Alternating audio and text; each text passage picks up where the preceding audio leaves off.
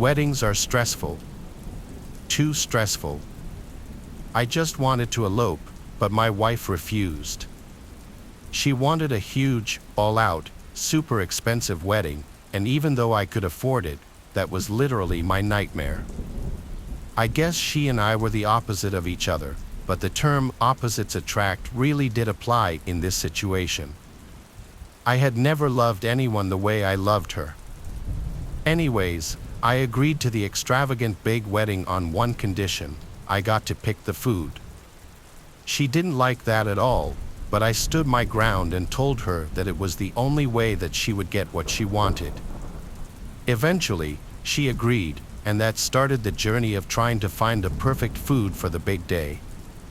I knew that it had to be something to cheer me up, given the whole day was going to be the opposite of how I'd hoped.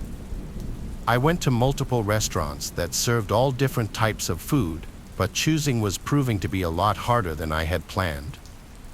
About a week before the wedding, my soon-to-be wife, Ella, asked me what I had ended up choosing for the wedding. My heart sunk, and I could feel my face getting red when I realized that I had completely forgotten to make a decision at all. I couldn't even look at her when she asked me a second time after I failed to respond to her. I knew she knew, though. After her fourth time asking, my fourth time not saying anything, she lightly slapped my shoulder and, with a voice that could stop traffic, said, "You didn't make a decision and reserve a caterer, did you?" I was so embarrassed, but I also wasn't about to prove her right. I was stubborn, and her need to be right all the time was almost as important as my need to prove her wrong whenever I could when it came to little stuff like this. I looked her in the eyes and as calmly as I could informed her that I had decided that we'd be eating Thai food on the night of our wedding. She seemed unsure about my answer, but that seemed good enough to get her off my back for the time being. She made it clear that she wasn't too pleased about my choice in food, but she didn't think that I would come through at all, so she was just happy that I chose something. That night, I told her that I'd be joining her in bed a little late because I had some stuff to attend to. In reality, that whole night was spent searching for a last-minute Thai caterer that hopefully I could call in the morning and book for the wedding. When morning came, I called 5 different Thai restaurants and asked if they could do it. They all said no, but the last one gave me the phone number to his aunt and said that she made great Thai food, and he was 90% certain that she could prepare enough food for the wedding with her family's help. I was skeptical at first, but I had no other options.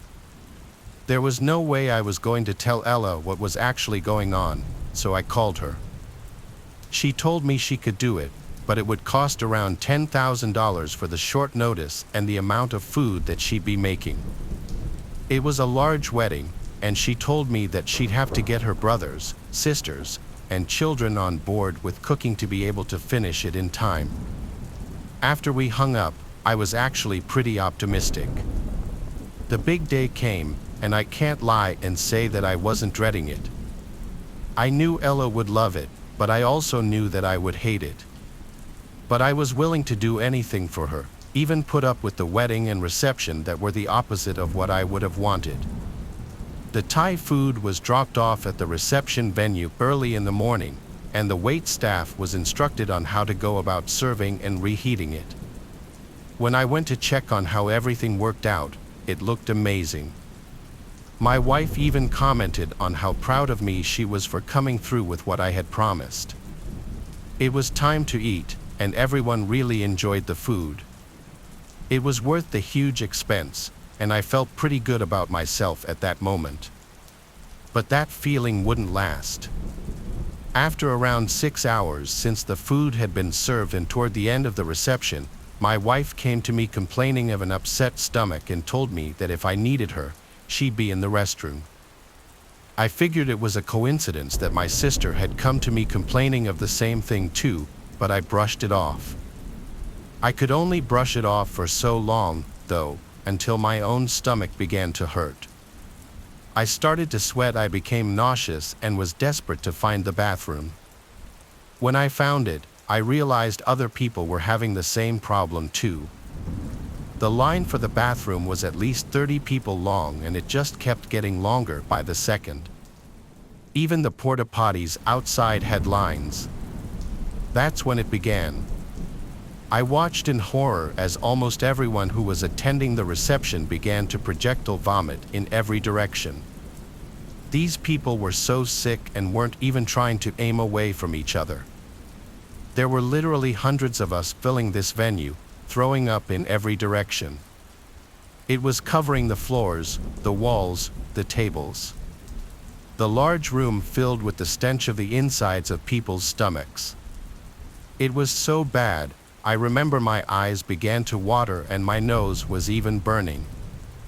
I felt myself needing to throw up as well, and before I knew it, I was adding to the pool of sludge under my feet. It was like a scene from a terrible horror movie, and for a second, I thought maybe I was having a nightmare. At some point, someone ended up calling an ambulance, and most people that had become sick elected to be taken to the hospital. I knew what had happened though. I immediately knew it was food poisoning, and I didn't need a doctor to tell me that buying food from a random Thai lady who cooks in her own home maybe wasn't a good idea. I had unintentionally poisoned all these people. I couldn't help but feel bad as all these sick people were carted off to the hospital. Most ended up actually testing positive for E. coli. Some spent a good amount of time in the hospital and some went home that same day, but the outbreak was so big that I had to fess up. I told the police exactly what had happened. Unfortunately, some of the wedding guests most affected by the food poisoning did opt to sue. Myself, my wife, and the woman who cooked the food were held responsible for what had happened that night and were ordered to pay a large amount of money, which I won't disclose here, to the large list of guests that joined the lawsuit against us. The woman who cooked for us and her whole family were found to be illegal immigrants and were subsequently deported after their immigration status became known. My wife wouldn't even look at me for almost a week and wouldn't sleep in the same bed as me for almost a year. For a while there, I thought that she was going to divorce me for what I did. It's been around 6 years now and I learned my lesson. I feel extreme guilt every day for what had happened. I really should have just let my wife make the decisions. Being stubborn really doesn't pay off. My name is Mike and this is a story about me, my friends Jack and Jeremiah. The story starts off smack dab in the middle of 2019 with Jack and me. In 2019, my friend Jack and I found this abandoned house when we were driving around on a dirt road one night. Exploring abandoned houses was what we liked to do, and it was kind of our thing at the time, so we got excited when we found this house. We decided to come back the next day in the daytime to check it out so we could see better. That way, we could look at everything there and then come back during the night so we would have a good feel for everything. This is what we usually did when we found a new abandoned house to look at. Anyways, the next day we went driving around trying to find it, and we couldn't find it for the life of us. We just decided to forget about it and we agreed that we would find another house. Fast forward to the summer of 2020, I was bored of just sitting at home, so I decided to go out and try to find that house we wanted to check out months prior. After about an hour of just driving down the dirt roads, making a countless amount of turns, I finally stumbled upon the house. I had finally found it.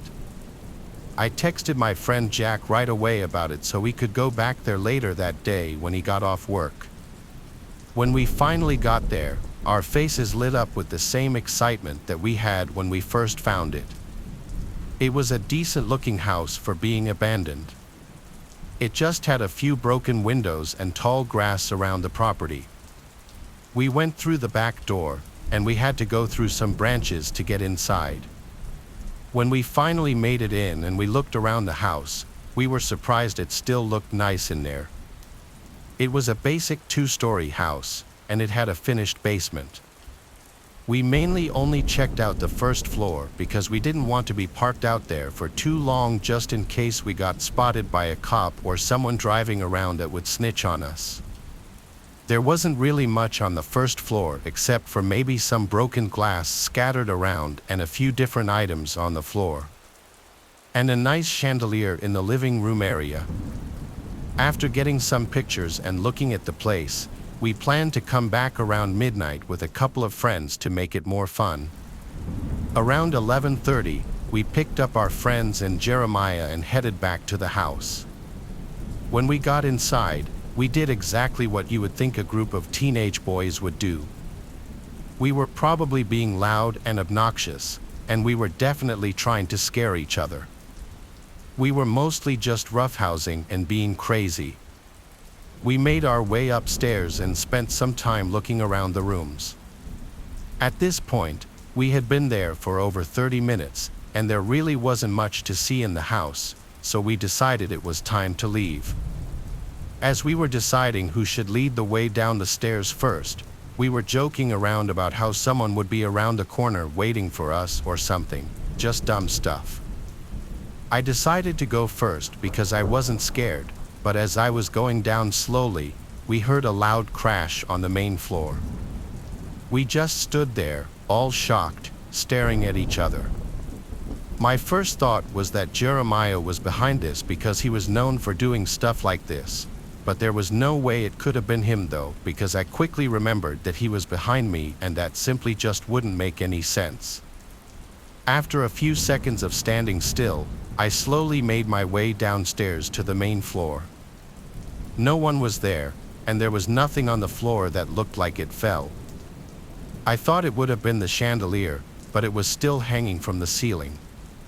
We all just decided to bolt and get out of there as fast as possible. We all ran to the car, and as we were getting in the car, a big gray SUV pulled up right next to us. My heart dropped. We hurried in, and my friend Jack, who was driving, rolled down his window to try and see what was going on. "Hey!" Jack yelled at whoever was in the car. Then both the driver's window and the driver's side passenger window rolled down at the same time. "Oh no," Jack whispered. Then, with no hesitation, Jack put the car in drive and sped out of there. As we started driving down the street, I asked Jack what he saw, and what he said still gives me the chills. He said when the guy rolled down the window, he saw 5 guys, 2 in the front and 3 in the back, and that all of them had baseball bats or some type of weapon in their hands. As we were speeding down the dark road, headlights started speeding up behind us, and it was the same SUV that was so close to us that if Jack were to even tap on the brakes, they would have hit us. Jack picked up the pace and floored it.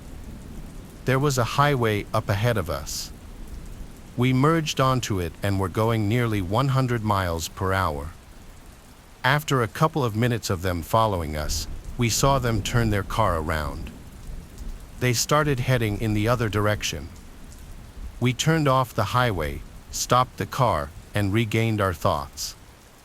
We sat there in silence and waited for a few minutes until we got back on the highway to head back to that house to see if the car was still there.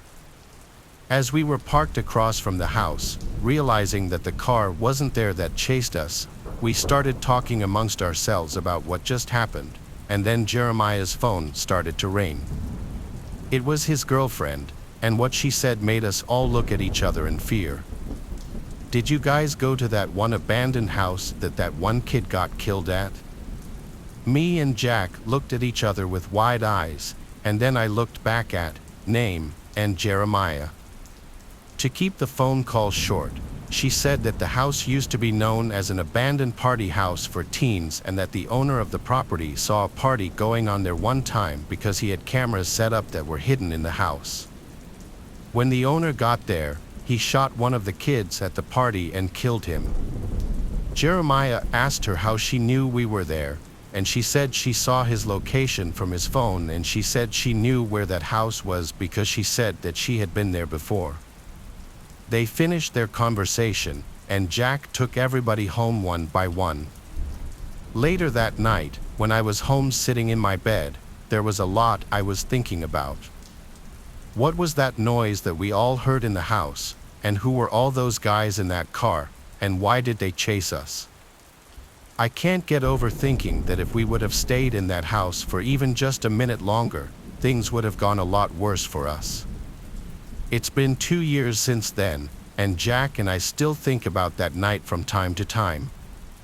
I also can't think of any solution to what that noise was that we all heard when we were in the house walking down the stairs.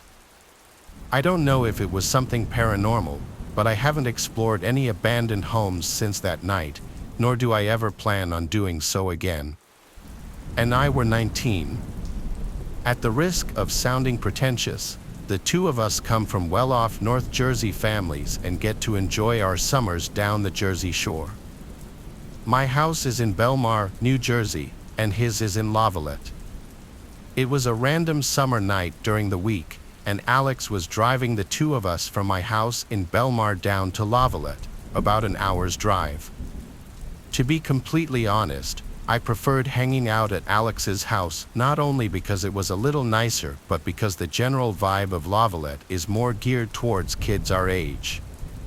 If we weren't scouring the area for a party, we could enjoy some drinks on one of the many private beaches we technically weren't supposed to be on. I could go on and on about things to do down the shore, but for the sake of brevity, I'll try my best to get to the point. As we were driving down, we agreed that we opt for a quieter night. No partying, links, or anything that we might normally do. The two of us agreed to snag a few beers, roll a joint, and chill on one of the private beaches under the stars. Honestly, it sounded great.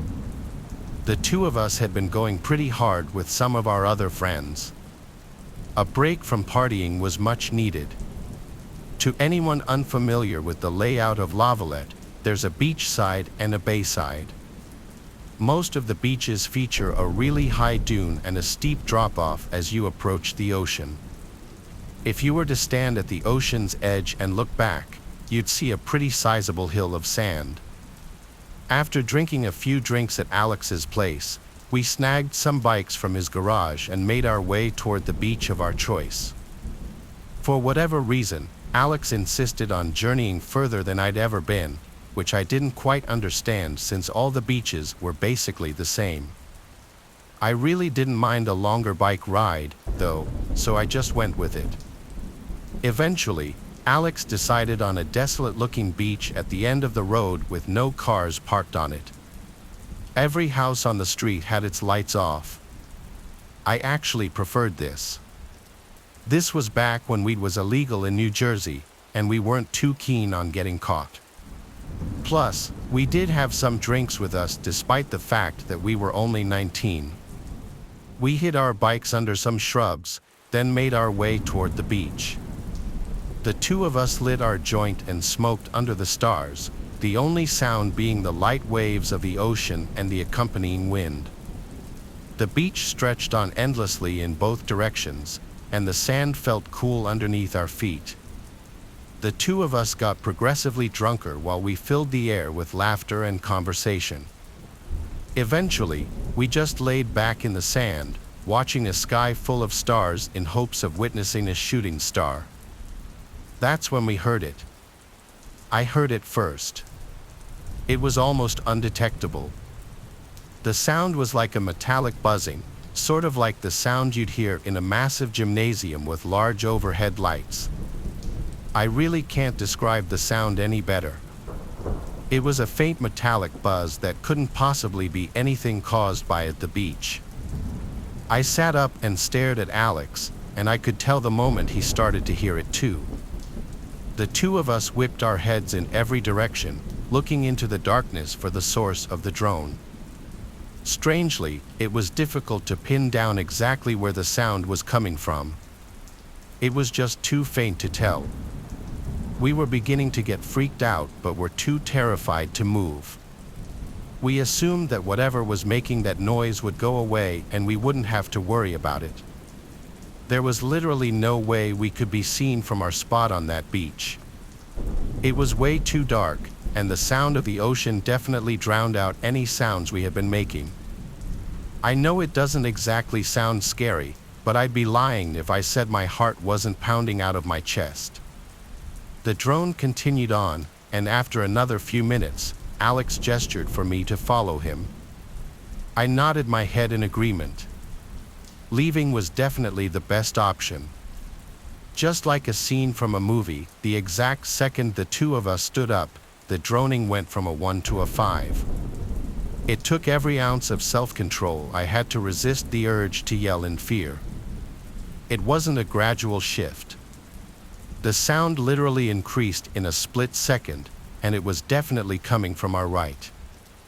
I felt the hairs on my neck stand up, and a wave of fear washed over me, tensing my body from head to toe.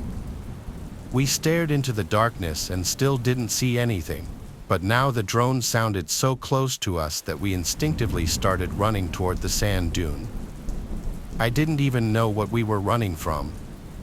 All I knew was that something was seriously wrong and there was someone or something after us. As we were about halfway to the dune, I felt Alex place a firm hand on my shoulder, abruptly stopping me from continuing to run. At first, I was confused, but then I saw what his gaze was fixated on. I glanced up toward the dune and saw it. There was a dark figure standing motionlessly at the peak of the dune. Its arms were freakishly long, almost reaching its knees. It was ridiculously tall, and I was shocked at how it managed to stand so still. It was truly terrifying. Alex shouted at me, breaking my gaze from the figure, and we continued running, this time parallel to the beach. We ran to the next dune entrance and sprinted up the slope. As we made our way to the peak, we looked back at where we had just come from. I can still remember the terrifying sight that followed. Not only was the dark figure still on the dune, but there were maybe 3 or 4 more standing motionless on the slope. Each one looked like they were facing us. We didn't have time to go back for our bikes, instead opting to run the entire way home. The next morning, we retraced our steps but couldn't, for the lives of us, find those bikes. Maybe they had been stolen, or maybe whoever or whatever was stalking us the night before had something to do with it. Either way, I've never experienced anything scarier on a beach and still have trouble explaining most of these events. The weirdest thing for me is that I was never able to determine what the buzzing drone was, and to this day, have not heard anything even remotely close to it. Beaches have always terrified me, well, not always.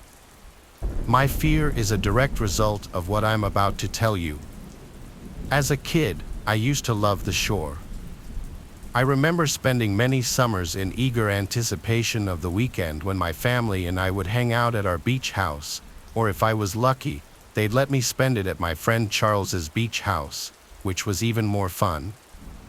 I was 16, and this was one of those special summer weekends.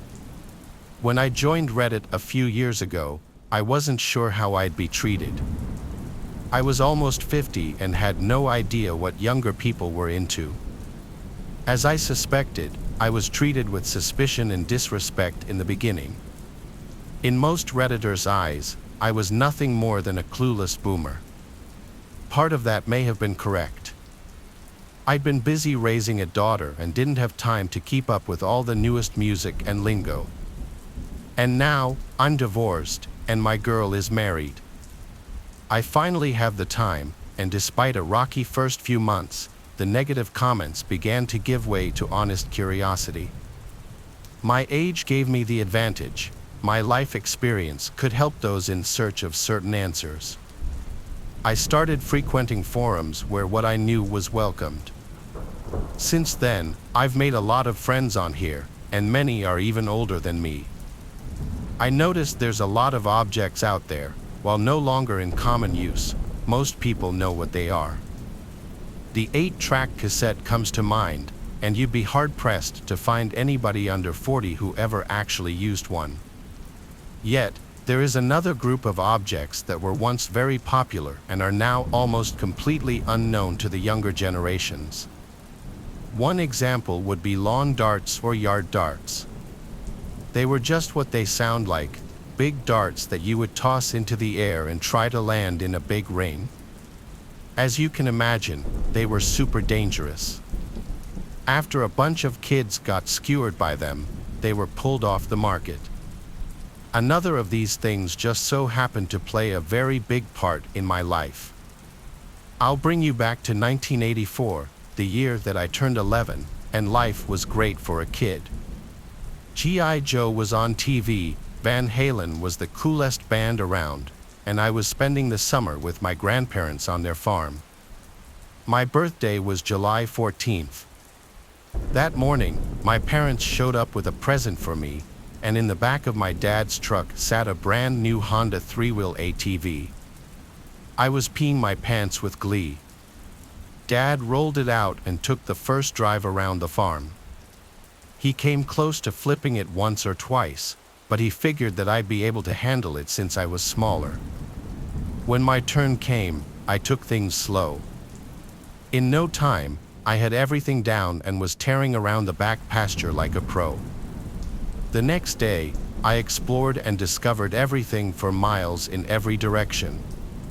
That three-wheeler became a part of my body, and there was nothing I couldn't do and nowhere I couldn't go. That weekend, my family had a big post-church lunch. My parents, aunts, uncles, and a few cousins all showed up. After the meal, the adults went off to do adult stuff, and I was left with my two cousins. The older of the two was 12, and his sister was 9. I didn't know either one of them very well, but I hated the sister the second I met her. She thought she knew everything and was so much more grown up than us.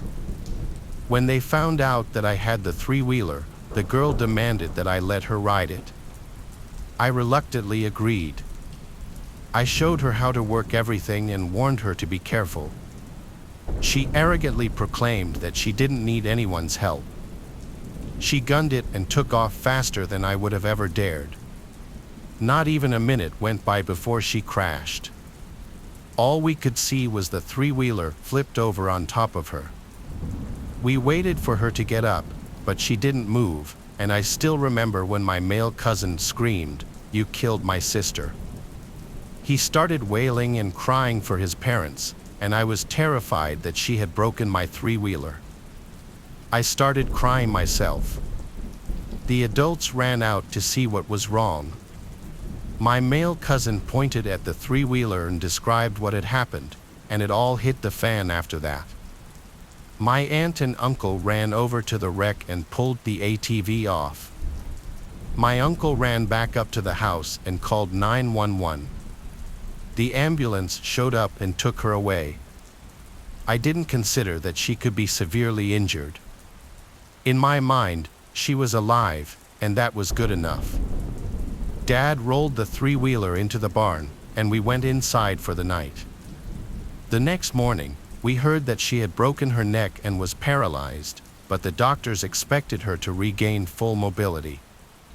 In my mind, she got what she asked for. I headed out to the barn, but my grandpa stopped me. My dad told him that the Honda was damaged, that I wouldn't be able to ride it until it was fixed, and I was not happy to hear this. My life had become permanently intertwined with that Honda. I felt lost and unsure of what to do, but I had no choice but to accept this and hope that it would be fixed quickly. A few days went by until a guy showed up in a pickup and took the three-wheeler away. I ran inside to ask Grandpa how long it would take to fix, and he sat me down and told me that my parents sold it because they thought it was too dangerous. I flipped out and threw the kind of fit that only someone my age could. This is on par with shooting my dog, or so I thought. I cried and screamed myself hoarse. You get the idea. This was all the fault of my stupid cousin, and I would never forgive her. I called my parents and tried my hardest to get them to change their mind, but it had already been done. No amount of crying or complaining was going to change that. Eventually, I did stop thinking about it and focused on other stuff. I wouldn't think about it again until 1988 when I heard that they were banned for being too dangerous. This just made my parents more confident that they made the right choice. All it did for me was reopen the sore that I thought had long healed, and I suppose it's still a sore spot if I'm writing about it 38 years later. Just so you won't go away thinking that I'm too petty, I did forgive my cousin. She suffered more than enough for a mistake. Since the accident, she had 3 surgeries and will probably have at least 1 more before she dies. God knows how much pain she deals with on a daily basis. That's about it for me. I hope my tale provided you Gen Y and Z Redditors with a little peek at what life was like for us in the 80s. Although we weren't lucky enough to have all the cool modern things like cell phones and the internet, there were still plenty of awesome inventions around to keep us entertained. If you think we had some crazy stuff when I was young, I suggest you look into the insane things that my parents' generation was allowed to play with. Can you believe the boomers had chemistry sets with several kinds of uranium in them? Maybe that's why they ended up as insane as they are. We'll probably never get the answer on that one. My first big skiing trip ever was with my friends Audrey, Edith, and Louisa, and we all flew to Colorado. We rented an Airbnb in the town of Snowmass, right by Aspen Mountain Ski Resort. I had only been snowboarding one other time in my life at this point, and that consisted of riding down the bunny hill over and over. I was pretty bad. The first thing we did from the airport was Uber straight to the Airbnb. It was a spacious 4-bedroom house with a huge deck and a hot tub overlooking the Colorado countryside. Since it was nighttime already by the time we got there, we went out to some local bar on the first night, which was a Thursday. The next day, we went straight to the mountain via Uber. We got our rental equipment at the mountain to make things easier. It actually wasn't super crowded on the first day, probably because it was a work day. The next day, it got a lot more crowded. For some reason, I just couldn't really get the hang of it. I couldn't make it down a slope without falling at least a few times. At a certain point, I was so fed up that I just sat on the side of a slope to catch my breath and take a break. Meanwhile, a bunch of people zoomed past me, even little kids that made it look easy. Then came this man who seemed like he didn't really know what he was doing either. He came up to me and asked if I was okay and started trying to make conversation with me. It was the weirdest spot to make conversation, so after a few seconds of answering his questions, I got up and said, "Nice talking to you," and resumed trying to snowboard down the mountain.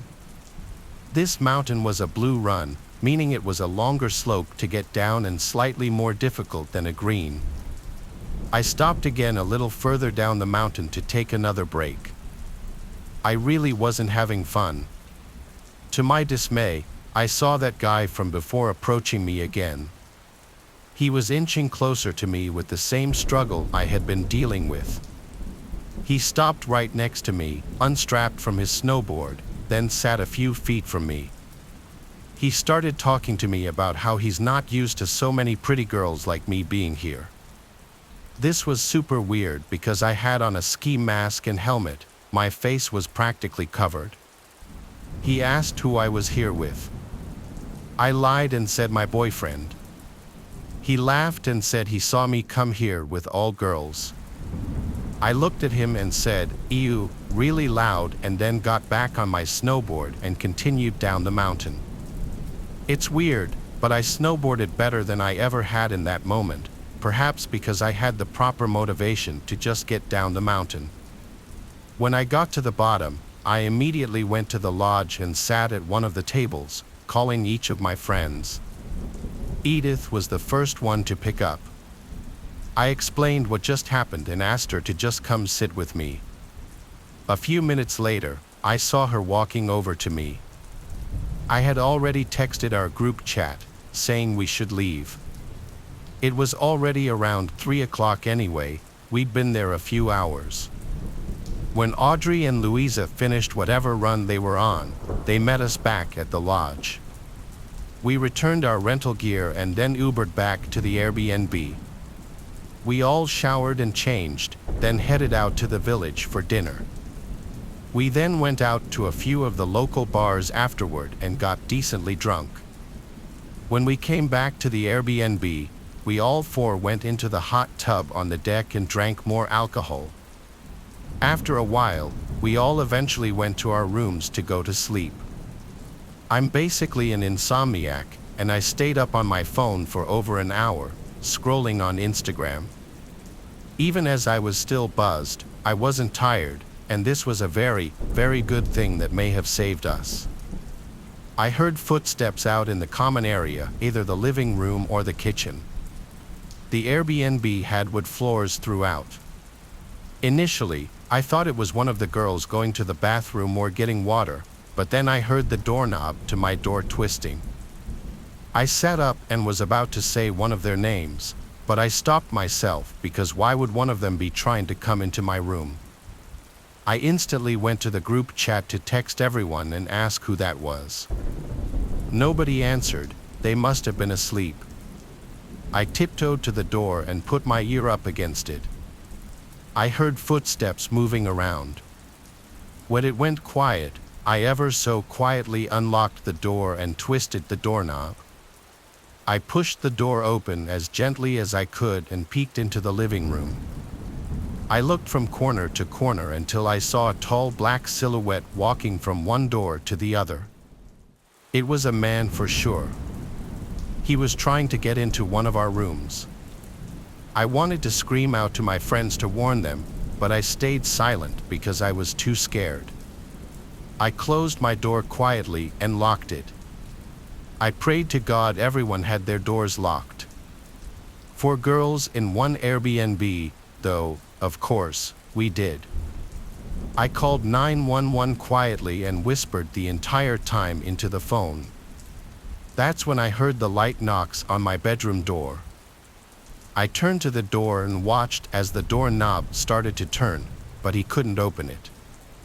I kept saying, "Please hurry," into the phone. All the woman on the line kept saying back was, "They're almost here," and to remain quiet. It was entirely possible that the man on the other side of the door heard me whispering because he started pushing into the door. I heard shoves and bangs on the door, and I just couldn't help it anymore. I screamed, "Get out of here," followed by, "I'm on the phone with 911 right now." The banging stopped, and a voice on the other side said, "Okay, sweetheart," and then I heard his footsteps walking away. The 911 operator instructed me to stay in the room until police should arrive. I peeked outside the window, but it was simply too dark to see anything beyond a few feet in front of the window. My friends were awake now from my screams. I told them all to stay in their rooms. Police finally got there about 5 to 10 minutes later, and they came right into the Airbnb since the door was unlocked. Once it was confirmed the intruder was gone, we ensured every entry point was locked and secured, and then they left. Sleeping after that was difficult, of course. The idea came up that it was that creepy man from the mountain who was following me, and I do believe that's a possibility. The voice could have been a match, honestly. After working out a partial refund with the Airbnb host, we spent Sunday traveling the area instead of snowboarding again, and we stayed at a small motel Sunday night. We flew home Monday morning. This happened way back in 2006. I was 17 and living in Uvalde, Texas, a very low-income neighborhood, the kind you'll find sprawled out all over the place in rural Texas when you're not right outside of a city. The closest city to me was San Antonio. I was going to some local community college because that's all my parents could afford for me. One of my best friends from high school, Bodie, moved to San Antonio to go to San Antonio College. He was living in some small apartment a little outside of the city with a roommate. His girlfriend would also often stay with him. Since the city is only really an hour and a half away, I would visit him all the time.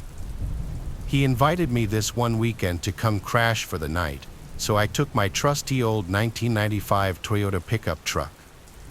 Just kidding, the thing was a piece of crap. The gas gauge didn't even work on it.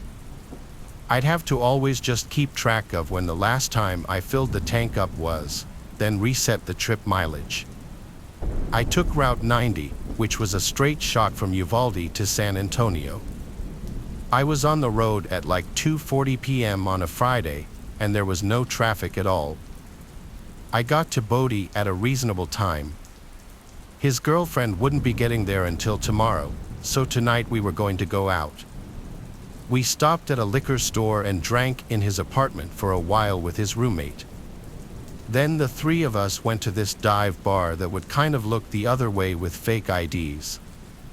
That was basically our night. We got back to their apartment around 2 a.m. after getting food. I slept on the couch. The next day would have almost been the same thing, but Bodie and his girlfriend were having issues all day. As the two of them got drunker as the night progressed, she started yelling at him in front of me, and it got really awkward and uncomfortable. I didn't really have much to drink that day because I was already iffy about staying the night with her there. I eventually decided I would just head back home. I said goodbye to everyone and started my journey home. It was very late at night. I want to guess midnight, maybe a little earlier. Route 90 was deserted at this time, so I would fly for my pickup standards. But suddenly, the engine started sputtering.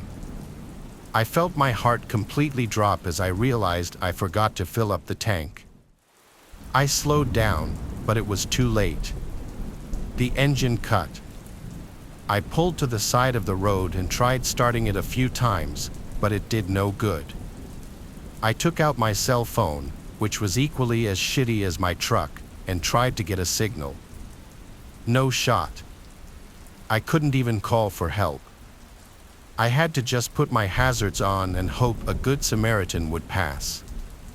You wouldn't believe how long I sat on the side of the road before seeing headlights.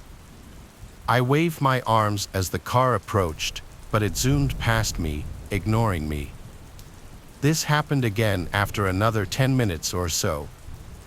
I was starting to feel hopeless, like maybe I should just sleep in my car and wait till sunrise to get help. So that's what I was going to do. I got inside my car, took the key out of the ignition to cut the battery, and just angled my seat back to go to sleep. I would hear the occasional car zooming past, like once every 10 minutes, but it didn't feel worth waving people down in the dark. It seemed sketchy for myself and to the people in the cars. But when I was starting to actually drift away to sleep, a car door closing from behind me woke me up. I looked in the rearview mirror and saw a car pulled up behind me with its headlights off. I turned around now to get a better look. There was some big pickup truck, but I couldn't see anyone inside of it, nor did I see anyone outside of it. Maybe someone pulled over to help. I got out of the car and said, "Excuse me," to no response. I walked closer to the truck just to confirm no one was inside. Then I walked back to my car. This was weird. I looked towards the trees on the side of the road. Maybe someone was pissing in the woods. I went back inside my car and locked the door. This was just too weird. Suddenly, there was a tap at my window. I jumped. I looked to see a man looking down at me into the car, smiling. I didn't do anything yet. He said, "Hey, buddy, need a hand?" I lowered the window a crack and said, "Hey, I ran out of gas." The man said, "That's quite the predicament. Step out and give me a hand with this real quick." When he said this, I thought he meant help him with a gas jug to fill up my tank or something, honestly. So I stepped out of the truck and shut the door, expecting him to lead me to his truck. But he stood there, looked down at me because he was much taller, still smiling, and said, "I need you to empty your pockets, please." It took me a second to process what he meant. I was literally a broke college student driving a piece of pickup truck. I wasn't about to get robbed of the only cash I had in my phone. I ran for it in the direction of the trees. I'm small but fast. I turned around and saw he was chasing after me. Once I made it into the trees, I zigzagged all over the place until I seemed to lose him. Then I crouched behind a big tree to catch my breath. When I heard him approaching closer, I quieted my breath. I heard him say out loud, "I'll kill you, you piece of." I don't know if he was just saying it out loud out of anger or if he wanted me to hear it, but I was too scared to move. Even after I heard his footsteps move away, I didn't move. In fact, I stayed in this position the rest of the night, eventually laying behind this big tree up until dawn. I went back over to the highway to my truck, and the truck behind me was gone, but my truck's doors were both open. I found that my glove box had been gone through and completely emptied of anything somewhat valuable. My flannel hoodie was also taken, which had something in the pocket, I'm sure. I finally managed to wave down a good Samaritan, and he gave me a ride to the closest gas station. I bought a fuel can, filled it with gas, and the man brought me back to my car, where I filled my tank just enough to drive the truck to a gas station to fill up completely. Then I went straight home. This was a real-life learning experience for me, that there are bad people out there who will try to take advantage of you when you're in a vulnerable spot. But there are also good people, like the man who helped me. When I was 25, I went on a solo trip to Rio de Janeiro. My favorite DJ would be there that weekend, and I always wanted to go anyway. I've traveled solo many times in my life and never had any issues. Airbnbs are expensive a little outside of the city, and the one I was staying at was very nice and comfortable. It was its own little one-floor house, but the whole inside was very modern and clean. The Friday that I landed, I unpacked at the Airbnb, grabbed dinner, and went to the rooftop venue where the DJ would be performing. The first day and night all went well, and I met some really cool people at the rooftop: James, Ethan, and Jess. Ethan and Jess were dating. James, I guess, was third-wheeling on the trip. The next day, I met up with them as they were also on a trip here. We got brunch together, then we checked out some of the sights together like the Christ Redeemer and Sugarloaf Mountain, and then we hit the beaches. Unfortunately, they had tickets that they had already bought to another show that night, which I couldn't go to, so I was back to my solo ventures, which was fine. I still found things to do. Eventually, when I was hungry, I walked back in the direction of the Airbnb towards the outside of the city. On the way back, I stopped at a restaurant I found.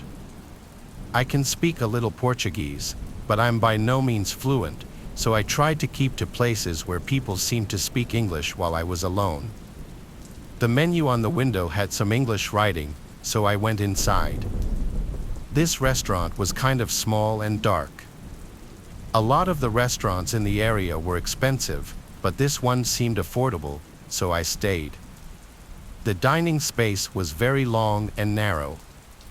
It wasn't really busy. There were a few people sat further down at a couple of tables. Then there was a man seated at a table basically next to mine. He was about 50. I wondered if he was another tourist. He and I were the only two people seated alone in here. The server came over and initially spoke in Portuguese, and I asked in Portuguese if he spoke English. And he said yes. From there on, I ordered in English. I noticed the man at the other table looking over, watching as I ordered. It was kind of weird. When the server walked away after taking my order, the man said in English with a Portuguese accent that my Portuguese sounded good. I said thank you, and he started talking to me in Portuguese as if giving me a lesson. I think he thought he was coming off as charming, but it was annoying and creepy. I kept looking down at my phone to act distracted, but he'd keep talking to me both in English and in Portuguese. I'd humor him to be nice and not create awkwardness, and I tried my best to converse with him in Portuguese as he'd correct my mistakes while trying to speak. The conversation was basically about where I'm from, why I'm here, what I did today, and where I'm staying. I kind of just made up that I'm staying with a friend. What really creeped me out was when he told me how sexy I am when I talk in Portuguese. I was hoping he was leaving soon. But a part of me died inside when I saw the waiter bring him his food. Luckily, my food didn't take long. I got some pork stew dish. The man asked how it was. I told him fine. He stopped talking as much now that he was eating, thank God. I ate quickly. When I was done, I hurriedly asked for the check just because I didn't want to converse with this man anymore. The man also asked for the check right after I did, which I found so annoying and strange. He wasn't even done eating. Once I paid, I got up and walked out. The man said something in Portuguese, but all I said was bye and kept walking. It was dark out now, and the streets were a little less lively. I was walking for a while when I came to an intersection. While waiting to cross, I noticed the man from the restaurant across the street. He was definitely looking at me, but looked away in the opposite direction when I noticed him. Maybe he had to walk the same way, it wasn't that unlikely. I continued to walk back, and as I was getting closer, I kept turning back just to see if he was still in sight. He wasn't. I arrived at the Airbnb. I got to the front door and looked around one more time, and I noticed way down the block that man standing on the corner by the intersection. He was staring in this direction. I felt my heart drop. He was following me. I let myself inside the house, locked the door, then I closed all the blinds. Now he knew where I was staying. I panicked and called my dad and told him. He told me to just be alert and make sure everything is locked, and so maybe keep a knife by me. It was a Saturday night, and my flight wasn't until late the next day, so I did want to go out eventually. I called an Uber to a bar in the downtown area, and I went to a venue having a house music night. I was there for maybe a couple of hours before calling an Uber back to the Airbnb. When I got back, I let myself into the house kind of drunk. I sat down on the couch just to relax for a bit, but I noticed something. I heard the sound of the outside. And then I saw the blinds to one of the windows blowing from the breeze. The window in the kitchen was open. I had all the windows shut because the air conditioning was running. I immediately knew to get up and leave the house quickly. I called the emergency number and did my best to articulate to the operator in Portuguese that there was a home break-in. The police showed up in a matter of minutes, and I came out from behind the bush I was hiding at across the street when they did. One of the police officers did speak a little bit of English, so I was able to tell him that the window was opened and I was being followed earlier. The police entered the house and yelled things I didn't understand. The moment I saw them walking outside with a man from the restaurant in handcuffs was the most shocking moment of my life. The mix of emotions I felt, disbelief, yet relief, but also horrified. If I hadn't called the cops, if I had gone into the bedroom where he was probably hiding, I didn't even want to think about it. He was taken away, and I never had to see his ugly, creepy face again. I'm glad he was stupid enough to not close the window behind him. I should have listened to my dad and locked all the windows as well. I just never imagined he would actually climb through one, though. I left the next day and haven't returned to Brazil since. It was the most horrific haunting night of my life. It still sends shivers down my spine.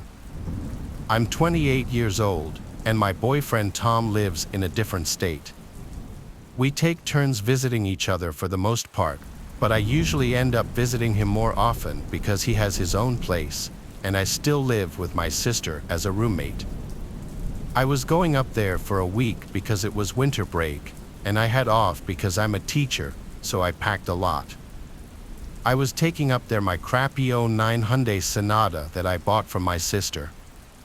Up where Tom lives, there was snow on the ground at this point, so the more north I got, the more careful I had to be driving, as that car was not really built for driving in the snow. It was on the later side, and unfortunately, it was starting to snow really hard now. There were blizzard warnings earlier, but both Tom and I agreed it would be better to try and beat the blizzard tonight rather than come tomorrow when the roads are full of snow. I started to accept the fact that I needed to stay somewhere for the night as I was still too far away. And the roads were getting bad. After stopping for a quick sandwich and some coffee at a small diner, the waitress who I was conversing with told me there's no way I should be on the roads right now. She recommended a few hotels and motels in the area. Then, after she walked away and I was left alone to finish up eating, a guy sitting at the bar spun in his chair and said to me, "There's a motel right up the road from here." I put the motel's name into my phone. It said it was literally 5 minutes away. He said it was nice and cheap too, so I could just get a quick night's rest and get back on the road tomorrow. He really seemed to overhear my whole conversation with the waitress. He was also just sitting there at the bar with a beer. I'd never seen a person go to a diner just to drink. I didn't even know diners really serve alcohol, but people up by Tom are a little weird, to me at least, because I grew up in the city. The man introduced himself as Toby, and I gave him a fake name, saying I was Michelle. The rest of my time there, Toby was half facing me in a spinning bar stool, and I wasn't really looking to keep talking to him, so I looked away out the window to the snow until the waitress gave me my check.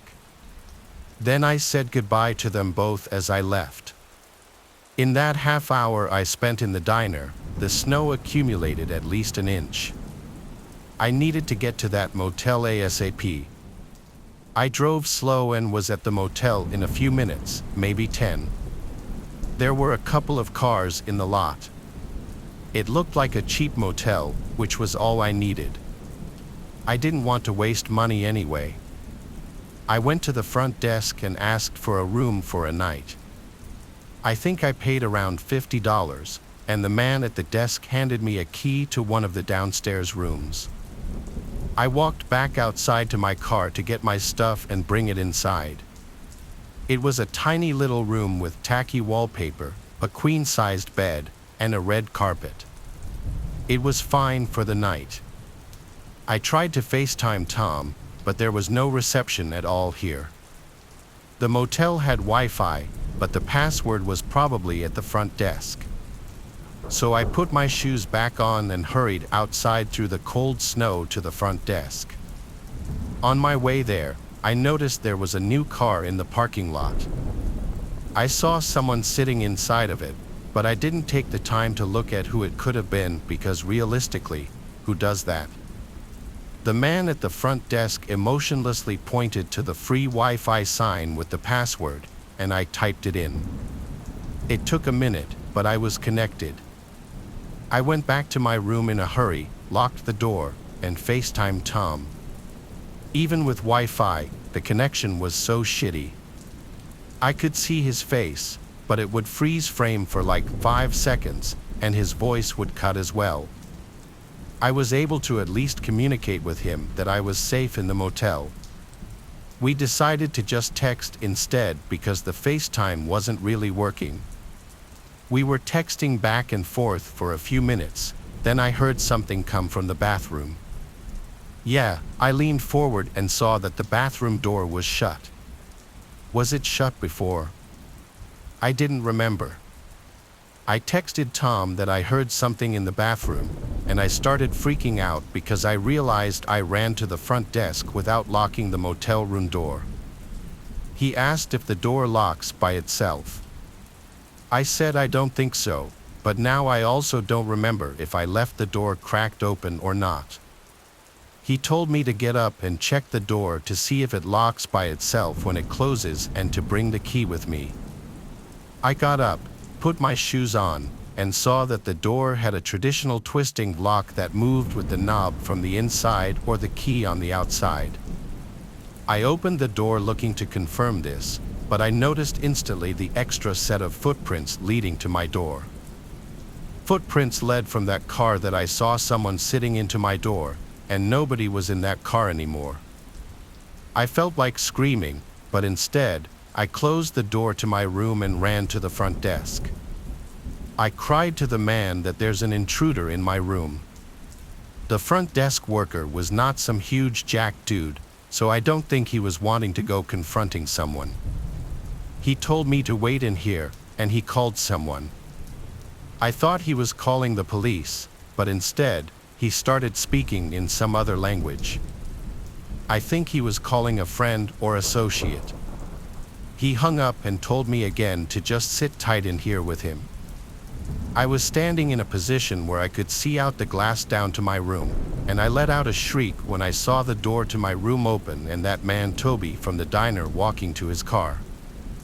We lost eyes for a second before he got in his car and backed out onto the unplowed roads, disappearing slowly down the road. The front desk worker's associate or friend or whoever it was arrived a while later. He was this big guy who didn't speak English. I don't know what they were saying to each other, but the front desk worker told me he would give me a different room free of charge to make me feel better. I didn't feel better, but I didn't have any other options of places to stay at this point. I took the new key, and the two men helped me move my stuff into the new room. Tom offered to come here, but I told him not to. It would be too long and too dangerous to drive in the dark in the snow. The next morning, the streets were somewhat plowed, enough to get through the rest of the drive to Tom's. Looking back, I don't like how that motel worker probably didn't call the cops because he didn't want his motel to get any negative attention. I called that diner to warn them about that man. I have no trust in strangers anymore, not after this. So, a few years back, after some friends and I graduated high school, we celebrated in the White Mountains National Forest Preserve. We only lived 2 or so hours away, so it wasn't much of a hike. We all packed inside my friend Alexis's car.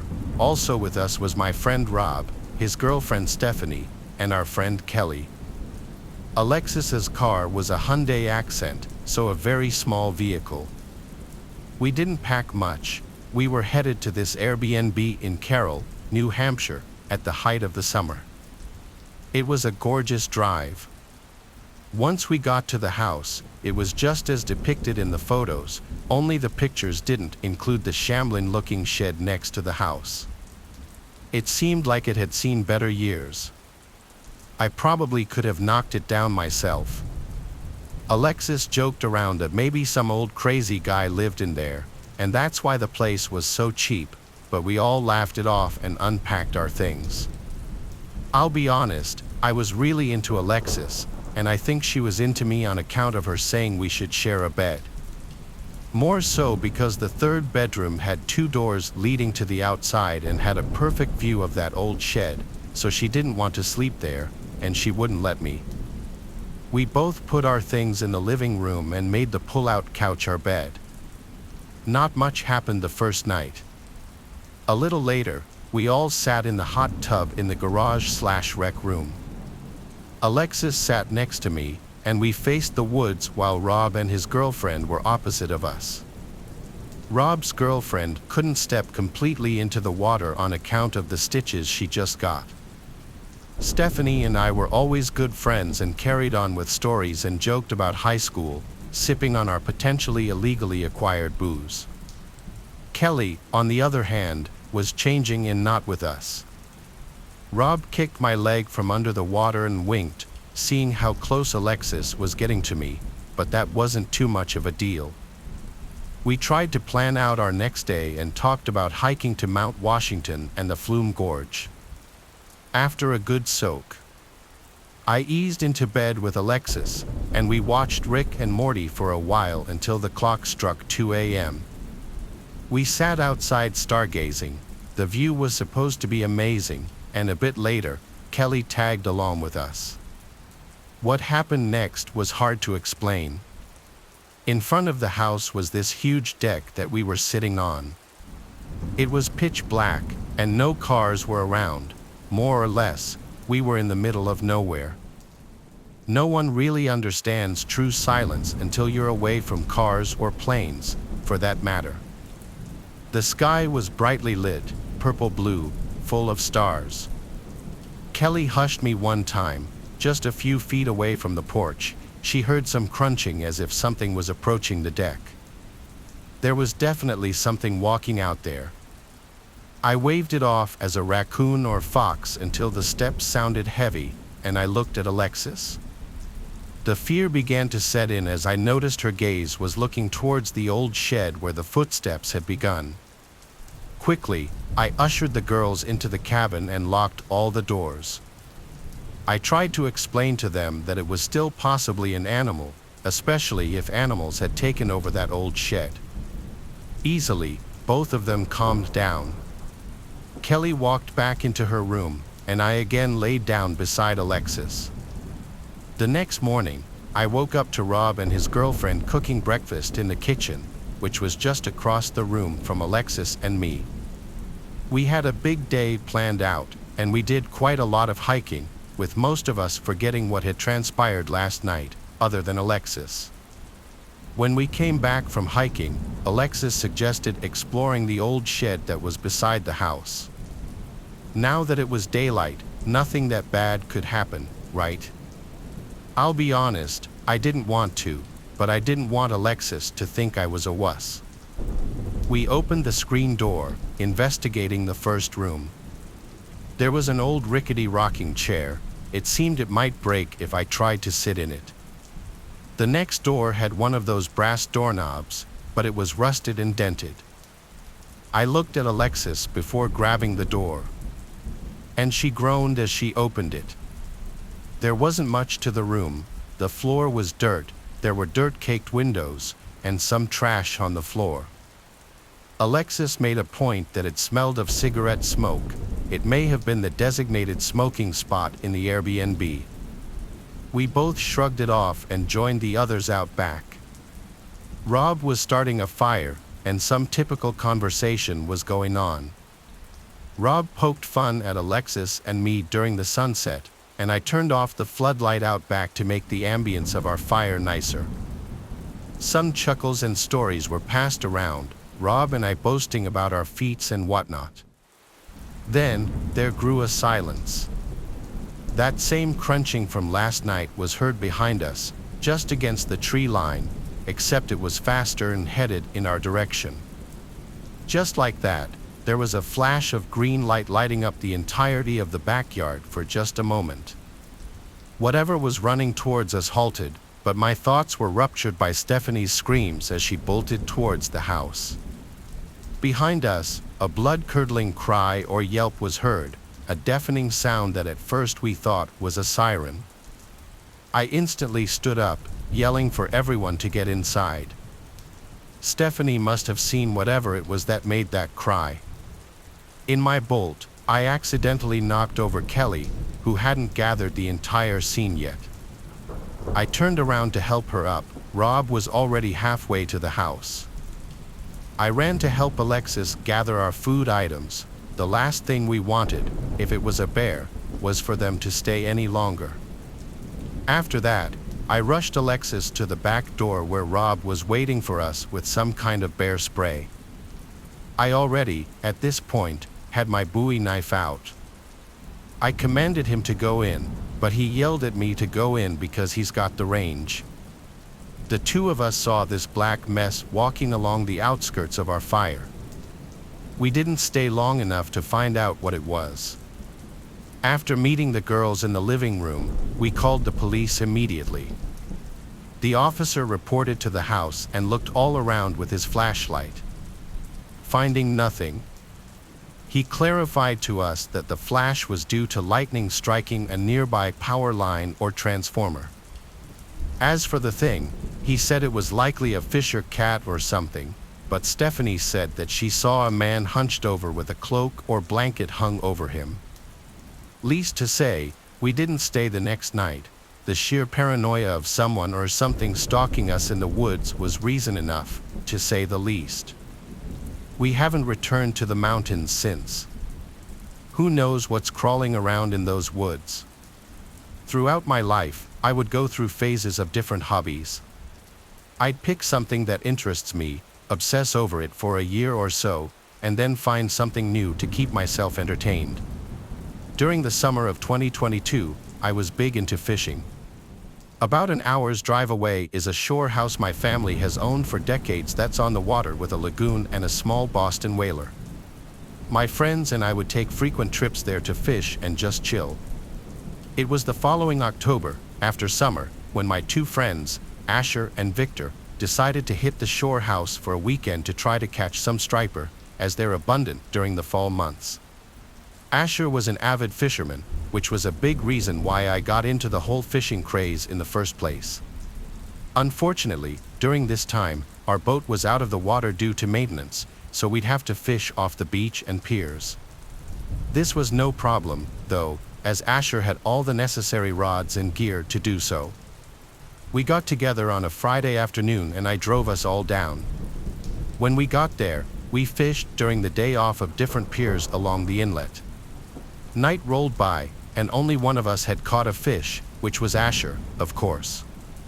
It was just a small bass though, nothing too exciting. Bummed about our luck, we decided to stay up late to fish off the beach during the night.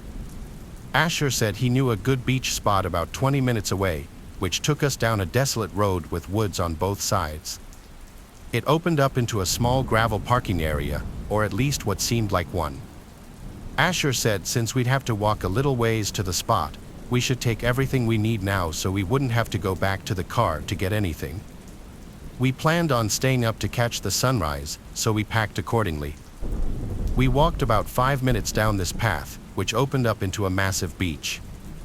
We set up camp, which consisted of beach chairs, a speaker, and 2 coolers, one filled with ice for fish and one filled with snacks, water, and beers. Asher brought these massive fishing rods that were ideal for beach fishing and also rod holders that you would hammer into the sand. He also had these little bells that connect to the tip of the rod to notify you of any movement. We all cast our rods, cracked a couple of beers, and played the waiting game. Within 2 hours, each of us had caught decent-sized fish, which definitely lightened our spirits. We were having a great time, music blasting, knowing that no one was around on this deserted beach. Mid-conversation, Victor stopped talking, lowered the music, and jolted his head to the left. He asked if we heard that, to which we replied, "Heard what?" It looked like he was concentrating on something for a second and then said, "I heard someone yell something." We obviously thought he was hearing things or just joking with us, but he insisted he heard someone yell out something that sounded like a "yo" or a "hey." Either way, it seemed unlikely given that we were on some hidden beach at like 1 a.m., so he quickly forgot about it and our conversation resumed.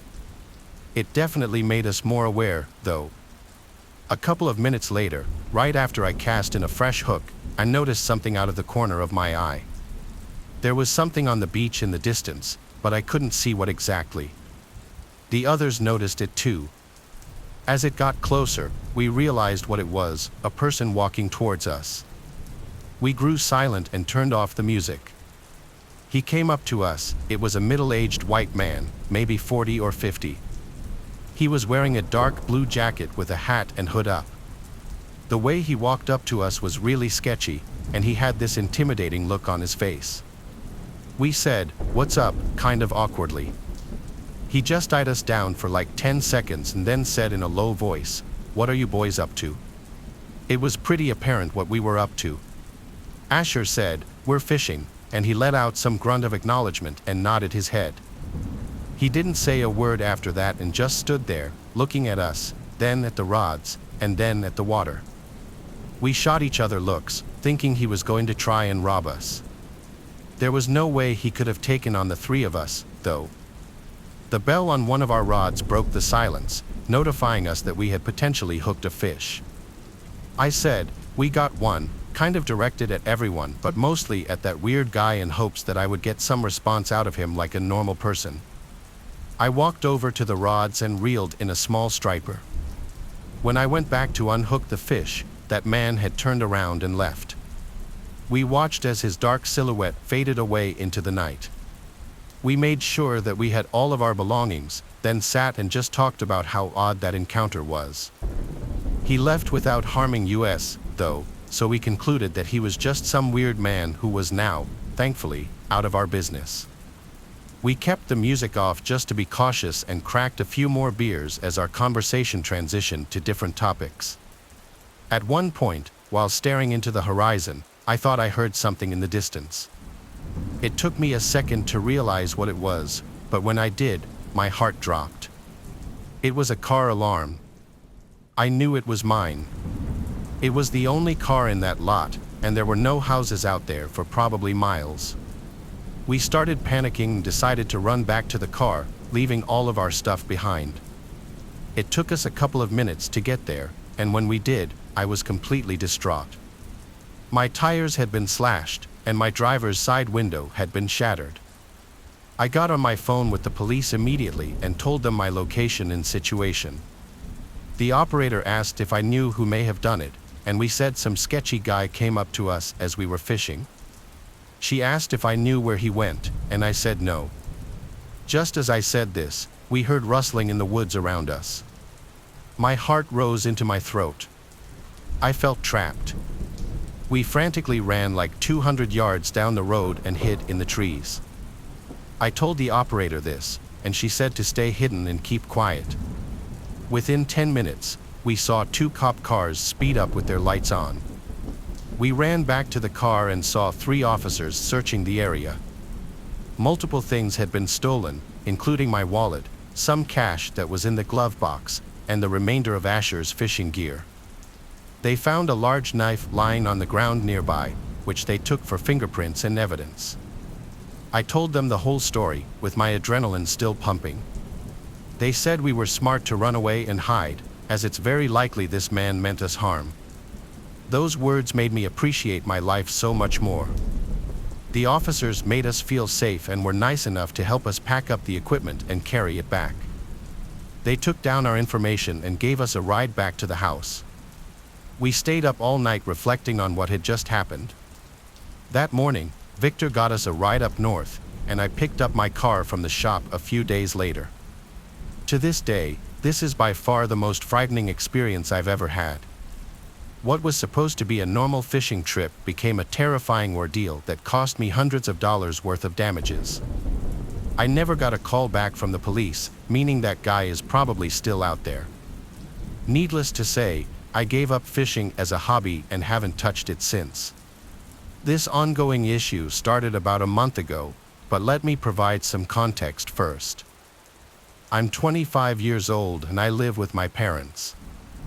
My family is not well off and never has been, and pretty much all the money I make goes into supporting the household. My relationship with my parents is not the best. We bicker quite often, and whenever I'm not working or hanging with friends, I tend to stick to myself. I don't want to write a hard luck story or anything like that, but I've had a tough time growing up. Fitness has always been my go-to escape. I see it as a healthy way to get my mind off personal burdens while also providing a good excuse to leave the house. There's a park about a 20-minute drive from my house that has a workout facility with bars for pull-ups, dips, and other calisthenic exercises. During the summer months, I like to go there to work out, as nature helps calm my mind. I like to go at nighttime because, since it's a public park, it tends to get busy during the day. So, one night while my parents were arguing, I decided to slip out of the house to go work out. It was an extremely hot summer night, probably 85 degrees. I remember breathing in the humid air as I walked from my doorstep to the beat-up white Corolla sitting in our driveway. I started the rickety engine and rolled down the windows as the warm summer breeze flowed through my hair. I arrived at the park and exited my car. I was the only car in the lot. It was probably 10 or 11 p.m. The park was completely empty at this time. The beautiful scenery mixed with the steamy air to create a soothing atmosphere, which is another reason why I like this park so much. It sits on top of a hill that overlooks the downtown area of my city, which always adds pleasant and sentimental emotions to my evenings. Anyway, I started a set on the pull-up bar. I wasn't really counting the repetitions. When I work out, I just do it till failure, then take a break and do it a couple more times. It was somewhere between my sets when I took a break to loosen up my arms. Before I got back on the bar, though, an indescribable feeling came over me, and a subconscious urge forced me to turn my head around. Standing literally a foot away from my face was a tall, beaten-looking man. I actually screamed and jumped like 5 feet back. He let out a raunchy, boisterous laugh and apologized, saying he didn't mean to scare me. His appearance and mannerisms were extremely eccentric right off the bat, like he was damn near face to face with me. He clearly had something wrong with him. I asked him why he was so close to me, and he said he lives here. He explained that he sees me working out here all the time and asked me if I could teach him. Now, I'm a very non-confrontational type of person, and especially during a time like that, I really just wanted to be left alone. I awkwardly but politely told him I was just going to do some pull-ups and leave. I hopped back on the bar and continued my set. His words marinated in my mind. He sees me here all the time. I felt the gaze of his eyes burning the back of my neck, but like I said, I'm very non-confrontational. While he did make me increasingly uneasy, I didn't really know what to say or do about it.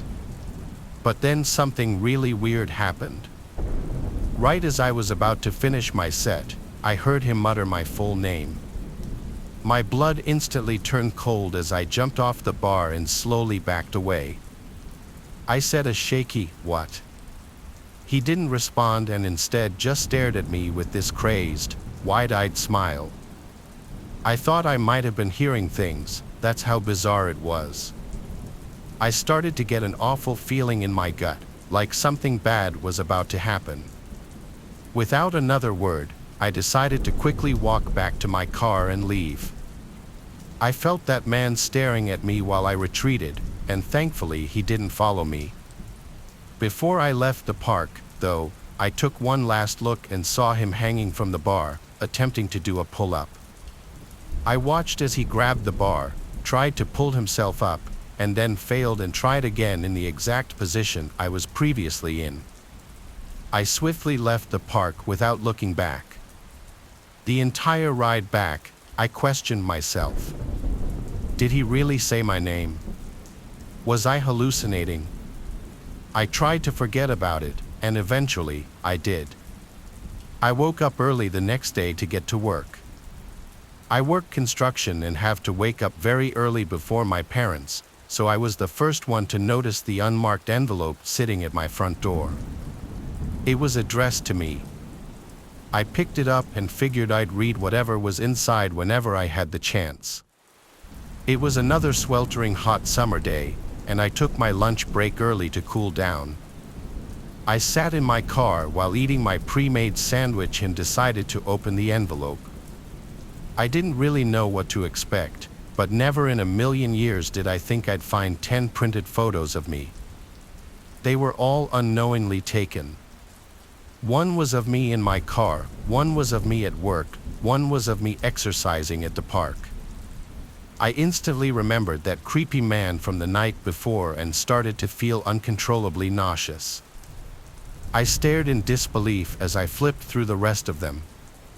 One was of my house, and the worst of all was a photo of me sleeping, taken from outside my window.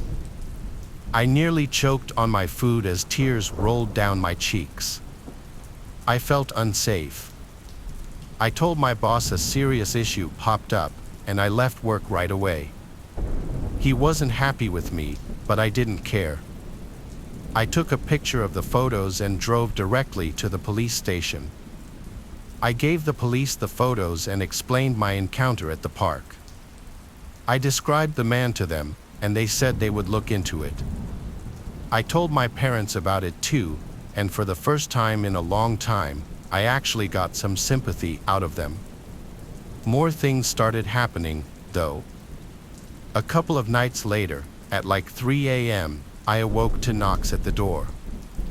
I didn't open it, assuming the worst. One day, I found a sticky note pasted to my car window with a heart drawn in Sharpie. I went back to the police to report this, and they said they would open up a stalker investigation. I haven't heard back from them yet. I figured it's hard to build a case without having concrete evidence. This happened about a month ago, and I've been on high alert ever since. My parents are looking for a new home, which is already tough given our financial situation. I'll update if anything further happens, but until then, I'll continue to sleep with one eye open. I used to deliver for Uber Eats. I was having trouble paying off my student loans, so I was hustling to make whatever cash I could. I still lived with my parents at the time. It was late at night, and I was picking up an order from some fast food place in Wilmington, North Carolina, and delivering to a house about 20 minutes away. I often did late-night deliveries in Uber rides because the pay was higher, and I could bang out more deliveries and rides without traffic. I was already en route to the address, leaving the more populated residential area of Wilmington and heading in the direction of the quieter part with all the forest and farms. Most of the roads over there were pitch black and devoid of any other cars at that late hour of the night. I turned off the main road onto a side road with a dead-end sign. This was the road the directions were taking me where the address was. I was brought to the last house on this road. The lights to almost every little house on the stretch were off. It was just pitch black, even the house that I was supposed to be delivering the food to. I had to keep my car headlights on just to see and so I wouldn't trip on anything. I was also using my flashlight on my phone to navigate my way to the porch of this house. I'm not lying when I say there was not a single light on. I even felt the overgrown grass rubbing on my shins as I walked to the front door. This didn't feel right. I pressed the doorbell button but didn't hear a ring, so I knocked. The customer had their delivery preference set to contact delivery, which means I'd have to actually physically hand it off to him or her. I messaged the customer that I was at the front door and asked him if he could confirm the address. He read it right away and responded, "Give me a second." I replied, "Okay." He read it. I waited in the dark, looking at the windows of the house, waiting for a light inside to turn on. I was thinking there's no way this is the right house. I followed up again, asking him if he could type out his address. He started typing. It took a while before he sent a message saying, "I see you. You're at the right house." The next thing I realized was that there were no cars anywhere. This was making no sense. I asked the customer to confirm what kind of car he sees outside. He replied that he sees my light. Well, that pretty much confirmed that I was at the correct address, but it didn't make this any less sketchy. I started to just inch away from the door of the house, just because I didn't want to be on top of it as they opened the door, but the door never opened. No matter how many times I messaged the customer on the Uber Eats app, I was starting to suspect this was some kind of scam to get free food. Then I heard a voice come from outside in the darkness surrounding me. It was a male's voice calling, "Over here." I started to wave my flashlight all over the place, trying to reveal whoever just said that. I said out loud, "I'm leaving the food on the front porch over here." I didn't know who I was talking to, nor could I see them. I was terrified I was about to be attacked, so I walked back to my car, not trying to draw attention by running. When I got to my car, I heard this distinct air leaking sound that I could immediately recognize as the sound of air leaking from a slashed tire. I took a look and saw that both the tires on the left side of the car were slashed and leaking air. I could only assume in the moment that the two tires on the right side had also been slashed.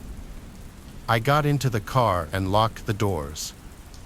First thing, all 4 tires showed low tire pressure warnings on the dash. Panic started to set in. I was deciding on whether to call the police and wait in the car or make a run for it into the dark to a nearby house. I was about to pick the second option. I turned off the headlights on my car and was about to get out of the car, but I noticed someone standing outside my window. I screamed my soul out, and then I realized that there were at least 4 people standing outside of my car, one at every window. They all had on masks covering their faces. I was surrounded. One of them yelled at me to get out of the car now. I didn't know if one of them had a gun or not, and I knew that if they did, by the time I turned on the car and attempt to drive away with 4 flats, I'd have been shot dead already. I yelled through the window asking if they were just looking to rob me, and one of them said if I gave them everything on me, they'd let me go. I agreed to do so and unlocked the door. The second I did, the guy outside my door opened it and forcefully pulled me out. At this point, I was beaten and kicked by at least 3 of the guys. They grabbed everything off of me, my smartwatch, my shoes, my wallet, my phone, and even some things out of my glove compartment in my car. I was left on the ground as however many men there actually were ran away into the darkness, and I was alone that I blacked out from here, and the next thing I remember is waking up, probably half an hour later, still lying on the grass next to my car. They'd stolen even my keys. I managed to get up and navigate myself to the nearest source of light I could find in the distance, which was a small house all the way up the street closer to the main road. I rang the bell a few times until someone answered through the closed door. I said I'd been injured and robbed and needed to use a phone. Luckily, the woman was willing to help and allowed me to use a phone to call the police and then to call roadside assistance to have my car towed. Lastly, I called my dad. After the police showed up, I was taken back to my car, and they did a short investigation and took as much information as I could give them. After my car was towed away, my dad came to pick me up and bring me home. We left after my car was towed away. My phone's last location was down the street from the incident, and it hadn't been turned on since the night before, meaning they probably destroyed the phone. The next day, I gave even more information to some detectives regarding my Uber Eats account, and they were rather quickly able to trace the customer account back to a guy named Logan who, long story short, allegedly lost his phone and wallet. Whoever found or stole them was the one to call the Uber Eats delivery with the intention of robbing me. Basically, what I'm saying is whoever did this to me got away with it. The house that they set this up at was a vacant house for sale. My car tires were covered by insurance, but everything else, I ate the loss. This was a painful and expensive but also valuable lesson to not be so naive ever again in a situation like that. I stopped deliveries for a few months, then I went back to doing daytime deliveries. I'll never forget when I worked nighttime security at a cemetery for about 2 weeks. It was never something I wanted to do as a security guard, but I didn't have a choice. The agency I worked for forced me to transfer due to an incident where I allegedly assaulted a kid who happened to have rich parents while doing my job. I'm not allowed to talk about that case, though, so I won't. I didn't want to work at a cemetery for obvious reasons. Unfortunately, my boss told me to accept the transfer or resign from the agency, and I wasn't ready to be out of a job. The cemetery in question was the oldest in the city, and it was considered historic. However, it had just signed a contract for nighttime security after a couple of grave robberies that had recently occurred. It only happened twice in recent history, but in the span of a couple of weeks, which indicated that it might happen again. Aside from the daytime toll with workers, I was the first security guard to work there, which meant I had nobody before me to tell me how things might go. I couldn't instill the first night, so I made a lot of walkabouts to the burial grounds in an effort to desensitize myself from how damn spooky it was in the dark. It had the opposite effect, though. At one point, I came across one of the graves that had been robbed. It was already refilled, although the grass hadn't been recovered yet. The marker was eroded, but I could tell that it was a woman who had lived to be pretty old. I paid my respects and I walked on without thinking much of it. Over the course of a few nights, nothing happened. It was one of the more boring starts to a job that I've had. I was used to getting off work around 4 or 5 a.m. at the latest, but I was in the graveyard from 8 p.m. to 8 a.m., 3 nights a week, and that schedule didn't suit me. I became extremely drowsy halfway through each shift, and the coffee available in the booth was like water to me. When I went back for my second round of shifts, I was already over it. There was nobody around to notice, though, so I didn't care. I was through with my first week, so I figured my supervisors would be more relaxed about watching over the camera footage.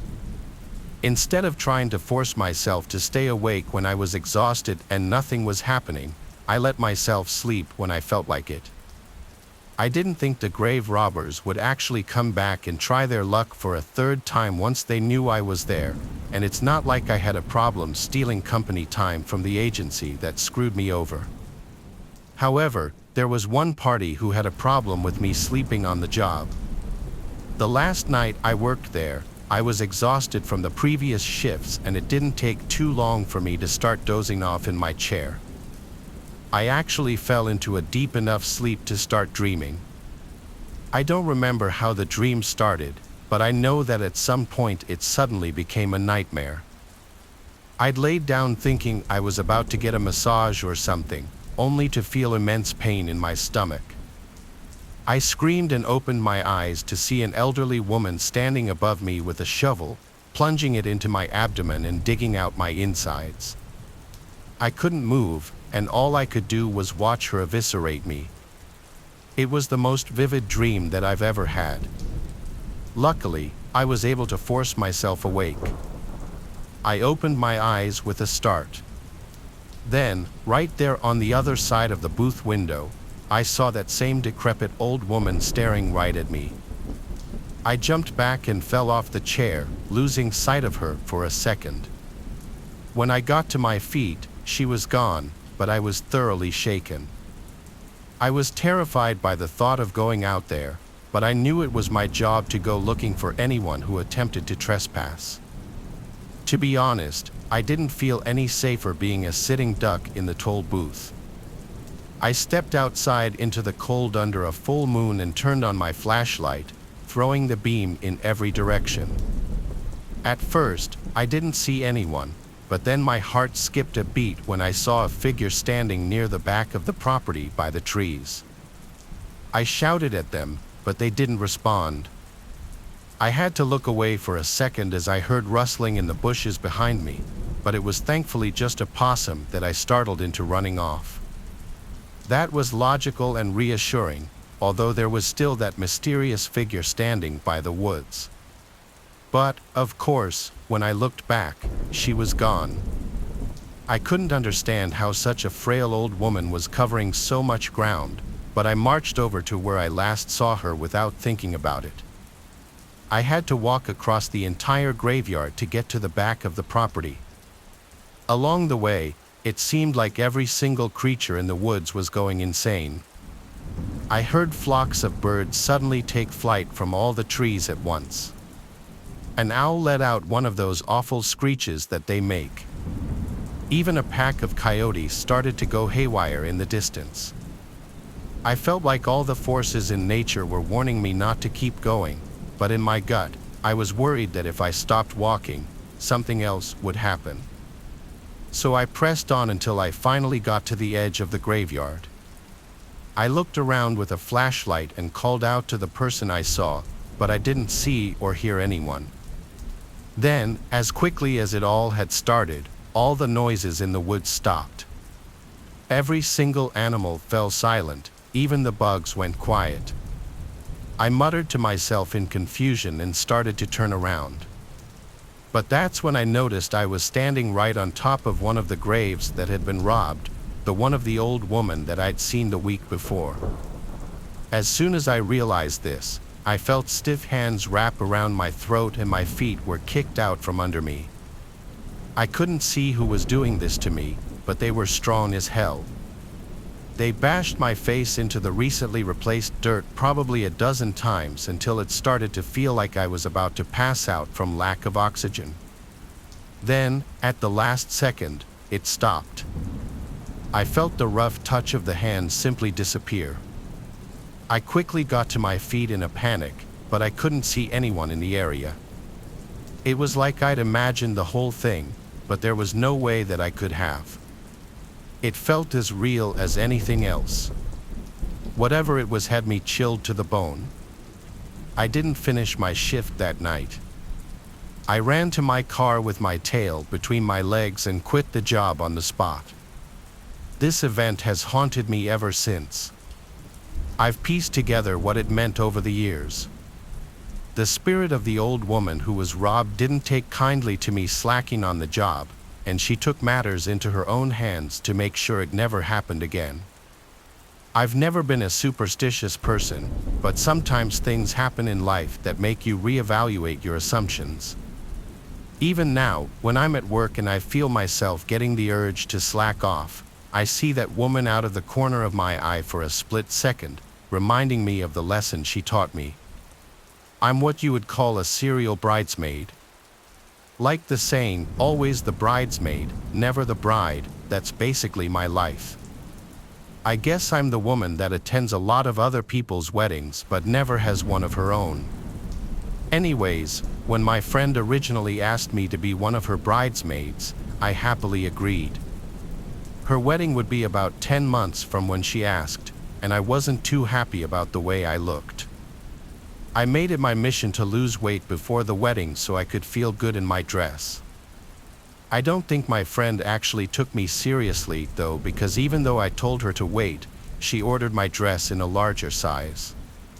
About a month before the wedding, all the bridesmaids were asked to go in to try on our dresses. Given that I had lost around 80 pounds by that point, my dress was no longer in the size I needed. My measurements were taken, and I was assured the dress would be tailored perfectly to fit me at my new size and be ready for the wedding. I was ecstatic. I was so excited for everyone to see how good I looked in this dress. The day before the wedding, I picked up the dress and hung it up in the closet overnight. I was smiling as I fell asleep. I was so happy for once in my life to be wearing a dress that I knew I looked good in, and I worked so hard to get there. The next morning, I grabbed my dress from the closet and made my way to the wedding venue. We had all made plans to get ready together at the venue. We all put on our dresses, and when I looked in the mirror, I was in awe of the person standing in front of me. I looked incredible. I finally felt confident in my own skin, and that was something I hadn't felt in years. The only problem was the dress was super tight, and the lace on the legs was actually really uncomfortable. It felt like I was being poked at my legs, but I was so happy for my friend and so happy with the way that I looked that I tried my absolute best to ignore it. Throughout the ceremony, the itching and even pain just kept getting worse. It was most annoying when I would walk, but even standing still or just sitting didn't give me relief. After the ceremony, one of my friends noticed little spots of blood seeping from the bottom of my dress. I was concerned and was done with the pain, so I decided to change clothes before the reception. When I slid the dress off over my legs, I noticed my calves were covered in small dots of blood, almost like little puncture wounds that hurt to touch. I just assumed that it was because they were fresh cuts that needed to heal. I searched the dress for any possible pins left behind but found none, so I just assumed that it really was the lace that had cut up my legs like I originally thought. I changed into some shorts and hoped that I wouldn't have any more problems for the rest of the night. That wasn't the case though. Every step was painful, and every small movement I made in my legs hurt. By the end of the night, I was on the verge of tears and could barely even walk. One of my close guy friends had to carry me to his car and drive me home. The next day, I made an appointment to see my doctor. Unfortunately, they had no available slots open until the next week, and it would be 5 days until they could get me in. This was a problem. By this point, I could no longer stand. I knew that I'd be bedridden or at best able to walk only 5 feet to the bathroom or 5 feet to the front door. I considered going to the hospital, but I figured that I'd suck it up and deal with the pain until I could see my family doctor. I lived in a studio apartment at the time, so everything was within about 15 feet. For the next 5 days, I limped around my apartment in severe pain. It was horrible. It felt like someone was shoving knives into my calves with each step that I took. Finally, when it was time to see my doctor, he didn't tell me to get x-rays like I was hoping. Instead, he told me that it was most likely arthritis and prescribed me multiple medications, one being for pain. The pain meds helped a little bit. I was able to walk 20 feet before feeling the pain and needing to rest, but to me, that was better than nothing. For the next year, I worked from home. I completely lost my social life, and my friends visited me less and less because all I did was complain about the pain I was in. No matter how many doctors I went to and told about the pain, none would schedule me for an x-ray. I became increasingly concerned about the arthritis medication I was taking when I realized nothing had actually been done to confirm that diagnosis. I continued the pain meds but stopped the others. I'd actually gotten to a point where I didn't even want to live anymore. I almost wished that they would just amputate my legs so I would never have to feel this way again.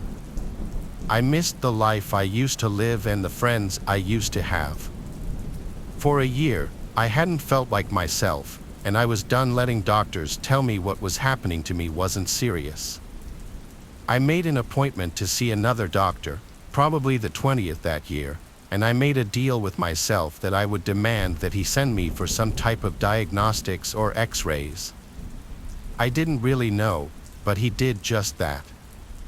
I was scheduled to get an x-ray of my legs the next day, and that was the first day I smiled in a very long time. The day of the x-rays, I made my way out of the house with my cane and took a cab to the office. I laid there as they took images of my legs. Of course, the technicians can tell you nothing, so I had to wait for the next day to find out what was actually wrong with me, if the x-ray even said anything at all. The look on my doctor's face when he pulled up those images was priceless. He was shocked and horrified all in one, and the look on my face probably matched his. I finally saw what was wrong with me. In my legs were multiple 2 to 3 inch sewing needles shoved into my calf muscle. I had 4 in my left calf and 7 in my right. It turns out the seamstress who worked on my bridesmaid's dress a year before had used sewing needles to keep the fabric together when sewing, instead of regular pins, and had subsequently forgotten to take them out. On the day of the wedding, I had walked, sat, and stood in the dress, and in doing so, the needles were pushed further and further into my legs until I could no longer see them once the dress was finally taken off. I had been walking around with needles in my legs, doing damage to the nerves and muscle, for a whole year, and nobody believed me. Finally, I was validated. Surgery was scheduled for a few days later, as they now considered it emergent. I stayed in the hospital for a couple of days after to make sure that I wouldn't get an infection, and now, 3 years later, I am almost completely recovered. I still get minimal nerve pain, but it's nowhere near as bad as the pain I felt that year. My name is Arthur. I've been a trucker for various companies for the better part of 15 years now. Things have become pretty routine at this point. Pick up the goods and materials, verify them for accuracy, and deliver them as instructed. We're not paid by the hour, so efficiency is the most important thing in this line of work.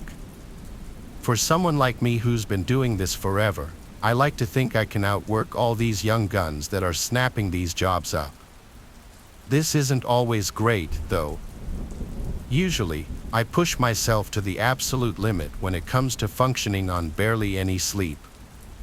4 years ago, I was working for a warehouse based in North Dakota. For anyone who doesn't know, North Dakota is one of the flattest states, which makes trucking a little easier. This also meant that skipping out on a few hours of sleep could mean the difference between employment and getting the sack. It was a chilly Tuesday morning in May. The beginning of the week meant that more loads needed to be shipped, which meant more work for me. I wanted to knock it all out in one shot, so I traced my route into Montana accordingly, planning on not stopping even once to sleep. I hit the road a few hours after lunch, expecting to reach my destination very early the next morning. I pushed the semi as much as possible, doing maybe a couple over the speed limit. It was getting late, and I remember rubbing the crust from my eyelids as the clock ticked past midnight. I was having trouble keeping my eyes open, but I only had about an hour left in this drive, so I gritted my teeth and kept going. My buddy Tristan, who was also a trucker, introduced me to smelling salts when I first started out. If you don't know, smelling salts are basically some kind of crystals in a little bottle. One sniff and you're wide awake. You had to be careful, though. Too many back-to-back uses could be dangerous, or at least that's what Tristan told me. They burn your nose a little bit, but whenever I needed a boost, I'd reach for the smelling salts first. This was one of those times. I took a big whiff and shot my head back, my reflexes taking over. I felt the adrenaline course through my body and hoped the feeling would last the rest of the drive. A half hour shot by, and I was really struggling. I felt myself start to doze off, and the blare of my truck drifting into the shoulder jolted me awake. This was getting dangerous, I thought. I had to pull off.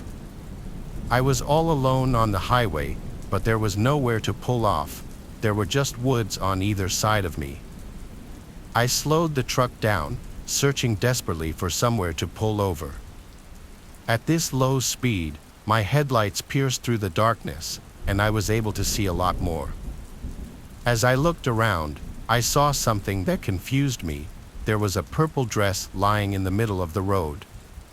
What the hell, I thought, rubbing my eyes. Was I hallucinating? I blinked like 6 times just to make sure I wasn't going crazy. It was real. I approached the dress with my truck and stared at it as I rolled by. In hindsight, this should have been more of a red flag, but I think I was just too exhausted to process what was going on. About 200 or so yards away, I passed a pair of shoes. Now I was starting to freak out. What the hell was going on? I passed the shoes, praying to God there would be a place to pull off soon. My old man Finn was a super religious guy, so I clutched his old cross and hoped he would come through for me. A little further up the road, I saw a bunch more random clothing, some of which looked like little kids' clothing. This time, I stopped the truck. The panic started to set in. Something was very, very wrong. I sat in the driver's seat with the truck at a standstill. I was expecting something to happen, but it never did. So I did what my instincts told me to do. I stepped out of the truck and went to inspect the clothing. I still remember the feeling of the chilly morning air piercing my skin, which definitely helped my exhaustion. I approached the pile as cautiously as I could. It was indeed kids' clothing. It looked like there were both boy and girl pieces of clothing in the pile. I looked around into the woods, but I couldn't see much of anything in the darkness. I had my head on a swivel, worried that this was some kind of trap. I decided it was not my business to figure out what was going on, so I made my way back to my truck. Just then, I heard a crunch from the left. I whipped around, trying to see what was there. I stood there, waiting to hear another sound. After about 30 seconds, there was another crunch, but this time from the opposite side of the road. My survival instincts kicked in, and I sprinted towards the truck. I jumped into the front seat, but just before I slammed the door, I heard a child's scream ring out. I froze, my heart bursting out of my chest. I was caught at a crossroads. I wasn't going to fight some random people in pitch-black woods, but I couldn't just abandon some helpless kids either. Before I could make a decision, another almost identical child's scream rang out. Without thinking, I turned the truck on and pointed its nose toward the spot in the woods where I heard the noise. My headlights lit up about 30 yards into the woods. There were 3 or 4 people, one of whom was holding a massive speaker. They ducked behind a couple of trees as my truck lit them up, but I had exposed them for just enough time to make out what they were doing. They hid from the light before I could really make out any distinctive features, but I swear on my old man Finn's grave, they were holding up a speaker, trying to lure me into the woods with a fake kid screaming. I was just in shock. I just sat there staring at the trees those people had just hidden behind. I reached for my phone to call the police, but before I finished dialing, I heard a thump from the body of the truck. Someone had thrown something from the other direction. I was done. I turned back to face the road and slammed on the gas. As I sped off, I could make out a person on the other side of the road. He shouted something I couldn't understand before launching something at the truck that cracked the glass of my passenger side window. I drove the final hour in silence. I was too scared to process what had just happened, but there was no way in hell I was stopping to sleep in those woods. I completed my delivery and then knocked out. I must have slept for 10 hours straight. When I woke up, the first thing I did was call the police, who told me they'd investigate those woods and give me any updates. I then thought about. Brian didn't have the best relationship with his family. His parents had hoped he'd take over the family store when he became an adult, but he wanted to do more with his life than sell knockoff products to cheap old people in an aging town for the rest of his days. He left his little hometown as soon as he turned 18 to go to college and didn't look back for the entire 4 years it took him to finish his education. Now at age 20, he had a degree and a stable job, but no one to congratulate him about it. Whether it was because of the holiday spirit finally seeping in or just pure loneliness, Brian couldn't be sure, but he decided on a whim that he'd celebrate his first Thanksgiving in 4 years with the family he left. He tried to contact them first, but was met with no response when he called them with the numbers he had blocked for 4 years. Not all that was surprising, really. A lot can change in 4 years. They must have all changed their phones and contacts during that time. If he wanted to celebrate Thanksgiving with them, he would have to drop by unannounced. But before he returned to his childhood home, he went to buy 4 boxes of the fanciest chocolates he could find to add to the Thanksgiving feast his family must have been having and to act as a peace offering for the way he left them.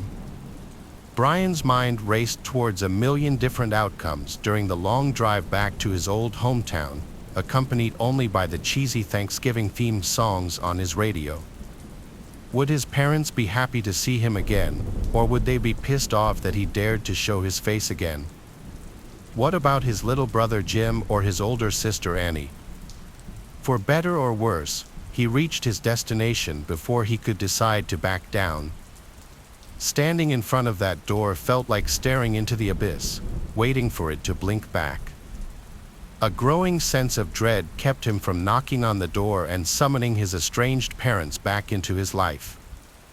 He would have turned back and driven far, far away had his mother not opened the door first. Instead of the angry scowl he was afraid he'd find on her face, she smiled at him as warmly as ever.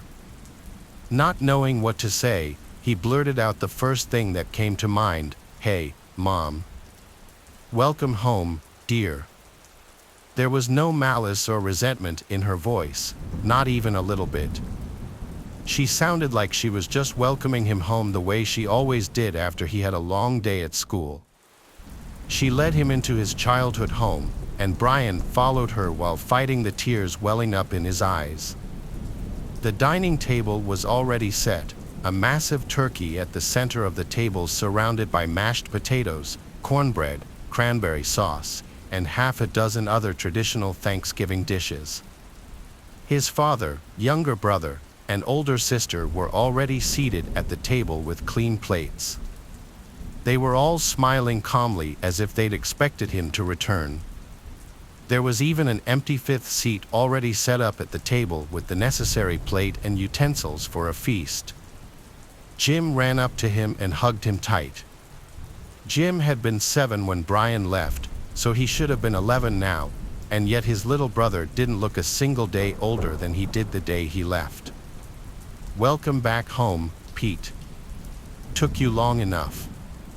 Come on, let's eat." The next 2 hours were the most blissful time in his life. None of his family seemed to resent him for leaving.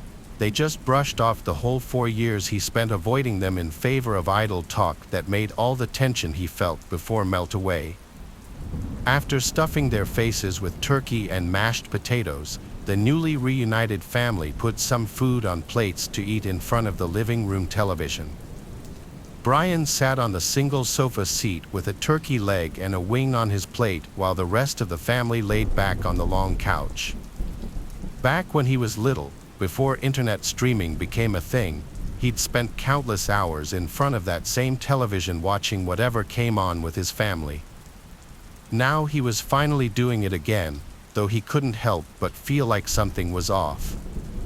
The annual Thanksgiving football game started playing on the TV, and Brian finally figured out what was wrong after the first few minutes of watching it.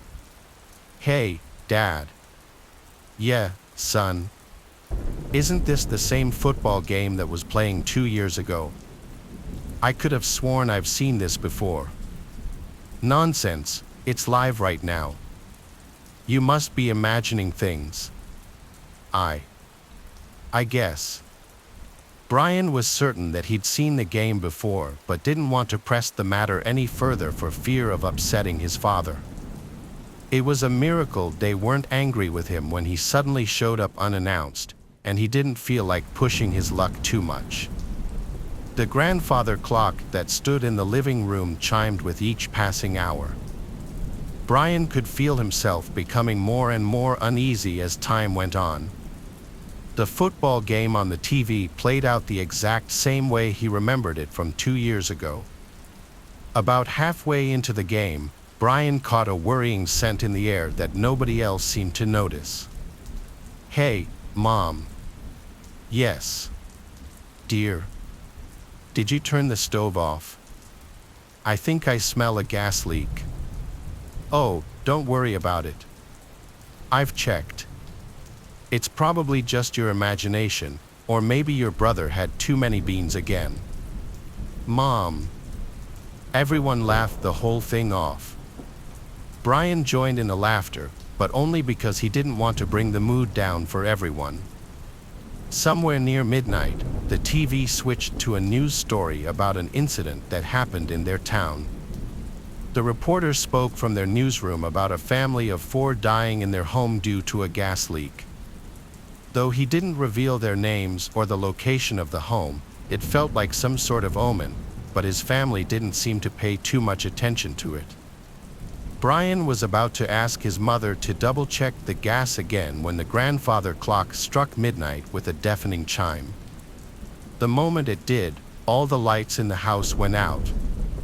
Thinking that there was something wrong with the power, Brian pulled out his phone and turned on the flashlight function. With the light illuminating the contents of the plate in his hand, he dropped it with a scream and stood up from his seat. Instead of the succulent turkey leg and wing he'd been happily snacking on for the past hour, a half-eaten dead rat lay on his plate. In his panic, he turned the light towards the couch where his family sat and immediately wished he hadn't. His family was still there, but they were no longer the lively people he knew. Sitting on the couch were 4 decaying corpses that might have once been his family.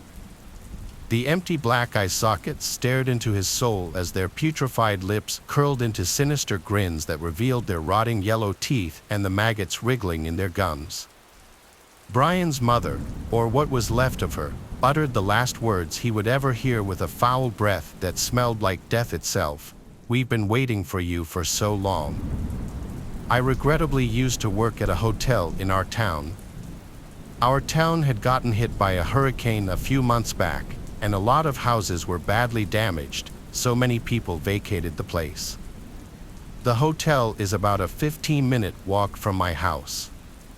The town and hotel name I'll leave out of this, as I really just don't want anything traced back to me.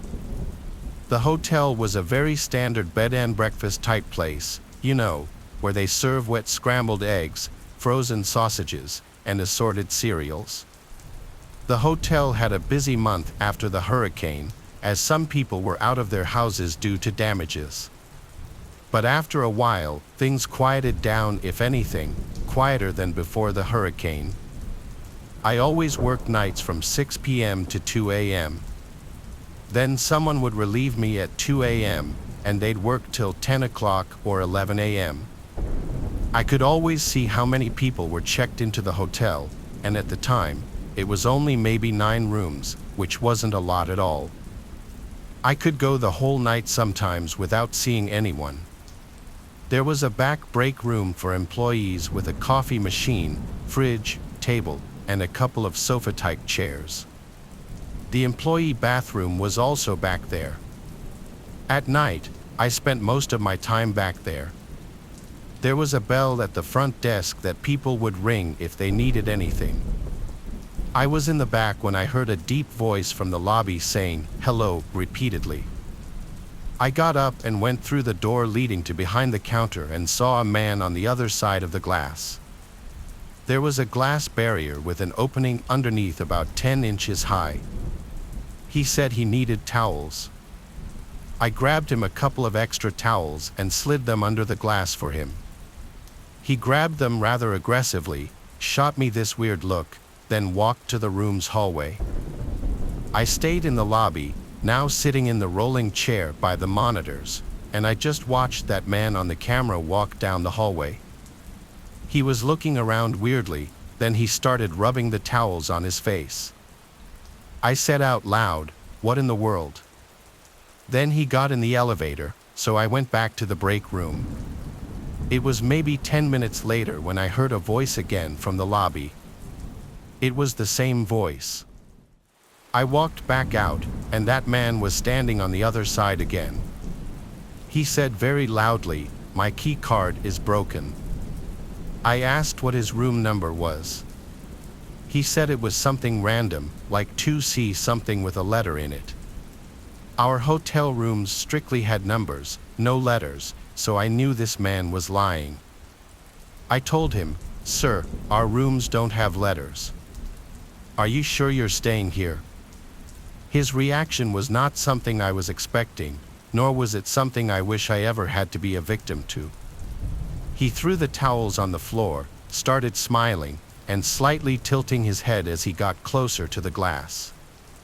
When his face was practically pressed up on the glass, he said, "I'm going to kill you," still with a smile on his face. Then he said it again, louder, and again. Each time he said it, it got louder until it was almost a scream. I screamed back at him, "I'm calling the police," and I did. I picked up the phone and showed him as I dialed 911. He kept his disturbing smile as he now started mocking me, calling the police. As I spoke to the dispatcher on the phone, explaining very loudly what was happening in front of my face, the sick man laughed and headed for the door in a slow walk. I told the dispatcher he was leaving, and when he was gone through the doors and out of sight, I said he was gone. She asked me if I still wanted an officer to show up, and I said no, it's all right. So the next couple of hours of my shift went slow. I decided for obvious reasons to hang around in the lobby now instead of the break room. There was one guest who checked in during this time. At around 2 a.m., my relief came, and I clocked out and was free to go home. I walked outside to the parking lot. It was cold out. I remember wishing I had brought my coat. I walked with my hands in the pockets of my light jacket and my hood up. Then I heard a voice in the parking lot. I turned around. There was a line of bushes that covered the first floor windows of the hotel. It came from the bushes. I don't know what the voice said. I didn't care. I walked faster now. Once I got out of the parking lot, I was on a main road for a brief minute, but there were no cars on the road in this quiet town at this hour. After a minute, I turned left down a residential street that would eventually turn onto my block. It was dead silent out, not even the sound of any distant traffic, just the sound of my shoes hitting the pavement. And then the sound of someone else's shoes hitting the pavement behind me, only it was the sound of someone running as if on their tiptoes, trying to be quiet. By the time I turned around, they stopped. There was a car right behind me, and I almost knew that there was someone hiding behind it. I heard laughing and then a familiar voice saying quietly, "I'm going to kill you." Without even seeing him, I knew it was that man. I looked around, planning out my next move. I couldn't outrun a man, let alone wearing my work shoes. I looked at the nearest house. It had an upstairs light on. Someone was awake. I would go run and ring the doorbell for help.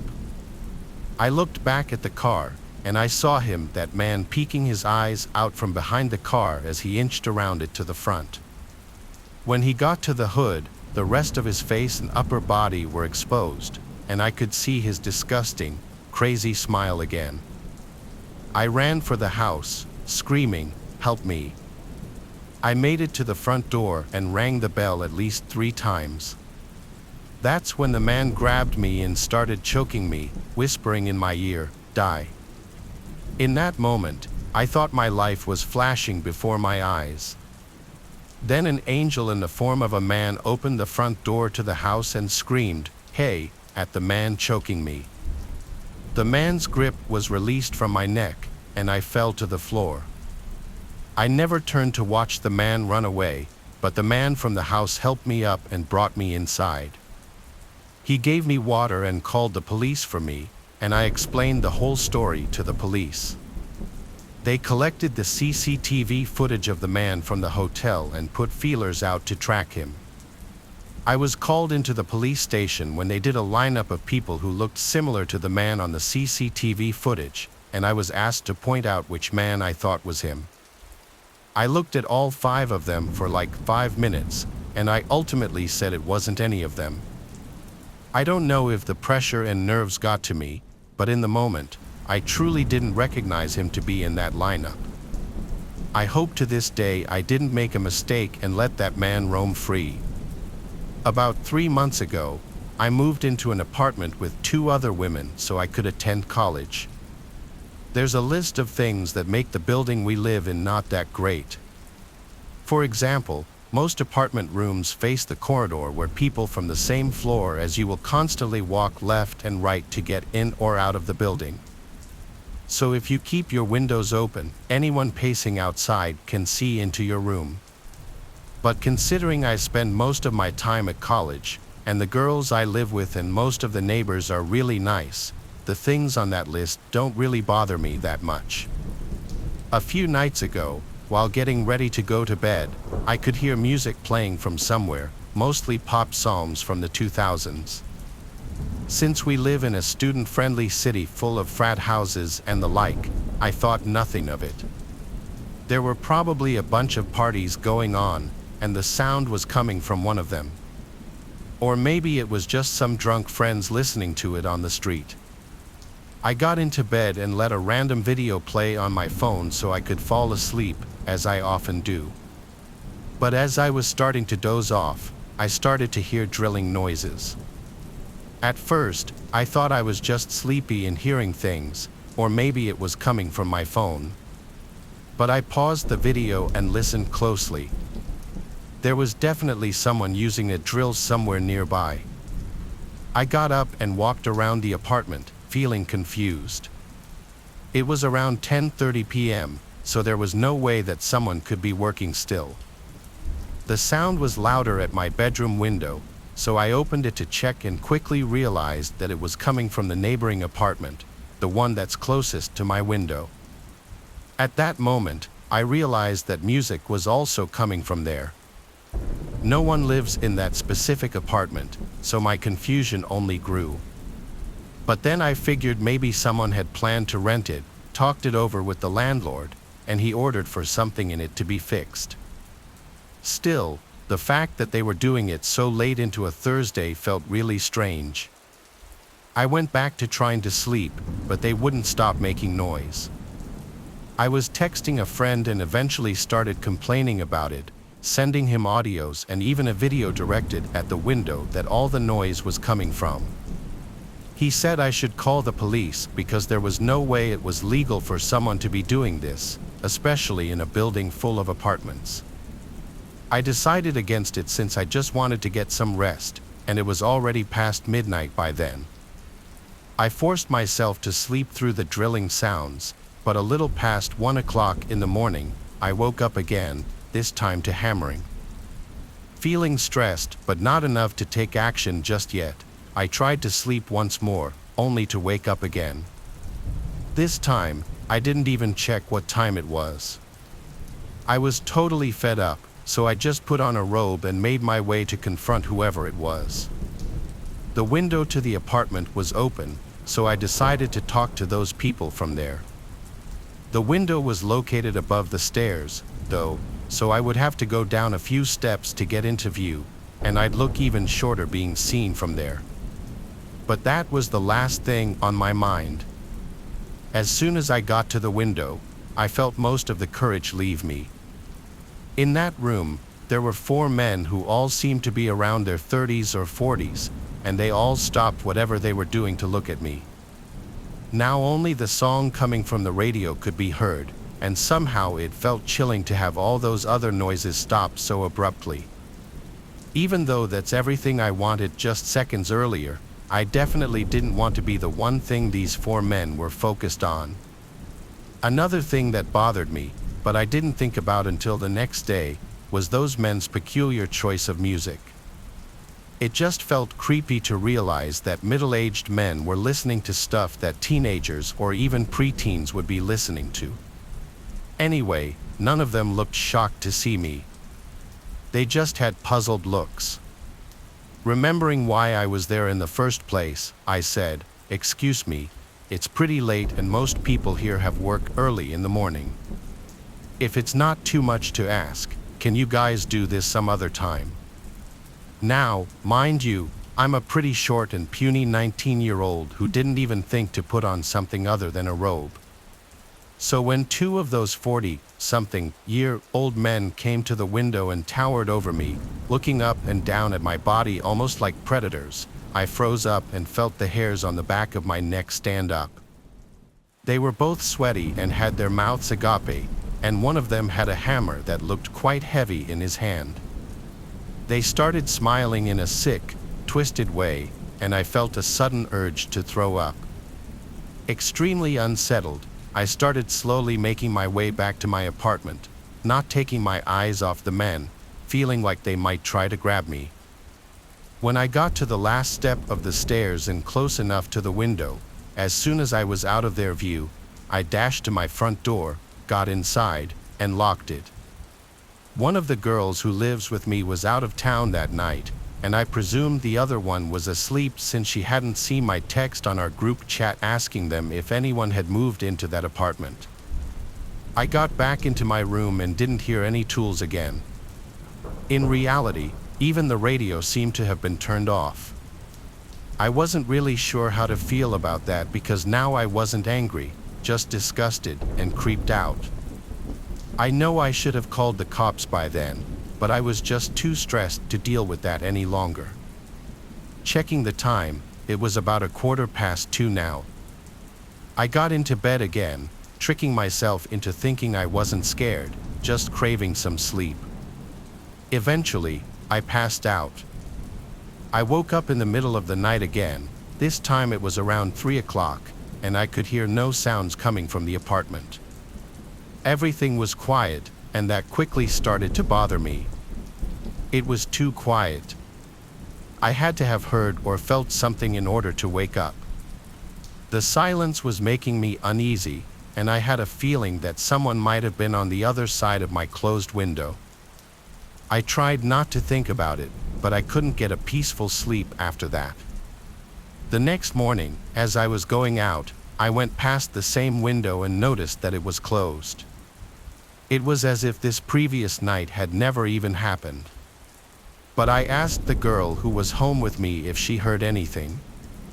She said she had woken up several times during the night but couldn't get up and do something about it due to sleep paralysis. Either way, that confirmed I wasn't delusional, those people really were there. But then how did they have the keys to the building and that apartment? Why did it seem like they didn't want to be seen during the day? What were they thinking of doing to me or maybe any passerby? It's been a week now, and thankfully I haven't seen those men again. Still, I have no idea who they were or what they were doing, and I'm honestly scared to even think about the possibility that they might come back or still be lurking around. A few years ago, when I was 18, I was coming home from watching the fireworks display on New Year's Eve. It was 3 a.m. when I reached my safe, family-friendly, nothing-ever-happens neighborhood.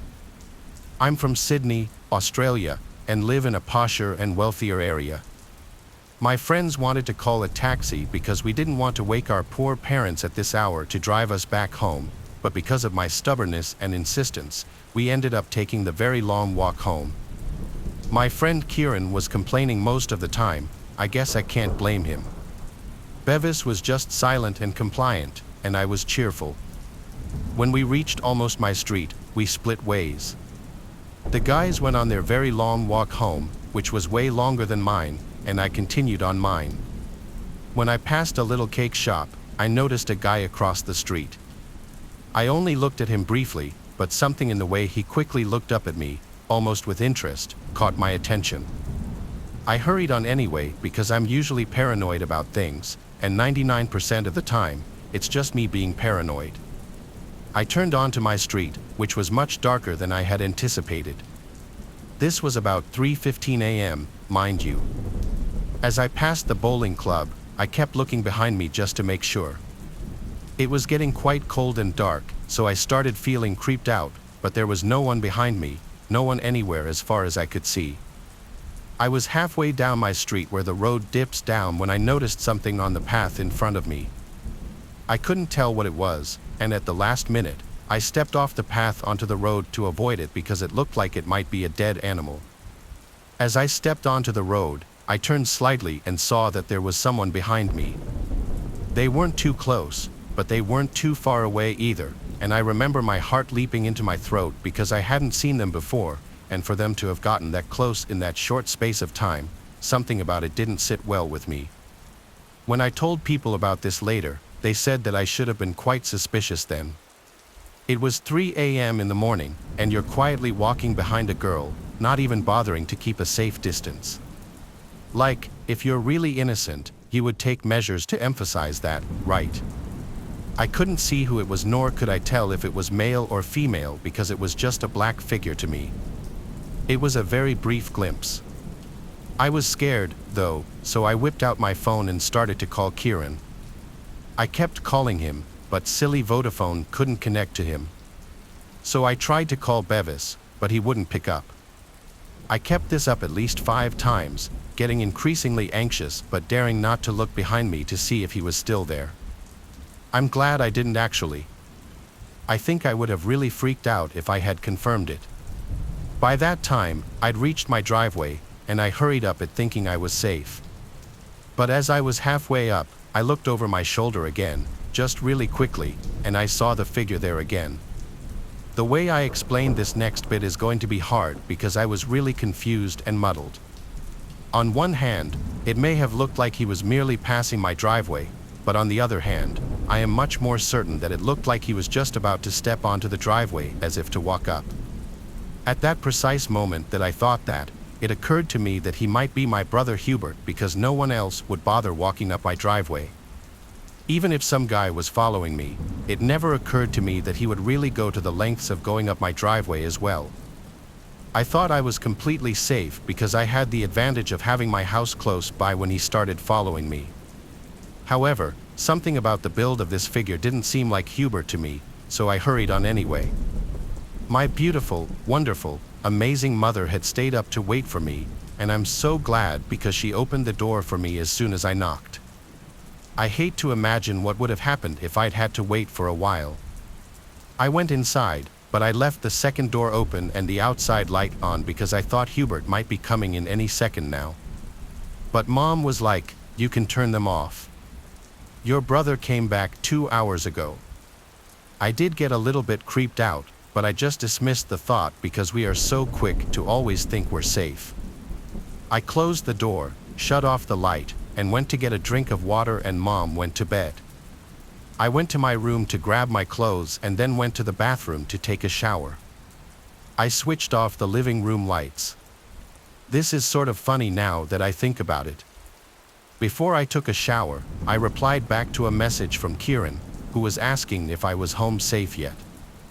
I demanded to know why he hadn't picked up his phone and then told him I was creeped out for a few minutes, but I was okay now. As I showered, I actually thought about that figure. I wasn't too convinced that it was following me, but my mind did teeter into wondering this or that.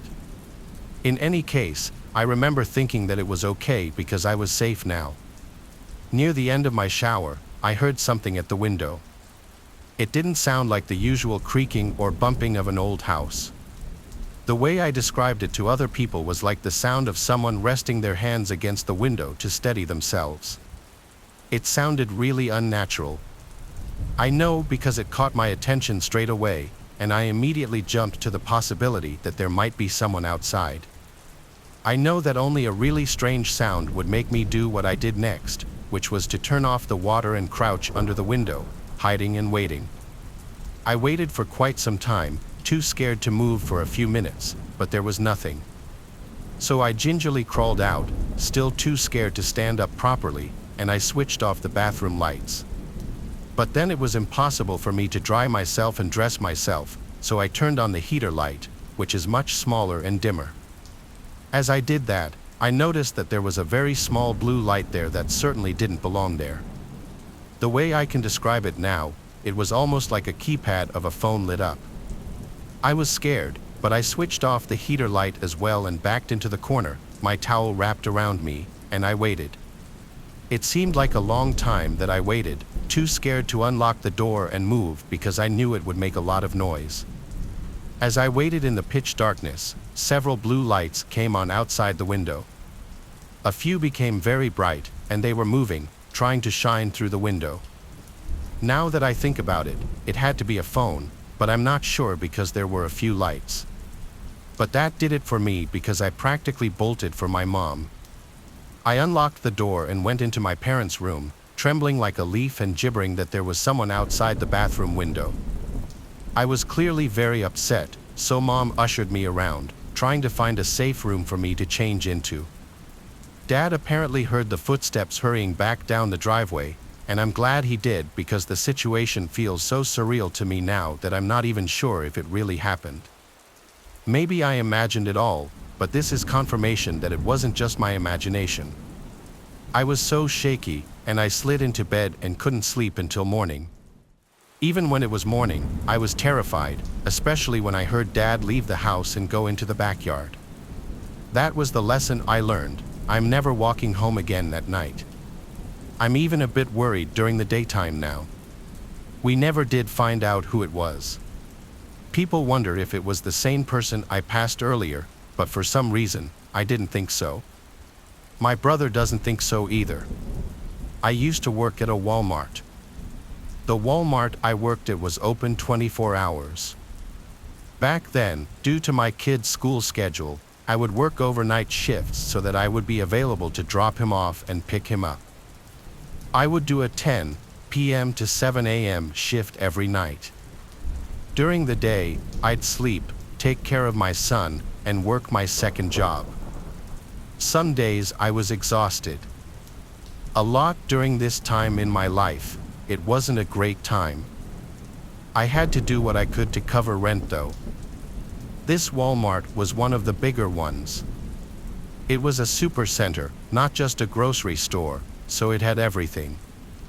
It was one of the few open 24 hours around here. I think Co changed that though. When I got there around 10 o'clock this one cold night, there was still a decent amount of shoppers in the store.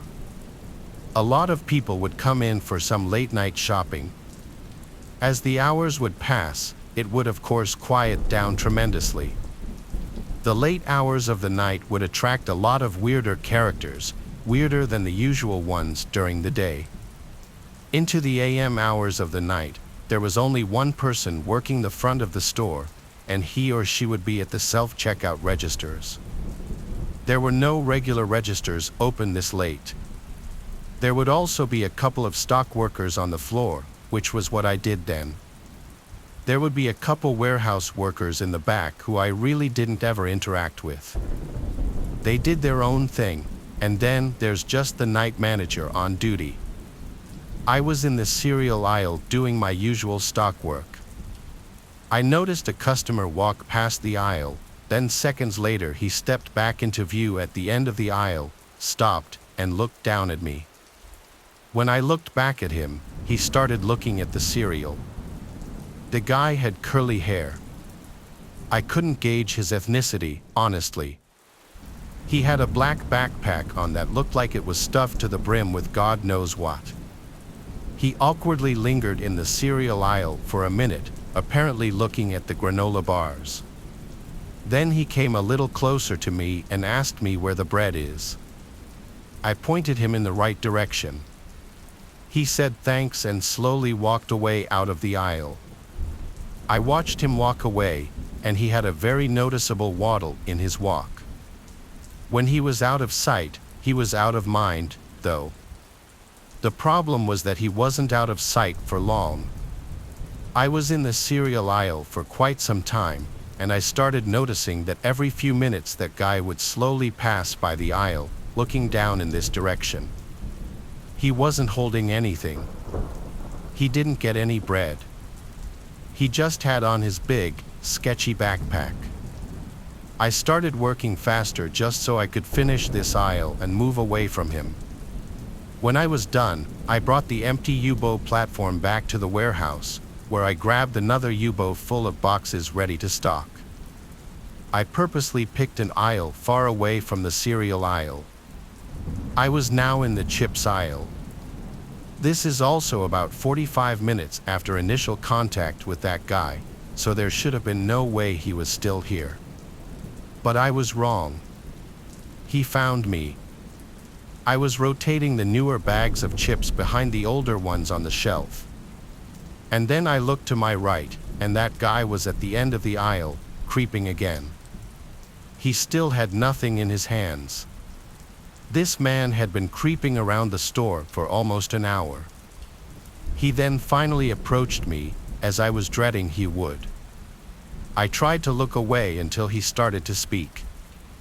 I don't remember word for word what he said, but basically, he said that he's been checking me out, and he couldn't resist coming up to me, telling me how beautiful I am.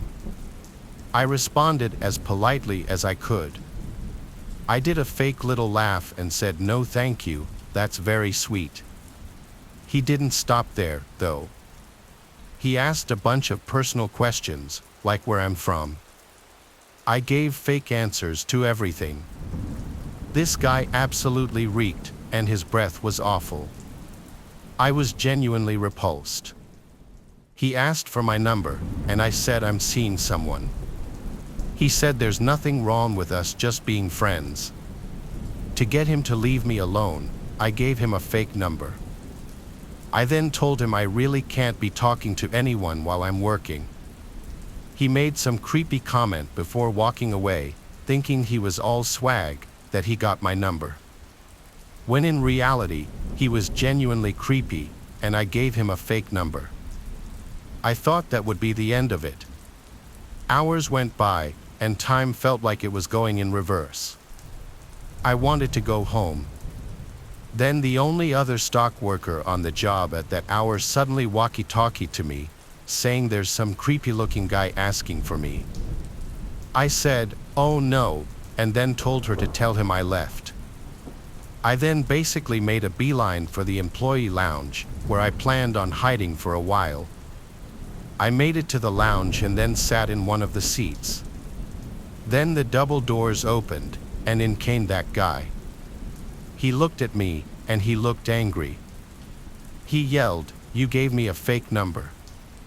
I think I swallowed my gum out of fear. I said, "You can't be back here, sir."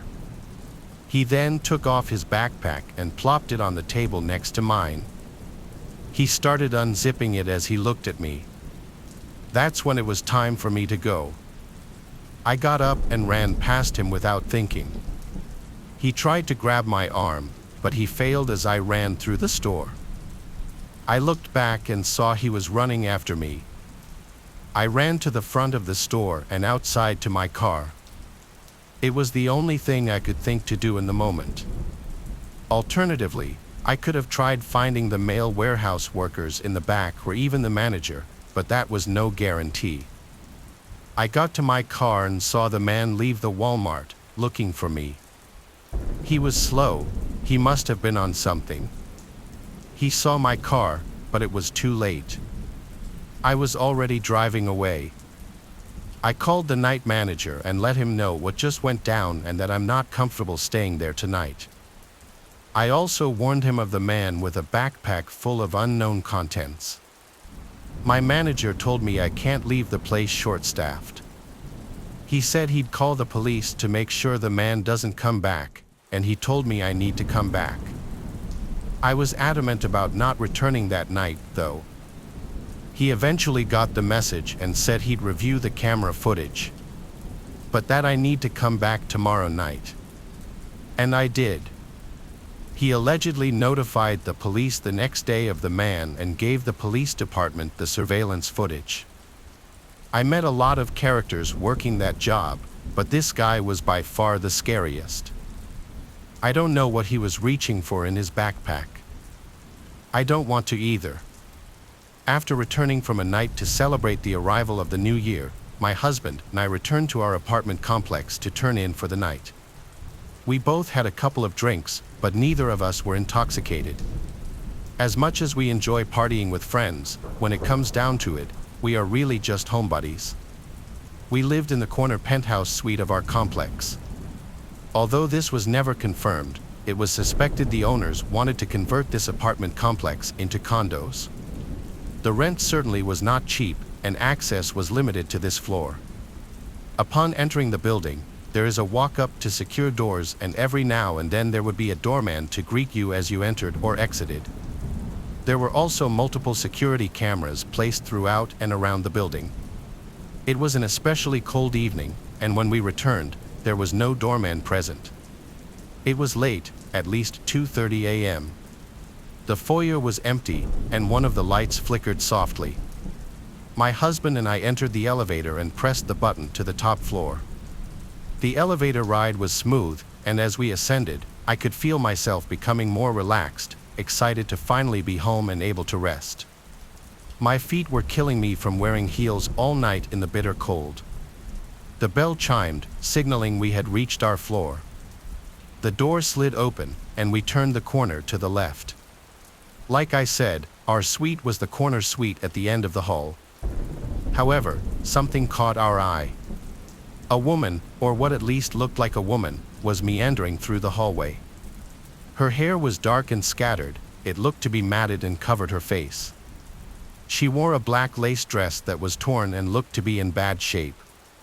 Thinking back, I don't even think she had any footwear on.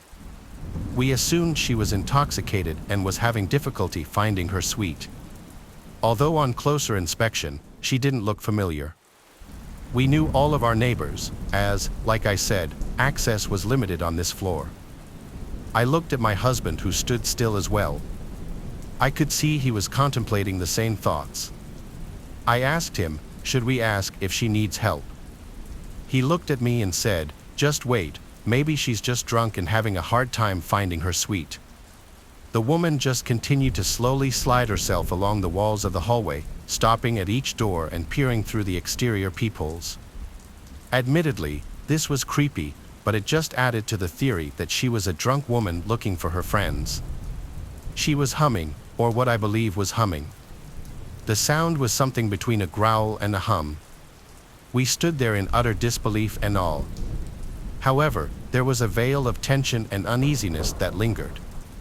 The strange woman stumbled through the hallway, hunched over, until she pulled herself up to peer through the peephole. She eventually got to a suite of an elderly lady, whom I have a strong connection with. We'll just call her Evelyn. Evelyn was the sort of woman whose family had neglected her and rarely visited.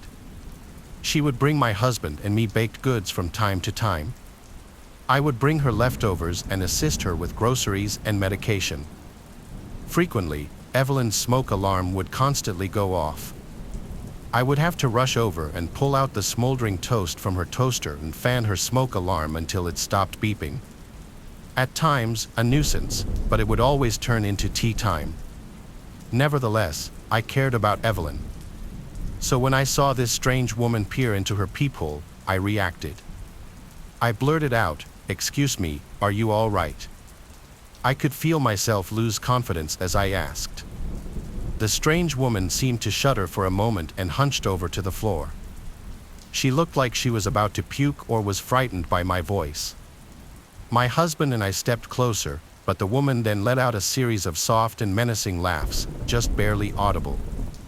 I have to admit, in this moment I was thoroughly creeped out and reached for my cell phone. It was uncomfortable because we couldn't get to our suite. Without having to walk right past this deranged woman, my husband said, "Hey, did you hear us? Do you need help?" Her laugh began to grow into what was a steady cackle. The strange woman then stood up. As she stood up, her cackle became a mixture between a cackle and a boisterous growl. She then stumbled forward and continued walking down the hall. There was a staircase just outside of our suite. I assumed she was making her way to the stairs, just too embarrassed to walk past us to the elevator. Maybe she was just a drunk woman, and this was nothing more than an uncomfortable standoff with a sad and intoxicated woman. I mean, if she was really that drunk, the stairs probably weren't a good idea. We were on the 7th floor.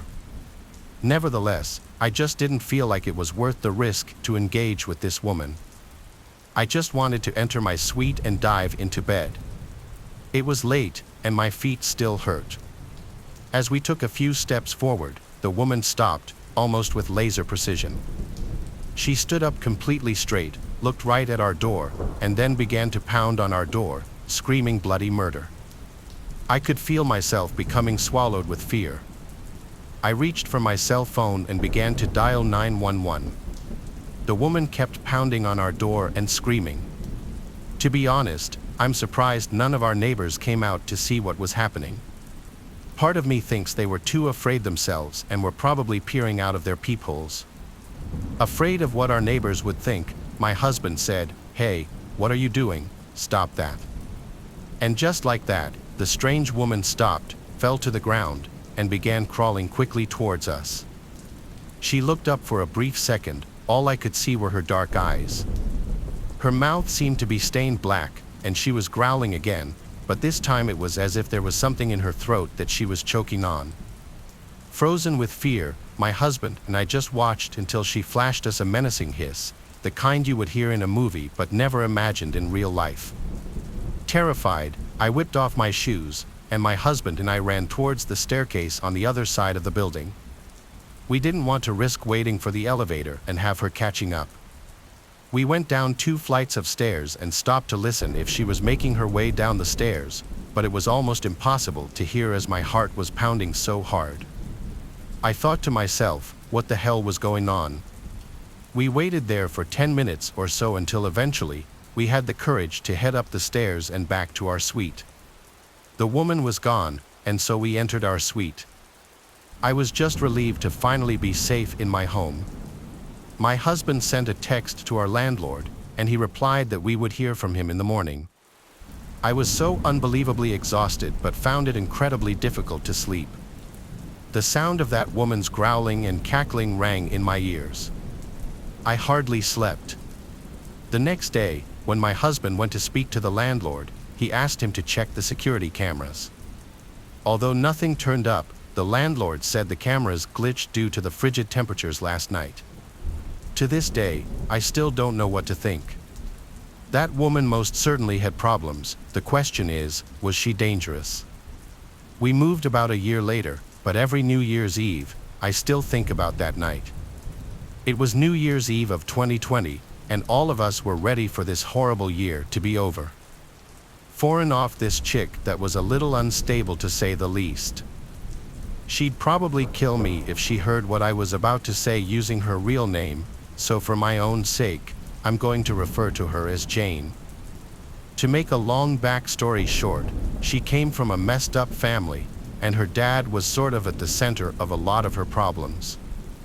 When he finally died, she told me she went to the funeral just so she could find out where he was buried. A few days later, in the middle of the night, Jane called to ask me to take her to the cemetery to smash his gravestone. Although that was something I would never do to anyone, no matter how much I hated them, I could understand why Jane would want to do something like that against her father's memory. She didn't have a license, so I picked her up and we drove to the cemetery. When I parked the car in the visitor lot outside, she pulled a hammer and a handful of grocery bags out of her purse. She said she just wanted to go in, smash it up into a bunch of small pieces, bag it up, and leave. Obviously, I knew that we were breaking at least one law by trespassing into the cemetery after dark, but this was all right with me. I just told her I would keep an eye out for anyone in the area while she did what she needed to do. On that note, we got out and hurried over to the grave. Jane knew exactly where it was, so it took us no time at all, but I was still extremely nervous about the whole thing. It wasn't just the threat of being arrested, but the vibe of the cemetery itself. I really felt like I wasn't supposed to be there, like we were disturbing all those dead people by marching through in the middle of the night. I kept my hat on straight and tried to give Jane space. At first, she spent a minute kneeling on top of the relatively fresh grave, whispering a bunch of curses and crying just from the sheer intensity of whatever emotion she was feeling. But then, without warning, she started screaming and striking the headstone. The first time caught me so off guard that it sent chills through my whole body. I spun around and was about to tell her to quiet down, but at first glance, I knew she wasn't going to hear me. She was going absolutely berserk on this stone, screaming and wailing at the top of her lungs. Each time she hit it with the hammer, only a small piece would break off. I realized we were going to be there for a while if it went on at this pace, and she was making so much god-awful noise I was terrified that somebody in the nearby neighborhood would hear us. I also thought about how blood-curdling it would feel to be walking by the graveyard and hear Jane's banshee-like shrieking in the distance, and to be unsure if she was like a ghost or a serial killer or something. My instincts set in and I became more concerned about my own safety than anything else. Here was this completely unhinged, crazy person violently thrashing her way through a mixture of grief and unhealed trauma, seeing red with total tunnel vision, and I was alone with her, surrounded by darkness and dead people. I was worried that if I got near her, she would forget it was me and think I was the ghost of her father and start trying to kill me or something, so I backed away. However, it wasn't long before the deep-seated rage within Jane started to wear off a bit and she became tired. She then stopped and looked at the progress she had made. 2/3 of the headstone was still intact, but she was already exhausted. That's when she looked back at me, and for the first time, I saw the look of unveiled insanity in Jane's eyes. I'd always known Jane had a few screws loose, but this was next-level crazy. All her movements were sudden and jarring. She stood and shoved the hammer into my chest, telling me to take it and finish the job. I protested at first, not wanting to get roped further into what I thought was Jane's thing she needed to do, but as soon as I did, she grabbed me by the ears and yanked my head down so that my face was less than an inch away from hers. She then screamed so loud that it practically ruptured my eardrums. She demanded that I break the gravestone for her or she'd use the hammer on me and bury my body next to her father's. Seeing that I was in too deep to back out, I reluctantly accepted the task and committed myself to making short work of it. Of course, I was stronger than Jane, but I wasn't nearly as uninhibited. What happened next, though, made me all the more sure that I shouldn't have tried to fight her or anything. As I was hacking away at the stone, managing to break off bigger pieces, she was standing behind me laughing like an absolute maniac. She was cheering me on the way I imagine a witch would encourage another witch to their first human sacrifice. I tried my best to ignore her, but it was impossible. I glanced over my shoulder and saw that she had pulled out a knife, which sent another chill down my spine. Before I knew it, she knelt behind me and straddled my back, throwing her arms over my shoulders, whispering little pure evil into my ears. I froze up and stopped swinging the hammer because I didn't want to hit her. She told me I was almost done. Then she did something I'll never forget. Both of her hands were out in front of me, one of which held the knife right before my eyes. She put the blade to her palm and sliced it open, creating a fountain of blood which quickly spilled down her wrist. Then she whispered some kind of satanic blessing in tongues and smeared her bloody hand over my face, from my forehead down to my chin, then across my throat until she finally rested her hand with a vice grip at the base of my neck. She asked me if I could taste the blood, and I said I could. She took pleasure in this, and then she finally let go of me to stand on the grave again. Then she screamed out at the top of her lungs that these would be the final tears she would ever cry over her father. As she looked up into the night sky with her eyes open, she put her hand up to the moon and clenched her fist, squeezing the wound to form drops of blood which fell down upon her eyes and face. I watched this whole thing, stunned out of my mind, until she looked back at me with her face full of bloody tears and growled at me to finish the job. Of course, I was thoroughly terrified of Jane by this point and I was ready to leave. I just did as she said. At last, when the whole thing was smashed to bits, I convinced Jane that we needed to go. Thankfully, she seemed ready, but the entire time we were picking up the pieces and bagging them, she was giggling. When it was all cleaned up, we ran back to my car, somehow going through this whole entire ordeal without anyone seeing us or calling the cops on us. I drove Jane back home and I dropped her off. As she got out of my car, she tried to drag me out to spend the night with her. I'd been waiting for that night for months, but by then I knew where that would go. I knew it would be no good for me, so I made up some excuse about having to work the next day in the morning. I cut off all contact and I've been avoiding her out of fear ever since. I like to start off by saying I have been living in Boston my whole life. I am also the type of person that does not get out often, so for the most part, I've only ever known the city and the surrounding areas. I met a girl earlier last year on Tinder, and we happened to hit it off right away. She and I hung out all summer, and that fall, we started to officially date. She was from New York City, Brooklyn to be exact. We have fun going back and forth about the Red Sox and the Yankees, which added a deeper element to our bond together.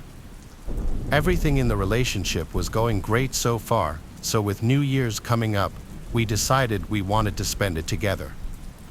We were still in the honeymoon stage, so nothing seemed better than ditching our friends and having a romantic getaway together. Now, Vermont is one of the states that is right above Massachusetts. A lot of you may already know that, but for the ones that don't, there you have it. Since she had never been up that way, and nor had I decided to rent a cabin at a ski resort for an extended weekend getaway. We couldn't help but think about all the fun that we were going to have, and we were both excited to say the least. Since we would be arriving on the morning of New Year's Eve, I went to Boston Market the day before and got us a nice meal for that night. I had also hit the grocery store just to be sure that we would have all the food we would need for that weekend. I woke up early New Year's Eve morning around 4 a.m. I got everything ready and was at her place a little after 5 a.m. We got breakfast and hit the highway, excited for the adventure ahead of us. The drive was about 4 hours to the cabin, and I listened to podcasts while she slept in the passenger seat. We finally arrived at the cabin, and the scenery was absolutely stunning. Immediately, I felt bad for not getting out and about a little sooner in life, being in my late 20s at this point. We pulled up out front of a nice, newly renovated cabin. It had a wood welcome sign on the front door with a neat little black bear carved into it. My girlfriend, being the nature lover that she is, admired the sign as I put in the key code to get into the place. Once inside, we had a look around, and the place had a very nice and cozy vibe. For the price I was paying for the weekend, would not expect anything less. We started to unload the car and bring the food and luggage inside. We went out for a day of skiing after that, and when we got back, we showered, took a nap, and then got up and prepared dinner. This place had all the amenities, so we were able to warm up the food and cook a little, no problem. The giant wood-burning fireplace kept things nice and toasty in the main living and dining space. While cooking, my girl decided to crack a window just to let a little bit of the heat out. Everything was ready to eat, so we sat down at the table and had a nice candlelit dinner. The food turned out to be great, and after that, we talked and laughed and just enjoyed each other's company. We went to the bedroom for a bit of fun before falling asleep. We were going to stay up to watch the ball drop, but with all the action from that day, there was not a chance. There's something about someone screaming bloody murder while you're asleep that wakes you up in the most gut-wrenching of ways. Frantically jumping up, I called out for my girlfriend. Before I knew it, she was flying through the threshold of the door, slamming it behind her.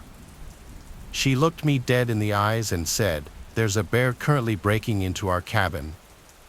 Right when she said that, you could hear glass shattering violently in the background.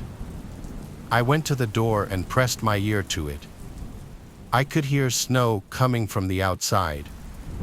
I got ballsy and looked out the door, We had cut the lights off before heading into the bedroom, so it was dark as hell outside. But the light from the embers in the fireplace gave off just enough light for me to see a giant black bear trying to crawl through the kitchen window, but it had not yet made it all the way in. How could this be happening right now? Then it all hit me. Caught up in the festivities earlier, we forgot to put the food away. Our whole spread was still out on the dining room table. Also, we never closed the window from when we were cooking earlier. We basically gave a signal to all the local wildlife to come and get it. I feel very stupid now looking back on it all, but like I said earlier, this was a new experience for me and not getting out of the city much before, so I know, rookie mistake. I tried yelling and making myself look big, but it still seemed to be pretty persistent on coming in. I told her to hurry and get dressed as I looked around on the floor for my clothes. There was a window in my room which led out to the parking area. Luckily, I had my car keys in the room with me, so I helped her out of the window with me following up behind her. We hopped in my car, and I immediately started it and cut the heat on. We were half dressed and it was probably about 30 degrees out. I drove around to the side of the house where the bear was stuck in the window and held onto my car horn for at least a minute straight. That startled the heck out of that bear, and it finally pulled itself from the window and ran back off into the woods. We were both shaken to the core and did not want to go back into the cabin that night. We decided to just sleep in the car with it running so that we could stay warm. I sent an email to the resort letting them know what had happened that night. As we sat in the car trying to come down from that adrenaline high, that's when she first told me how she encountered the bear before she had screamed and awoke me. She was on her way to the restroom when she noticed a dark shadow lingering around outside the kitchen window. We did eventually crash, only to be awoken by the sunrise a few hours later. The site manager from the resort pulled up a little after 7 a.m., and we all walked back inside the cabin together. He paced around the scene slowly, analyzing everything carefully. He then began to chastise us for leaving food out and the window opened in the first place. We gave him our sincerest apologies, letting him know that this lifestyle was new to us. We even offered to pay for the window. He declined our offer and said that he would have it fixed by that evening. We decided to check out the nearby small town that day, visit a few shops, and maybe have a little dinner. It was nice because it helped take our minds off of the wild night before. By the time we got back into the cabin, everything was fixed and good as new. The first night sleeping in there again was pretty nerve-wracking, but nothing ended up happening. The rest of the weekend went off without a hitch. Me and that particular young lady do not date anymore. We had some differences and decided to go our separate ways. But at least we share the memory of almost getting robbed and maybe even mauled by a bear. When I was in middle school, I was desperate for friends. I tried to talk to anyone that would let me sit with them, but nobody ever seemed to like me enough to keep me around, or they would just be mean to me. That's why, when the two prettiest, most popular girls in school, Azure and Alita, invited me to a sleepover with them, I was thrilled. I had tried sitting with them at lunch a few times before, but they always told me to go away because they were busy talking about something that wasn't my business. Then, on the last day of school one year, they both came up to me while I was sitting by myself. They said they really wanted to hang out with me over the summer but didn't want other people to see us hanging out together while we were still in school. Even as a naive and lonely middle schooler, I knew that was a severely underhanded invite, but I accepted it with enthusiasm anyway. I would take what I could get, and they knew it. Of course, my mom was just glad I was finally starting to hang out with other kids, and she gladly gave me permission to go, especially when I said that Azure's mom offered to serve all three of us dinner. When I got there, it was about 8 p.m., and I was already dressed in my pajamas. Alida and Azure were still fully dressed. When I asked if we were still going to have dinner together, Azure said that they had just finished eating right before I got there. Then Alida said I didn't need to eat so much anyway. They were already putting me down, but I wanted to be friends with them so badly that I let them do it. After I said hi to Azure's mom, who was already wine drunk and ready for us to not be her problem anymore, we all went up to Azure's room upstairs. It was a Jack and Jill style bedroom with her own bathroom and another bedroom on the other side. I asked Azure who was in the other room, but she snapped at me and said it was her older sister and told me not to be so nosy. I apologized profusely, but they just told me to be quiet because my voice was annoying. Azure had a bunch of awesome stuff in her room, from Taylor Swift posters to expensive makeup and giant stuffed animals, things that my mom couldn't afford to get me. But as much as I wanted to ask her about it, I knew she wouldn't like that, so I just looked at the floor. We started to play Truth or Dare, which Alida and Azure used to mine all sorts of information about me, including who I had a crush on and how much money my parents made. I told them everything honestly, only for them to laugh in my face every time. Whenever I asked them to tell the truth about something, they made up a bunch of ridiculous stuff that I knew was a lie, but of course, I wasn't going to call them out on it. When I finally got sick and tired of having to spill all my beans, I told them to dare me to do something. As soon as I said that, Alida and Azure looked at each other with the most wicked smiles, like they had been waiting for me to say that the whole time. Then Azure dared me to go into the bathroom and play the Bloody Mary game. I didn't know what it was at the time, and when I admitted this, they both screamed in disbelief that I didn't know who Bloody Mary was. They explained it to me and said I had to do it or I would have to leave the sleepover. I wanted to stay, so I stepped inside the bathroom. Azure and Alida lit a candle in front of the mirror, then they turned off the lights and shut the door. "You have to say it loud and clear," Azure teased me from the other side. "If you don't, we'll know." I was shaking. I had no idea what would happen. Was this Bloody Mary someone that could really be summoned? Would she really kill me if she came? I didn't know, but the only thing that pushed me forward was the need to be accepted and the belief that things like ghosts didn't exist. I looked at myself in the mirror, took a deep breath, and said, "Bloody Mary," 3 times slowly. For a moment, nothing happened. I looked behind my reflection, and there was nothing, until I saw a woman crawling out of the bathtub behind me. I screamed and turned around, and I realized it was real. There was a real bloody woman sitting in the shower. Her skin was gray, like she was dead, and her clothes were torn up. But her eyes were open, and she was looking right at me. Slowly, the woman stepped out of the tub and started walking toward me. I was so petrified I couldn't move. I wanted to, but it was like my legs had turned to stone. With every step she took, she left a trail of blood. Soon, she was right in front of me. I screamed again, but she grabbed me by the throat and lifted me up to my tiptoes. She opened her mouth and revealed a gaping jaw full of blood and blackness, inching toward my neck like she was going to take a bite out of it. I couldn't maintain control of myself, so in that moment, I peed my pants. But then, at the last second, the door swung open and the lights turned on. "What's going on in here?" Azure asked. "Why are you screaming?"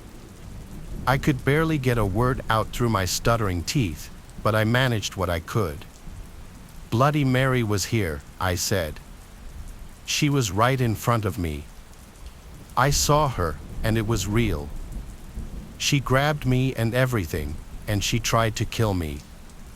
Alida and Azure said, almost in unison, "What?" They looked all around the bathroom, but of course, she was gone. Stop acting crazy, said Alida. You're just begging for attention. Honestly, it's kind of embarrassing, Azure snickered and agreed. Wait, did you pee yourself? That's disgusting, Alida exclaimed. Oh my god, so yeah, actually, I think if you're going to act like that, you just have to leave. What? Why? I asked in disbelief. But before I knew it, Azure and Alida dragged me out of the bathroom and pushed me down the stairs, then threw all my stuff at me. I crawled to Azure's mother, a sobbing mess, and begged her to call my mom. Based on the look in her eyes and the way she sighed, I think she was very close to just letting me cry myself to sleep on the ground. But thankfully, she had the basic decency to call my mother so I could get out of that awful house.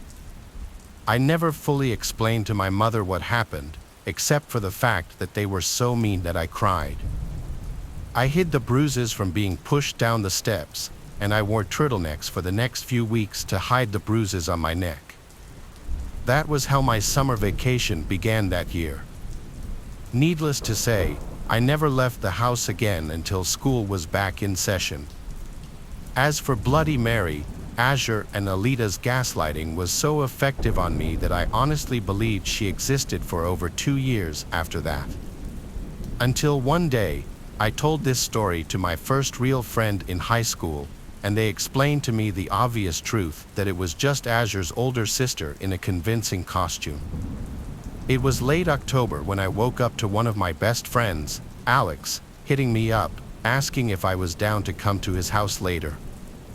It was a Saturday afternoon, and I was in high school at the time, so I spent most of my weekends with friends. Alex's parents were out of town for the weekend, and he was home alone with one of his older sisters, whom I'll just call Rob. She was supposedly watching him the entire weekend. With that information, I knew he was just asking me to come over and party. I didn't have any work responsibilities to worry about at the time, so I agreed to the idea and headed over to his house. When I got to his house, we played some Call of Duty on his family room's couch for a few hours, talking about school, sports, girls, and whatever else we cared about at the time. Eventually, he brought up the idea of going to a Halloween party in his neighborhood that a bunch of people from our high school were going to. At first, I was a bit hesitant about the idea, but after some convincing, I was down to go. I'm not introverted or anything, I just wasn't feeling like partying that night. But Alex was dying to go, so trying to be a good friend, I agreed to go. I asked him about getting some kind of costume, and he had 2 security staff shirts that we could just throw on and use as the bare minimum of a Halloween costume. We continued to play on Xbox for a few more hours until 10:30 rolled around. Alex ran upstairs to Rob's room, telling her we were going as if she cared, then we threw on our shirts and headed out. After a quick 5-minute walk, we pulled up to a Halloween-decorated house where we could hear the music blaring from inside. We walked past the decorations and through the door, where we were slammed with the loud music we heard outside. The place was packed with maybe 70 other high school kids raving and just talking in groups throughout the house. It was your average high school party. A few minutes later, I had already lost Alex as I was pulled aside by Lou, one of my baseball teammates who I'd hardly seen at all that year. He sat me down on a couch in a circle with some of my other friends and teammates. We continued to talk for a couple of hours, laughing at dumb memories brought up in conversation and partaking in activities that normally go down at parties. At this point in the night, I was feeling tired and completely out of it. I knew it was time for me to go home and get some rest for the night. I looked through the party for Alex, where he was flirting with a girl in the corner of the kitchen. As I accidentally interrupted his conversation, I asked him if it was cool for me to go back to his house and sleep. He agreed and said he was going to stay a little longer. The girl he was talking to asked if I could go get some drinks from the basement. I agreed to do so after realizing I completely interrupted their deep conversation. It was the least I could do. It didn't take me long to find the basement. As I opened the door and headed down the dimly lit stairs, I stumbled down the last few steps and fell into the fridge. As I opened it, I was greeted by a man's voice behind me, who tried quietly saying, "Boo." I jumped and threw my hands up, facing the direction I heard the voice from. There was a tall, 35-year-old looking man wearing a black cloak costume and standing behind me with a grin on his face, making a surprised gesture with his hands. What the hell was that for? I yelled with a clear slur in my speech. The guy laughed and introduced himself as the party host's cousin. I was so out of it, I didn't even question why he was in a dark basement by himself while there was a massive party going on upstairs with loud music. The guy awkwardly tried making conversation, but I told him I needed to get my friend his drink and leave the party. I'm honestly pretty open and chatty to strangers when I'm out of it like that, but even at that moment, I didn't like his vibe and I tried everything I could to get away. He blurted, "Nice meeting you," as I turned around, walking up the creaking stairs. I told my friend goodbye and left the party. The lights and Halloween decorations on each house in the neighborhood lit up the street as I walked back to Alex's house. It didn't really matter though, because the walk was literally 5 minutes at most. I reflected on the weird exchange I had with that man in the basement as I walked, and I couldn't shake the odd vibes he gave off. The more I thought about it, the weirder it became in my head. I eventually got to Alex's house. It was completely dark, and Rob's car was gone from the driveway, meaning I was home alone. I walked into the dark, eerie house and didn't bother turning on some lights, just headed straight to the basement to sleep. I walked down there and passed out on the couch. I lay like a baby for maybe 15 minutes until I heard a crashing noise upstairs. It woke me right up. I tried listening for anything else but heard nothing. I thought I was hearing things, then tried getting back to sleep. I don't know how much time passed from when I first heard the crash, but I could hear the floorboards above me creaking like someone was walking on them. I thought it was Alex or Rob, but it sounded way too heavy to be either of them. I pulled out my phone and texted Alex, asking if he was home yet. I stared at the ceiling, trying to listen. The door to the basement opened. I could hear a person walk down the staircase. I peeked around the bend of the room to see the stair opening. I saw the man I saw earlier at the party standing right there, quietly illuminated by the stair light. I tried not to make any noise, praying that the man would just walk away. A few moments passed by before he randomly turned and quietly walked out of the basement, closing the door. I picked up my phone and dialed 911. I explained the situation to them, gave them everything they needed, and I waited patiently in the basement for them to show up. I tried opening the windows down there, but they were all sealed shut. I had no escape through the basement door that the man was standing by earlier. The cops eventually came, and they arrested the man because he was still there. He was found hiding underneath Rob's bed.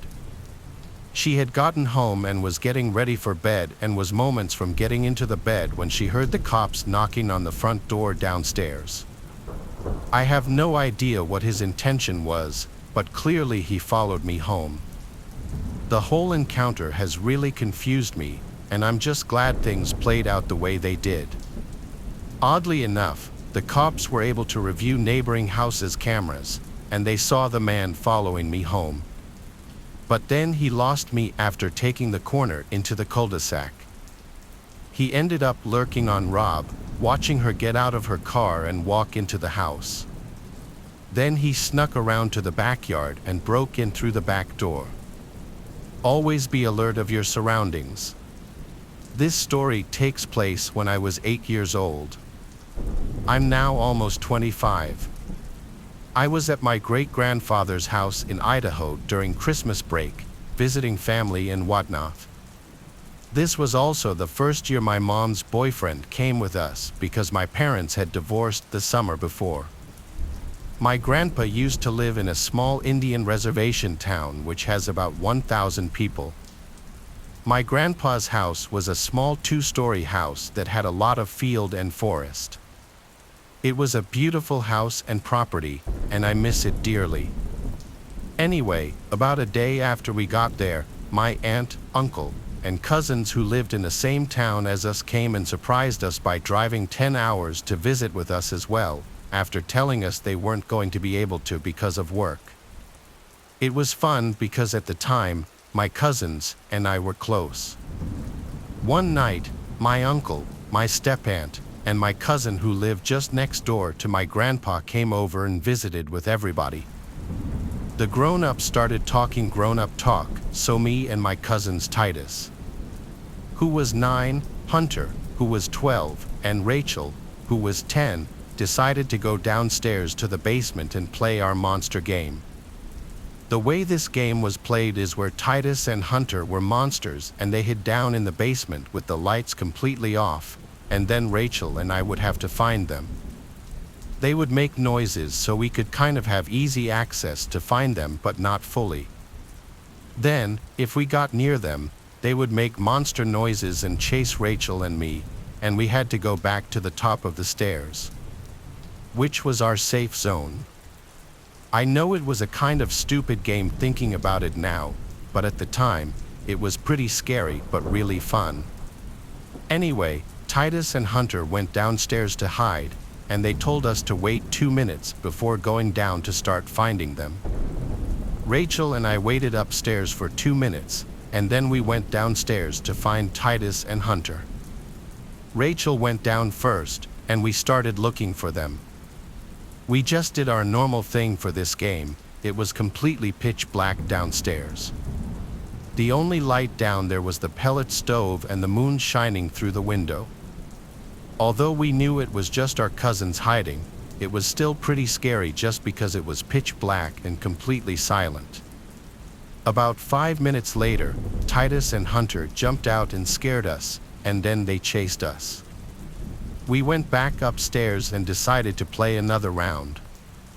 We did our normal thing by waiting for 2 minutes, then heading downstairs. This time, I went first.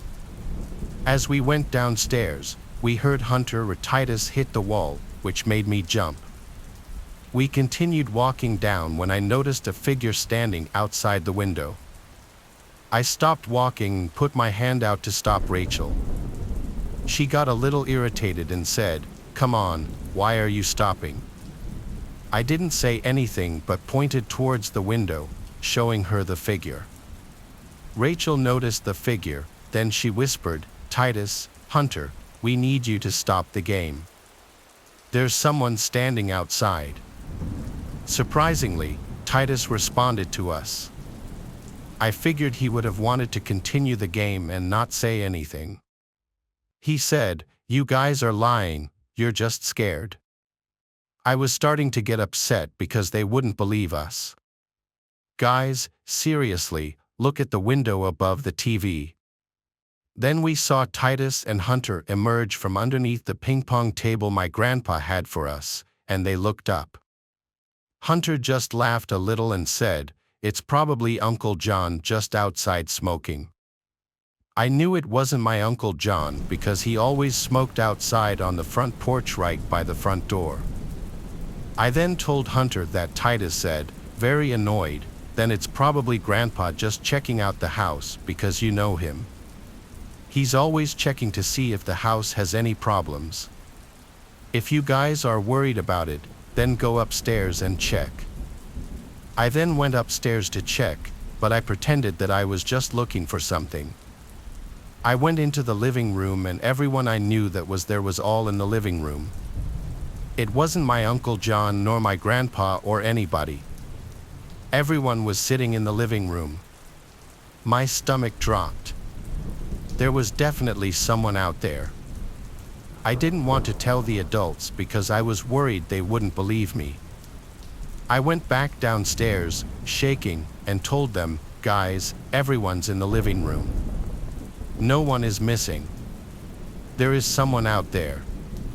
Titus and Hunter finally realized this wasn't a joke, and their facial expressions turned into scared expressions. Rachel began to cry a little. I told her not to make too much noise. We all went to the top of the stairs to figure out what we should do. Of course, Titus and Hunter were giving dumb ideas like shooting the guy or something. We didn't want to tell the adults, so we just stayed at the top for 5 minutes, then we went back down.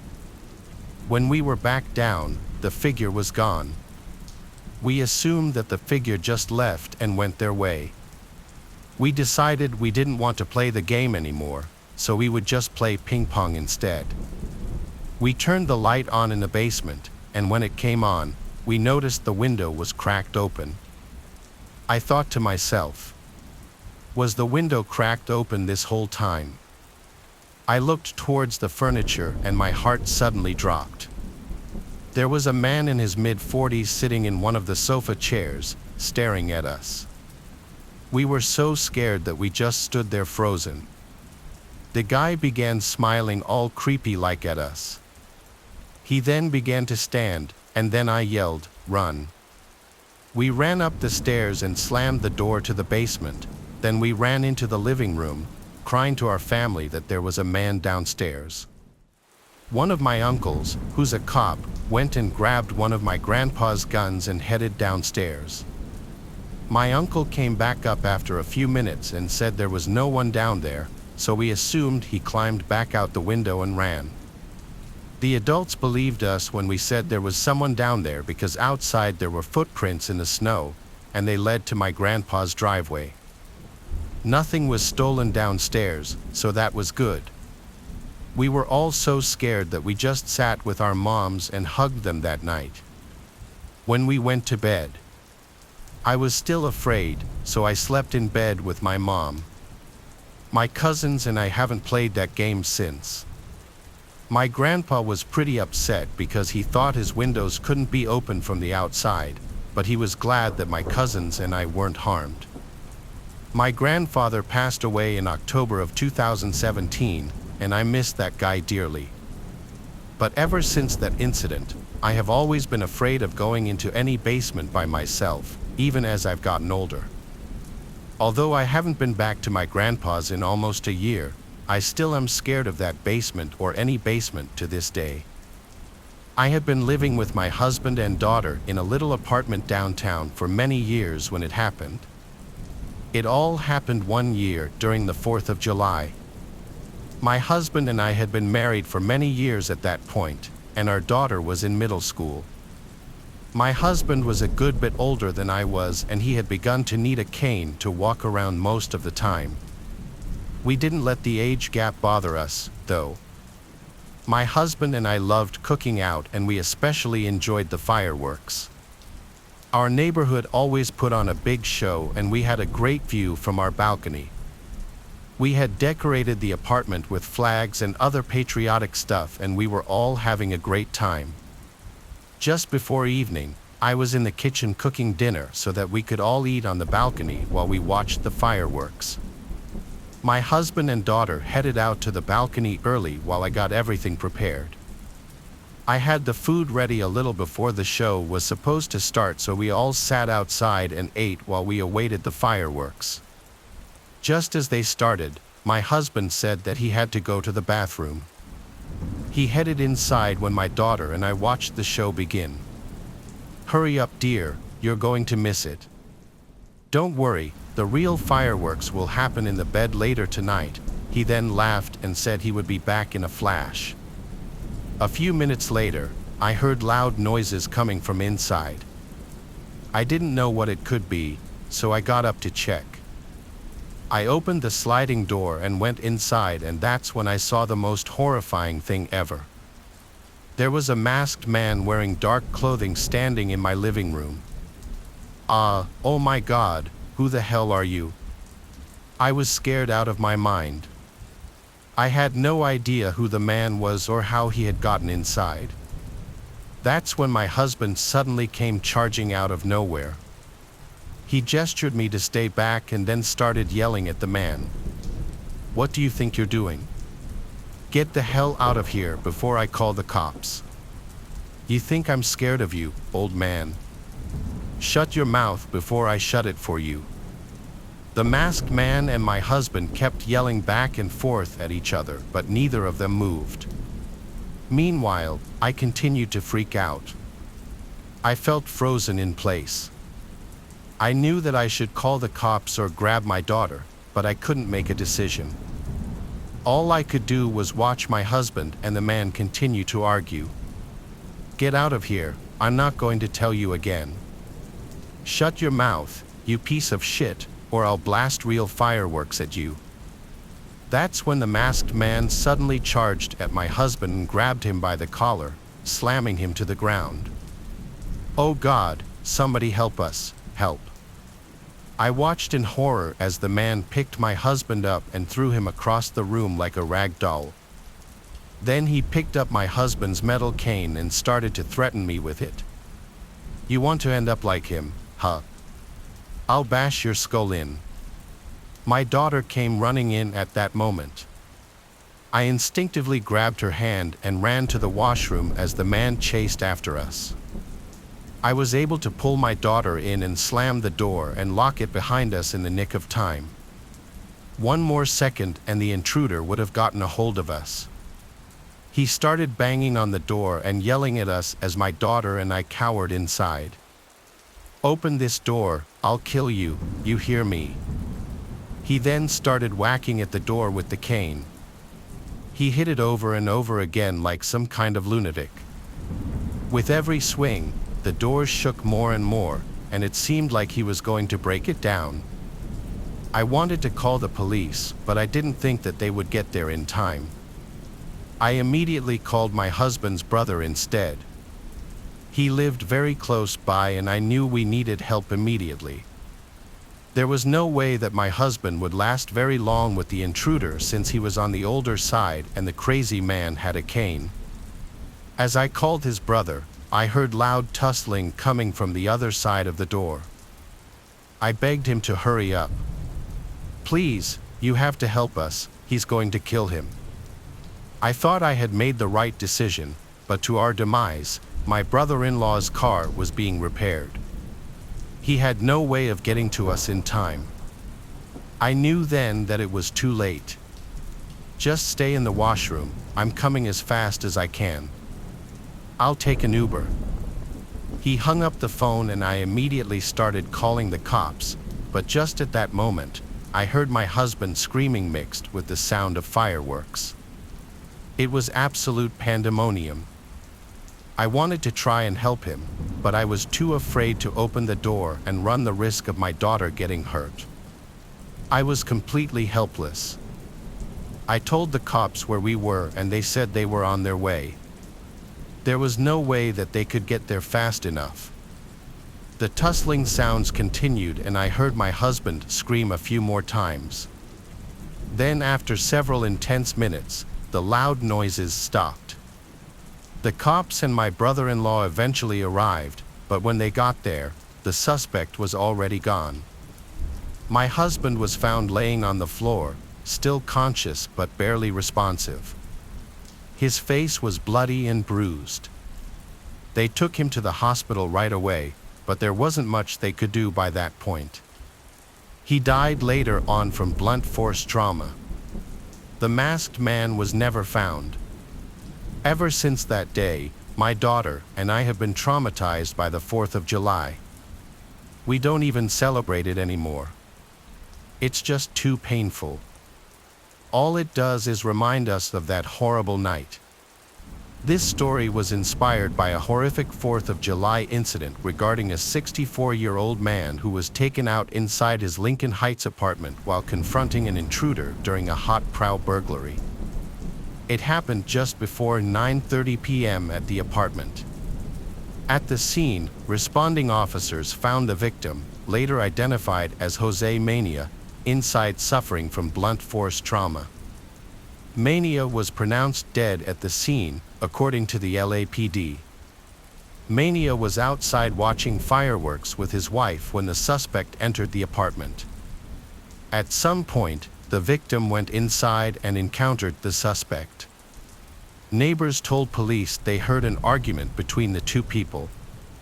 Mania's wife was not physically injured in Monday night's deadly incident.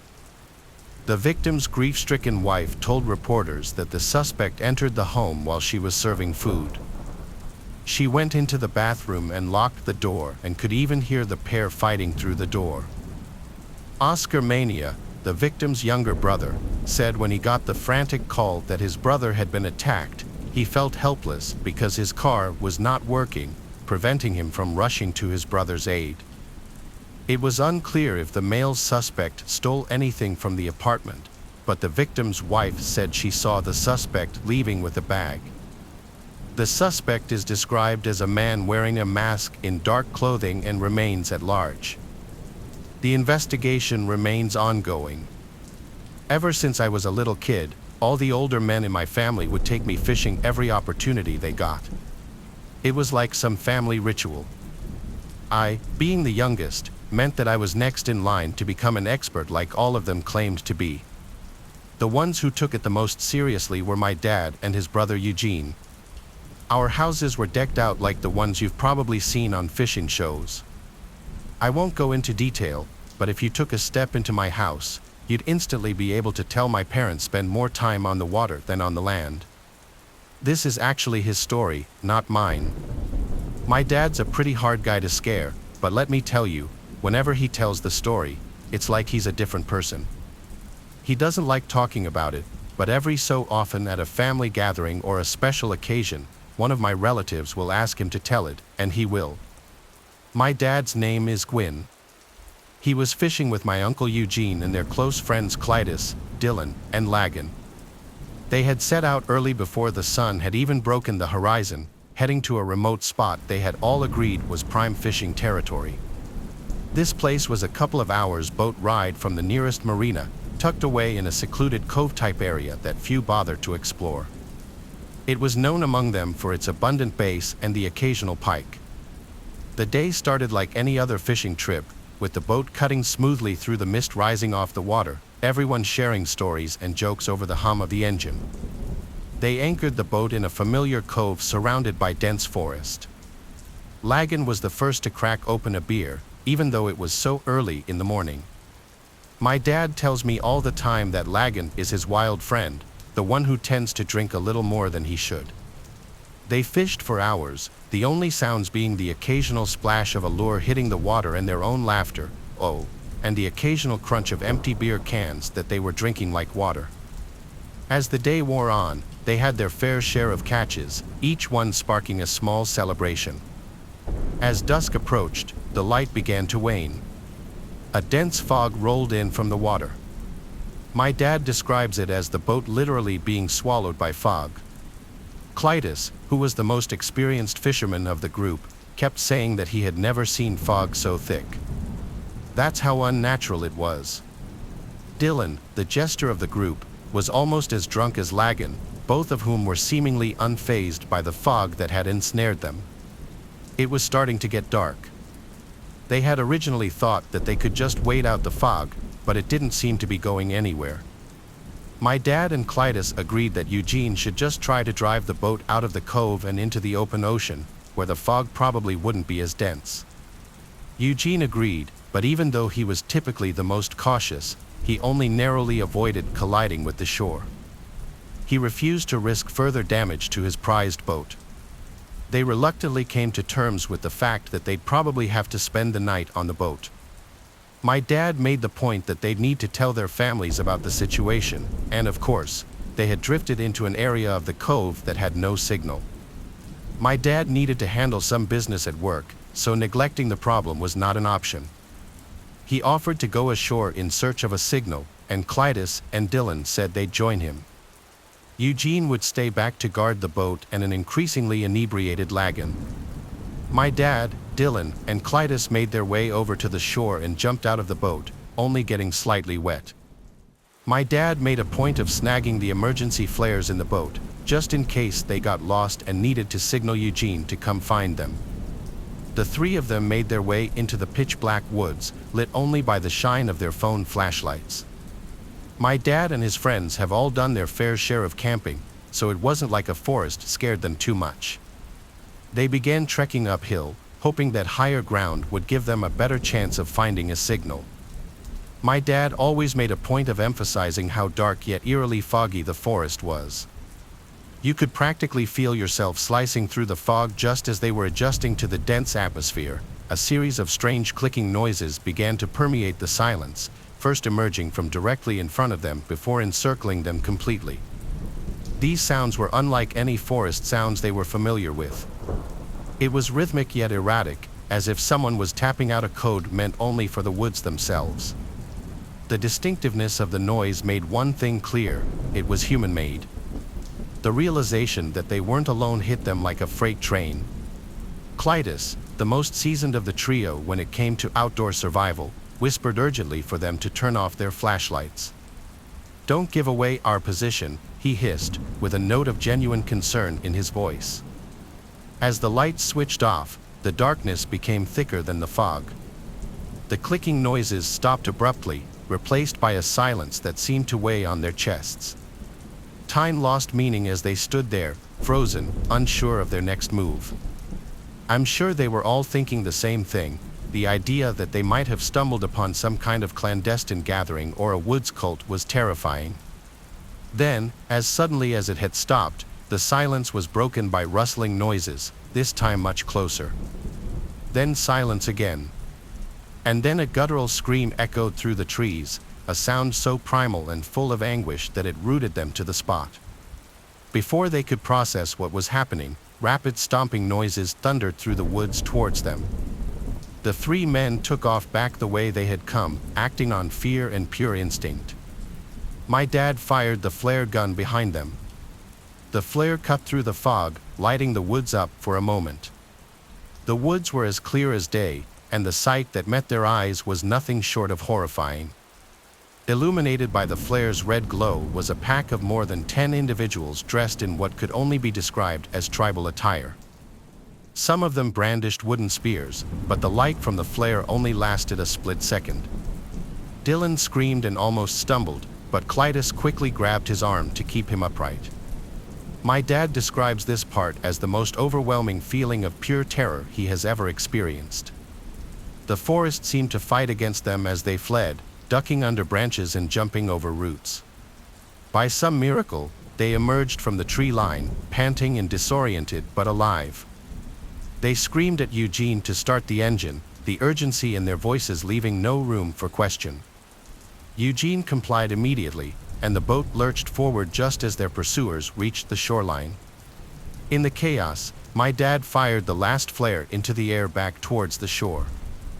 For a split second, as the flare's light pierced the fog, they saw their pursuers at the water's edge. It was freakish. There must have been at least 15 of them just standing motionless at the water's edge. The flare's light faded, and it was dark again. Eugene managed to get a safe distance away and stopped the boat again. After the engine was off, the only sounds were Dylan, my dad, and Clytus's breathing. My dad says he wasn't able to process what had happened for nearly an hour. He was functioning off pure adrenaline and survival instincts. They ended up taking turns keeping watch while the others slept and left first thing in the morning as soon as the fog dissipated. Funnily enough, Lagan had passed out before everything went down and doesn't remember any of the details of that night. I still get shivers down my spine when I tell this story. I can only imagine what my dad must feel when he thinks back to it. Ever since I was a little kid, all the older men in my family would take me fishing every opportunity they got. It was like some family ritual. I, being the youngest, meant that I was next in line to become an expert like all of them claimed to be. The ones who took it the most seriously were my dad and his brother Eugene. Our houses were decked out like the ones you've probably seen on fishing shows. I won't go into detail, but if you took a step into my house, you'd instantly be able to tell my parents spend more time on the water than on the land. This is actually his story, not mine. My dad's a pretty hard guy to scare, but let me tell you, whenever he tells the story, it's like he's a different person. He doesn't like talking about it, but every so often at a family gathering or a special occasion, one of my relatives will ask him to tell it, and he will. My dad's name is Gwyn. He was fishing with my uncle Eugene and their close friends Clytus, Dylan, and Lagan. They had set out early before the sun had even broken the horizon, heading to a remote spot they had all agreed was prime fishing territory. This place was a couple of hours boat ride from the nearest marina, tucked away in a secluded cove-type area that few bothered to explore. It was known among them for its abundant bass and the occasional pike. The day started like any other fishing trip, with the boat cutting smoothly through the mist rising off the water, everyone sharing stories and jokes over the hum of the engine. They anchored the boat in a familiar cove surrounded by dense forest. Lagan was the first to crack open a beer, even though it was so early in the morning. My dad tells me all the time that Lagan is his wild friend, the one who tends to drink a little more than he should. They fished for hours, the only sounds being the occasional splash of a lure hitting the water and their own laughter, oh, and the occasional crunch of empty beer cans that they were drinking like water. As the day wore on, they had their fair share of catches, each one sparking a small celebration. As dusk approached, the light began to wane. A dense fog rolled in from the water. My dad describes it as the boat literally being swallowed by fog. Clytus, who was the most experienced fisherman of the group, kept saying that he had never seen fog so thick. That's how unnatural it was. Dylan, the jester of the group, was almost as drunk as Lagan, both of whom were seemingly unfazed by the fog that had ensnared them. It was starting to get dark. They had originally thought that they could just wait out the fog, but it didn't seem to be going anywhere. My dad and Clytus agreed that Eugene should just try to drive the boat out of the cove and into the open ocean, where the fog probably wouldn't be as dense. Eugene agreed, but even though he was typically the most cautious, he only narrowly avoided colliding with the shore. He refused to risk further damage to his prized boat. They reluctantly came to terms with the fact that they'd probably have to spend the night on the boat. My dad made the point that they'd need to tell their families about the situation, and of course, they had drifted into an area of the cove that had no signal. My dad needed to handle some business at work, so neglecting the problem was not an option. He offered to go ashore in search of a signal, and Clytus and Dylan said they'd join him. Eugene would stay back to guard the boat and an increasingly inebriated Lagan. My dad, Dylan, and Clytus made their way over to the shore and jumped out of the boat, only getting slightly wet. My dad made a point of snagging the emergency flares in the boat, just in case they got lost and needed to signal Eugene to come find them. The three of them made their way into the pitch-black woods, lit only by the shine of their phone flashlights. My dad and his friends have all done their fair share of camping, so it wasn't like a forest scared them too much. They began trekking uphill, hoping that higher ground would give them a better chance of finding a signal. My dad always made a point of emphasizing how dark yet eerily foggy the forest was.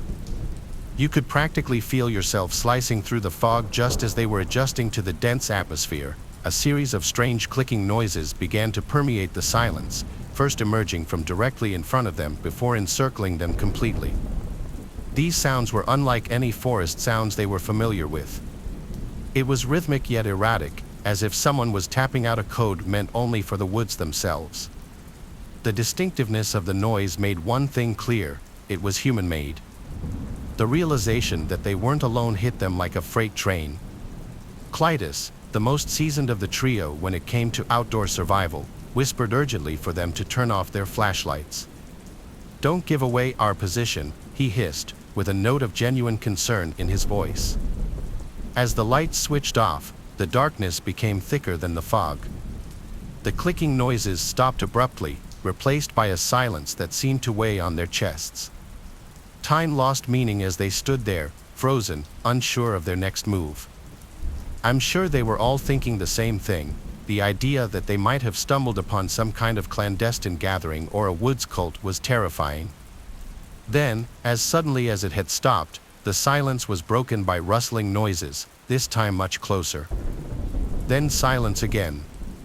And then a guttural scream echoed through the trees, a sound so primal and full of anguish that it rooted them to the spot. Before they could process what was happening, rapid stomping noises thundered through the woods towards them. The three men took off back the way they had come, acting on fear and pure instinct. My dad fired the flare gun behind them. The flare cut through the fog, lighting the woods up for a moment. The woods were as clear as day, and the sight that met their eyes was nothing short of horrifying. Illuminated by the flare's red glow was a pack of more than 10 individuals dressed in what could only be described as tribal attire. Some of them brandished wooden spears, but the light from the flare only lasted a split second. Dylan screamed and almost stumbled, but Clytus quickly grabbed his arm to keep him upright. My dad describes this part as the most overwhelming feeling of pure terror he has ever experienced. The forest seemed to fight against them as they fled, ducking under branches and jumping over roots. By some miracle, they emerged from the tree line, panting and disoriented but alive. They screamed at Eugene to start the engine, the urgency in their voices leaving no room for question. Eugene complied immediately, and the boat lurched forward just as their pursuers reached the shoreline. In the chaos, my dad fired the last flare into the air back towards the shore. For a split second, as the flare's light pierced the fog, they saw their pursuers at the water's edge. It was freakish, there must have been at least 15 of them just standing motionless at the water's edge. The flare's light faded, and it was dark again. Eugene managed to get a safe distance away and stop the boat again. After the engine was off, the only sounds were Dylan, my dad, and Clytus's breathing. My dad says he wasn't able to process what had happened for nearly an hour. He was functioning off pure adrenaline and survival instincts.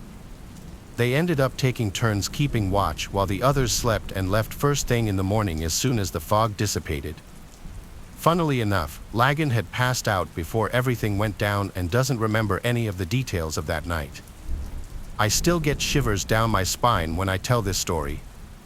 I can only imagine what my dad must feel when he thinks back to it. I went to the movies with a friend of mine back in 2016. He had turned 14 earlier in the week, and we planned to see a movie. I would spend the night after his parents dropped us off at the mall at around 5 p.m. It was just the two of us. Louis was a quiet, shy guy and didn't have many friends. We ate a big meal at Chick-fil-A and wandered around until the movie was about to start. He bought a used game at GameStop with some of his birthday money. There were a few other things, but nothing I can recall after this long. When 7 got close, we headed to the movies. Captain America: Civil War had just come out, so we picked that. After the movie was over, we hung around outside the theater. The mall had already closed, it was quiet, and not many people were around. He was supposed to call his parents when the movie ended, but he wanted to wait a while. He didn't get out on his own very often and was reluctant for the night to end. About 10:30, we were sitting on a big concrete planter box talking when we heard some voices behind us. We turned around to see 2 older kids from school. They were bullies that we both had problems with in the past. It seems the older of the pair, who was 16, worked in the mall somewhere. I suggested that we avoid looking at them so they wouldn't recognize us, but this didn't work. Even in the dark, they knew who we were. The older kid asked what we were doing, and I said that we were waiting for our ride. Louis didn't say anything, and this is when the name-calling started. I told him that we didn't want any trouble, and this just seemed to make things worse. I leaned over and whispered to Louis to call his mom. Meanwhile, the boys got more and more aggressive. The younger kid started poking me in the chest with his finger and called me the P word over and over, and I couldn't take it anymore. If they wanted to fight, I'd give them one. I jumped up and rushed at the younger guy. We began fighting on the ground. The older boy slapped the phone out of Lewis's hand and sucker punched him. I eventually got the better of the boy, and he begged me to stop hitting him.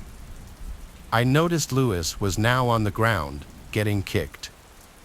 I was still too scared to go after the older boy. His size was that intimidating, and I knew I had to get some help. The only place still open was the movies, so that's where I ran to. I had to go all the way around the back of the mall to reach the theater. I pulled on the doors, but they were locked. The people in the concession stand pointed to a side door.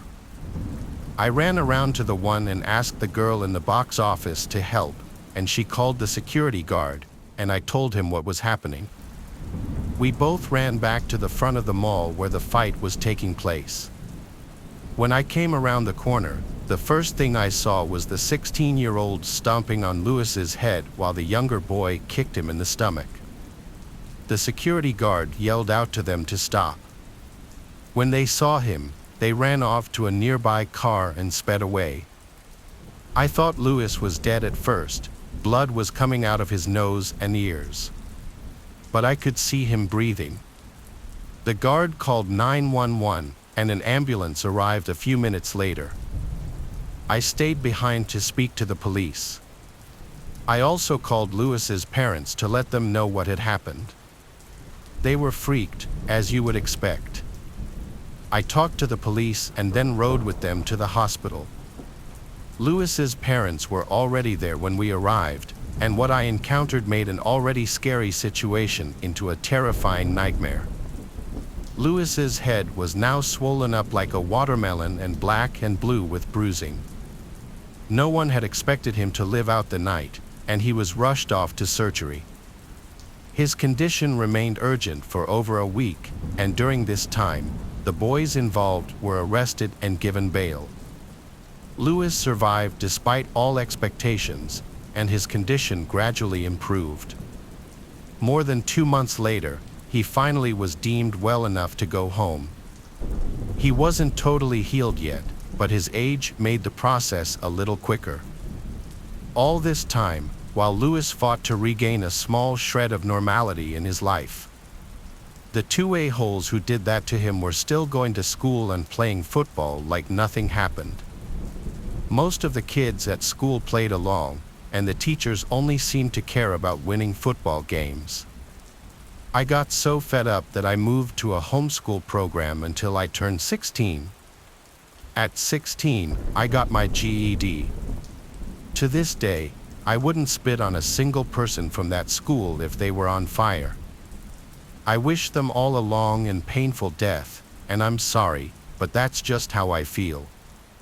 Lewis was completing his rehab when the trial came around.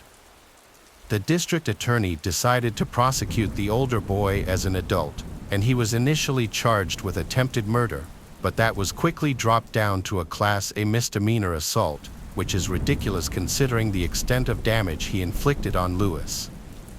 The younger of the two agreed to testify against the older boy and got off scot-free.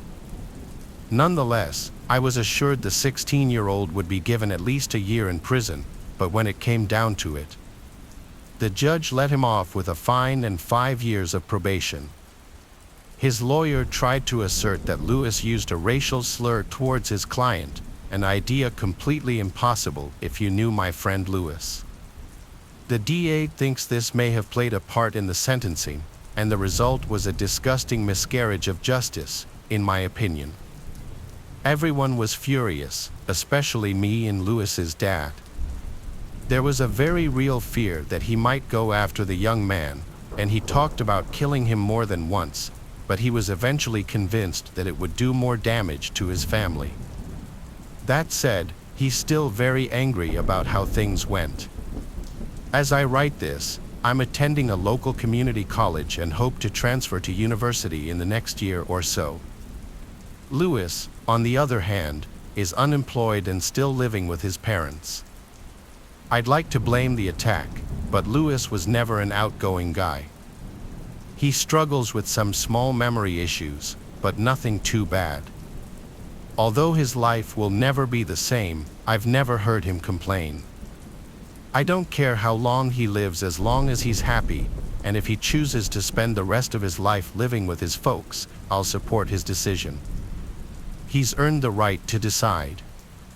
He doesn't talk about what happened, and I don't bring it up. It seems that he's been able to move on. As for me, I'm not quite as forgiving. I'll never be able to forget what those monsters did to my friend. I suggest they keep their noses clean. A lot of people are watching and waiting for one or both of them to make a small mistake, and this is when they'll strike.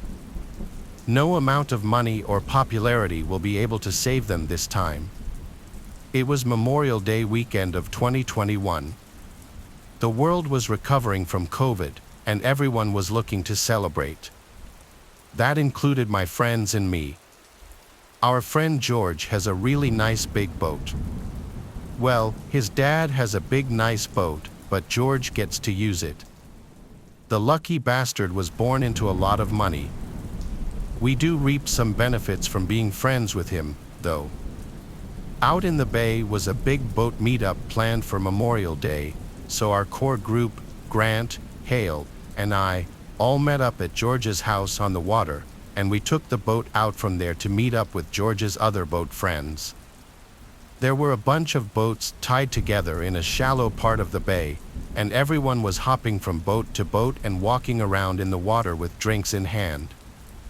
I was getting really drunk along with everyone else, and unfortunately, that included George.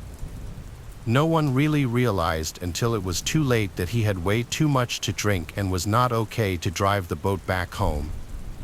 I told him to sleep it off in the cabin, so he went down to sleep. It started to get dark after so many hours of drinking and mingling with other boat people, and one by one, the other boats left. We were the last boat left, just the four of us. I went to check on George, and he was still knocked out. We had to stall for hours with each other until he finally woke up.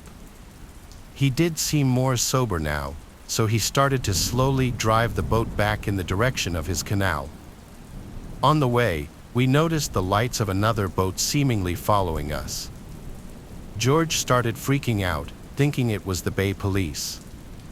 He didn't want to do anything suspicious like speeding up or slowing down, anything that might draw attention, so we kept our speed steady. We made it to the canal, and he lives about 5 minutes up the canal. The boat behind us was still following us up the canal. George was really starting to freak out, worried he'd get a DUI and lose his license, and of course, his dad killing him. The canal is a no-wake zone, so we had to slow it down even more. As we went down the canal, the boat behind us was catching up to us. At this point, we were fully expecting the boat to be a police boat. We started discussing a story to stick to, that we took the boat out and just hung out on the bay. We started hiding all the beer cans, ready to lie completely about having had any beer. We got to George's dock, and he looped the boat around to align it next to it. He did it pretty smoothly for someone who was intoxicated. The boat that was tailing us the entire time approached, and as it began to pass us, we realized it wasn't a police boat at all. It was just a random boat. George said out loud, "Who the hell is this? He knows everyone on his canal," and he said he'd never seen that boat. As it directly passed us, we saw 3 men standing on the back of the boat looking at us. It was honestly in a very aggressive way. George taunted them and said, "What?" None of them responded. Their boat passed us, and they continued to watch us. While we were all relieved it wasn't the police, George was now nervous as to why they followed us all the way down the canal when they don't even live on this canal. I said perhaps it's someone visiting a friend's house for Memorial Day, and he reluctantly agreed and said, "Could be." He tied up the boat to the dock, and we helped the best we could. He said he'd clean it tomorrow. We all went inside his house. His parents weren't home this weekend, he had the place to himself.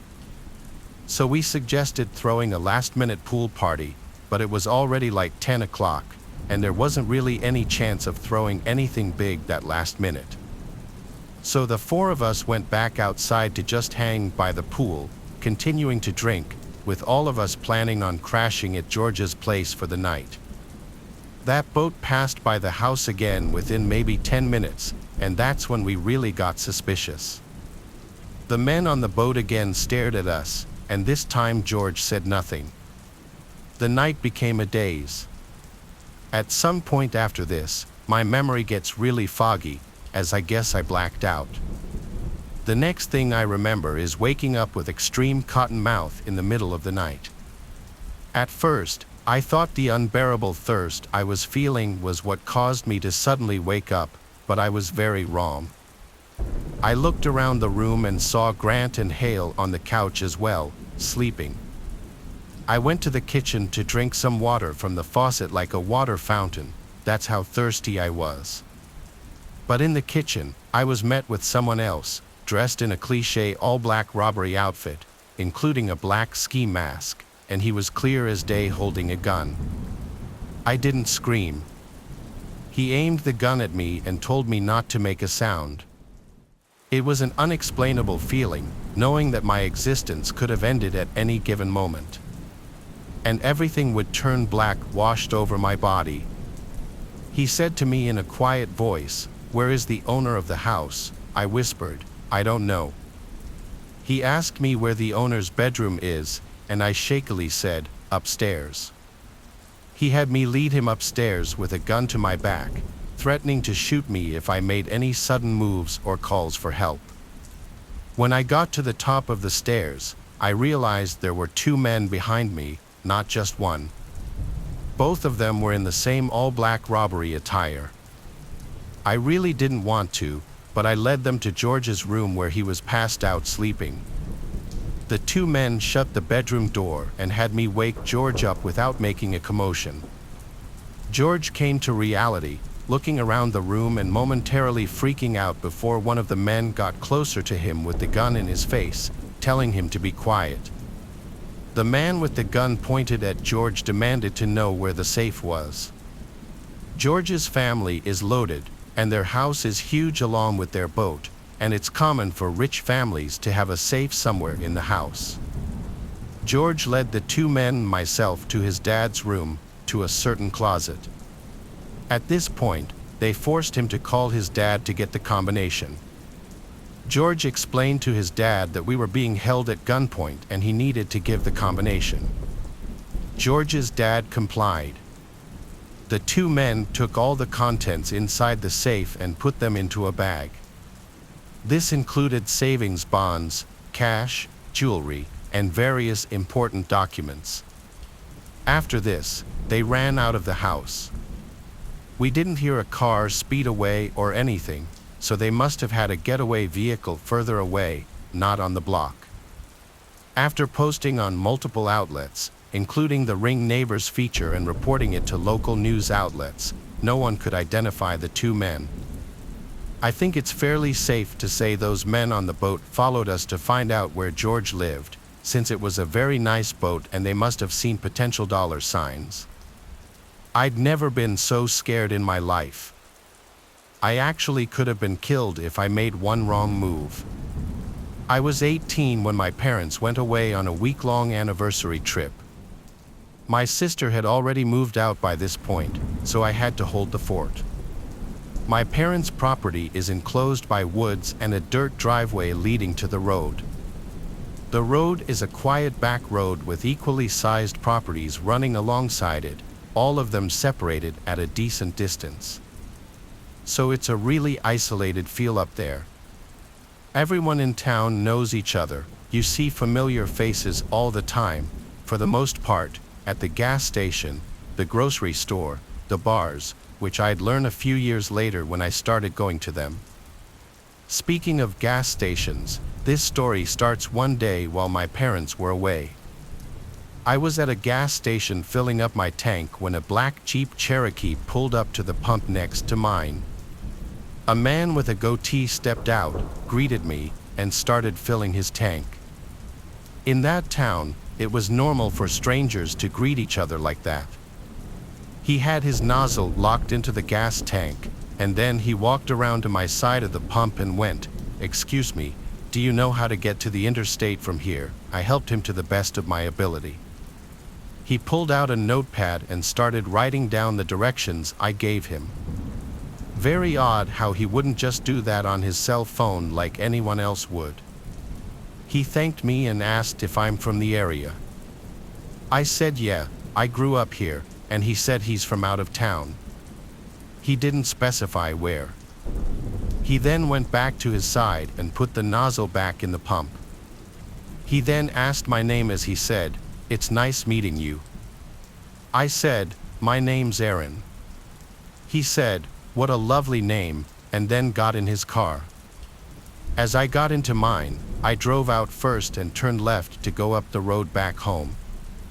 It was only a few minutes worth of driving before I was approaching our turn into the driveway.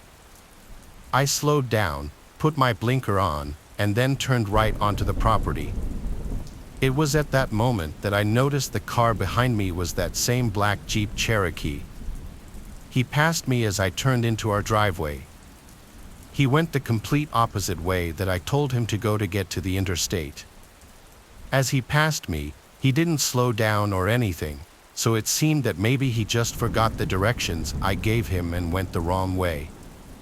I let myself inside and went about the rest of my day doing whatever. I think it was that night that I was going out to meet up with my friends. I stepped outside, walked to my car, and heard the sound of footsteps nearby. Like I said, the house is enclosed by woods, and this was in the middle of the summertime. It could have been any number of animals, so I didn't investigate. I just got in my car and left. But when I got back home hours later and walked from my car to the house, a man's voice from out somewhere in the woods called out, "Aaron." I got the chills as I looked around and then, in a panic, rushed to open the front door. I slammed it shut and sat on the couch to breathe. The neighbors all knew my name, but the houses are not on top of each other, so it's a bit of a walk, and there was no reason for one of them to call my name like that, like a creep, and not identify themselves. I decided to call my parents to tell them, and their explanation was it must have been one of the neighbors and they'll probably knock on the door. I didn't tell them about the encounter at the gas station. The next day, which was a Saturday, I stayed home most of the day. Later that night, I once again was going out to meet with my friends. After getting ready and everything, I went outside, and as I was walking to my car, I heard loud and clear from the not-so-far distance, someone called, "Aaron." Again, this time I didn't wait a second. I ran back inside the house and locked the door. Again, I called 911, this time texting my family while doing so. After 2 cops showed up to the house, they looked around the perimeter of the property with their flashlights, then came back and said to call again if this persisted. I didn't feel much better after this. It's not really like they did much. Going outside until the next day when I had work, I was a server at a nearby restaurant. I was working a late shift. I left the house in broad daylight, paranoid to hear that voice again. Thankfully, though, I didn't. Maybe seeing the police car finally scared them off. After many hours at work, I was ready to go home and collapse into bed. I pulled onto the property, parked my car out front, and walked to the front door. I stopped when I heard the sound of footsteps again. It didn't sound like an animal's footsteps, though. I stood on the front deck for a second, waiting, and then that familiar voice yelled out again, saying, "Aaron, don't call the cops on me again." "Cutie," I yelled out, "you need help, you're sick," and let myself inside. I called the cops once more, and the cops came again, searched the perimeter again, and left. My parents told me I should stay at a friend's house for the night. I couldn't agree more. They would be back the following night, so after that, I would feel much safer being there. My friend Fidelia told me I could stay with her that night, so I packed a bag and was ready to go.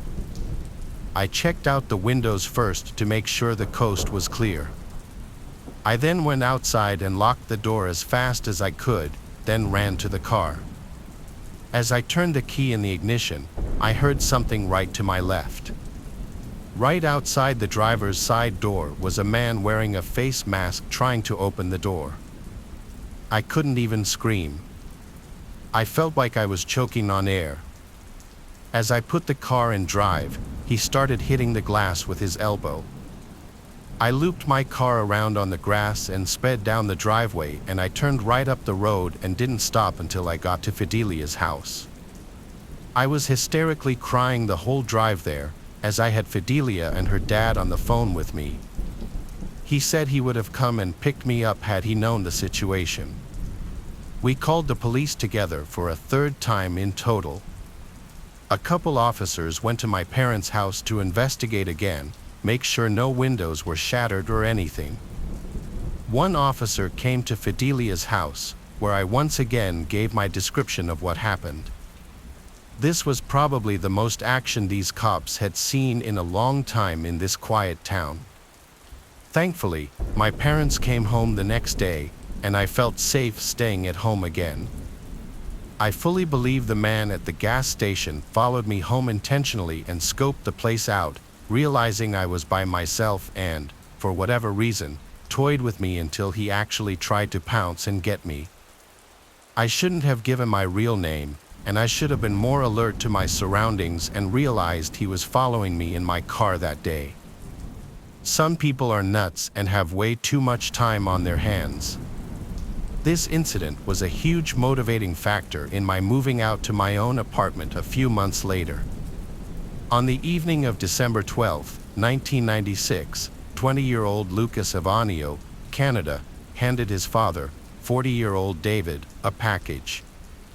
David had worked at a beverage packing plant in the small town for most of his life. He and his wife Lucy had been high school sweethearts and had gotten married when they were just 17. David hadn't been expecting anything in the mail, but given that the holiday season is sometimes one of pleasant surprises, he didn't think anything of opening it to see what was inside. After opening the small cardboard box, David discovered a handwritten letter along with a brand new flashlight. David then took the flashlight out of an unaffiliated piece of wooden packaging, walked over to join his family on the living room sofa, and attempted to switch it on. In an instant, David and his family were showered in white-hot sparks as shrapnel ripped through flesh and upholstery alike. David received the bulk of the injuries, and although he was stunned and terrified by the blast, young Lucas rushed to call 911. The recording of this call is freely available online but is extremely distressing to listen to. When asked about the nature of his emergency, all Lucas could do was wail that there was a bomb and, "My dad just blew up." First responders rushed to the Gret residence to administer vital first aid, but sadly, it was far too late. David had been killed almost instantly by the small but violent detonation. Forensic investigators observed that the package was wrapped in white and green wrapping paper. Inside was a box labeled Domaine D, or Cabernet, which used to hold a bottle of red wine. At the top of the box, a rectangular hole had been cut neatly off. Investigators suspected that this was to remove the barcode and UPC, which could be used to trace the wine to where it was purchased. Apart from the flashlight and the letter, several flyers were used to pack the wine box. Most of these flyers were widely circulated in southern Ontario, however. One stood out, a flyer advertising Copeland Lumber, a building center located at 700 Main Street East, Milton, which suggested the mailer might be local to the area. 2 strands of hair were recovered from the debris, but since neither had their roots attached, it was impossible to generate the DNA profile. Ontario Provincial Police soon enlisted the help of the FBI to generate a more complex mitochondrial DNA profile, but the process failed to generate any solid leads. The flashlight used to house the bomb was a Duracell brand floating lantern, around 23 centimeters long and 15 centimeters tall. According to Lucas, the flashlight might have been glued shut, as he was unable to open it when trying to get it to work. A small amount of explosive emulsion called superfrac was used in the bomb, a material more commonly associated with mineral mining. Superfrac can be easily bought from the manufacturer without a license, but investigators stated that it was more than likely to have been obtained via theft. The bomb was also packed with roofing nails to maximize its destructive effect and was powered by a single-cell alkaline battery. The package's enclosed letter was a business proposal written by a William J. French. In it, the letter's author states that he and a partner were planning on starting a new venture known as Acton Home Products in early 1997 and that he would like a quote from Gret on some potential equipment repairs. The author also mentions that he and Gret had worked together in the past and writes with a generally friendly tone. The letter mentions two names, Lisa and Joe. Lisa is commonly believed to be Lisa Irvin, while Joe was a man by the name of Jeppy Zodick. Both had worked with David at the beverage packing plant, with Lisa working as a secretary while Jeppy was employed as a delivery driver. Although once thought to be significant, their names are mentioned in a purely innocuous manner, referencing only their employment at the packing plant. Despite addressing David as if they had once done business, no one in the Gret family knew who William J. French was. Much of the information in the letter had been completely made up and was believed to be designed to lull David into a false sense of security so that he would operate the torch and secure his own demise. One thing, however, was chillingly and abundantly clear. Whoever had written the letter was well aware of what would occur when David switched on the torch, as the postscript of the letter read, "Didn't realize who had moved. Had some trouble finding you. Have a very Merry Christmas, and may you never have to buy another flashlight." When it came to suspects, police were able to generate one particularly promising lead with alarming speed. After questioning the staff at the nearby Acton post office, police discovered that not one but two different people had inquired as to the Gret's new address in November of 1996. Local law enforcement was able to produce a series of composite sketches based on eyewitness statements, but unfortunately, the sketches failed to generate any promising leads. Another person of interest in the investigation was a man named Ed Gull. Ed was David's boss at the packing plant and trusted him so much that he would place David in charge whenever he was on vacation. Ed was also very close with David's family and was known as Uncle Ed among the Gret children. Yet such a close relationship belies a rocky path. David's wife Lucy had also been employed at the packing plant, at least up until Ed demanded that David personally fire her for poor performance. On top of that, Ed had once accused David of skimming cash from the business and had even alleged that David used narcotics while on the clock. The contention eventually led to Ed's dismissal from the packing plant, yet he remained vocal in his assertions that David was a thieving drug addict.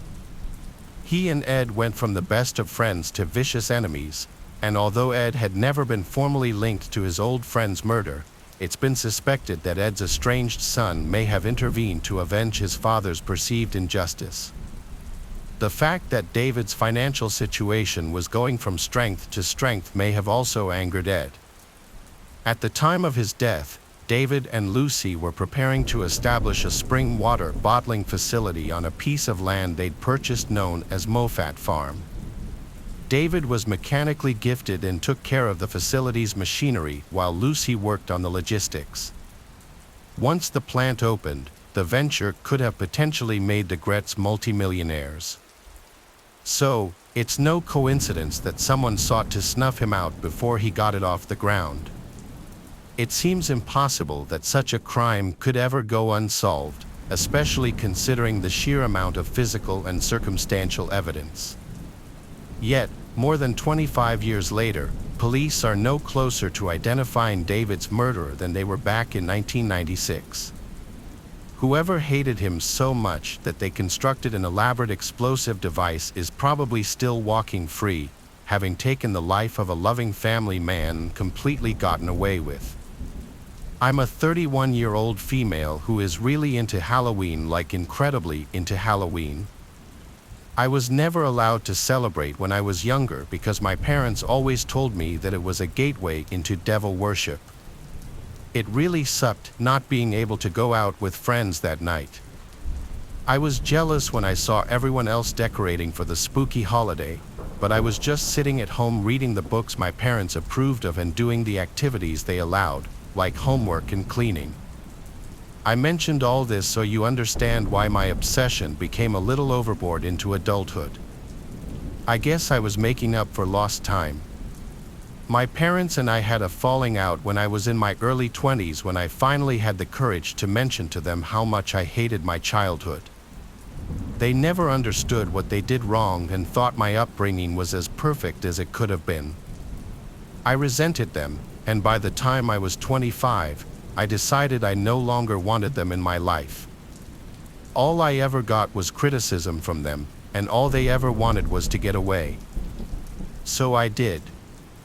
I packed my bags and moved to New York. I had already graduated nursing school and been working for about a year at that point, and had chosen an apartment close to the hospital I'd be working at. I never really thought that I'd be a nurse, but my friends decided that that's what they were going to do, and being the follow-the-leader type person I am, I went along with them. I ended up actually loving it, though.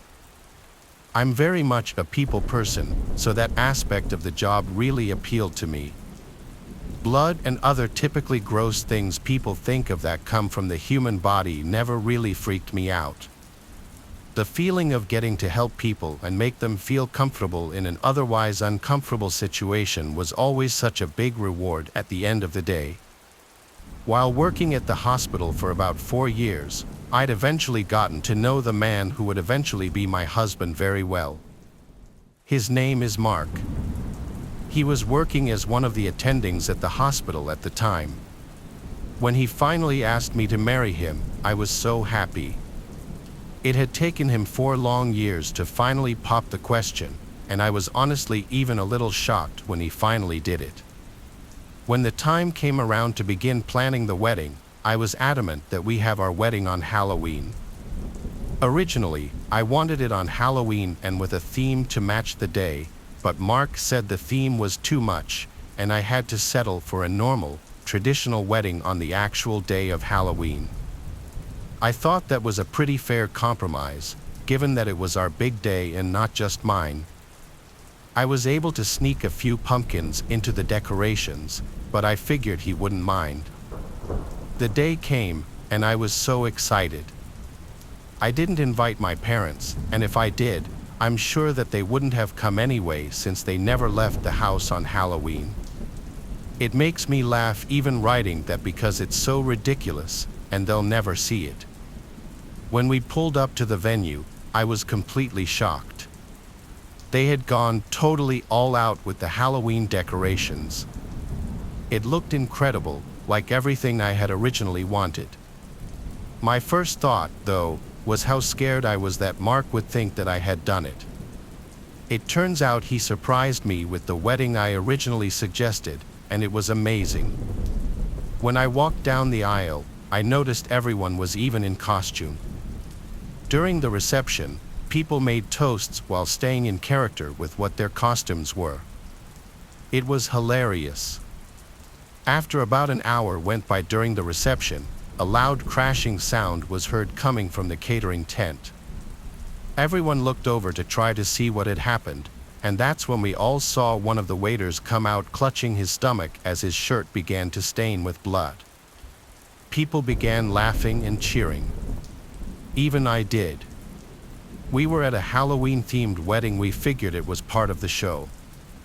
I thought it was something my husband had arranged. One of the other waiters came running to the man's side and screamed at us to call 911, but it just made everyone cheer and whistle more. It became so loud that I couldn't even hear what the guy was saying. I got out of my seat and made my way closer to the crowd of people now surrounding the two very convincing actors. They had started throwing money on the two, and the poor guy taking care of his friend had begun to cry and just kept saying, "Please," as everyone applauded them for their dedication to their role.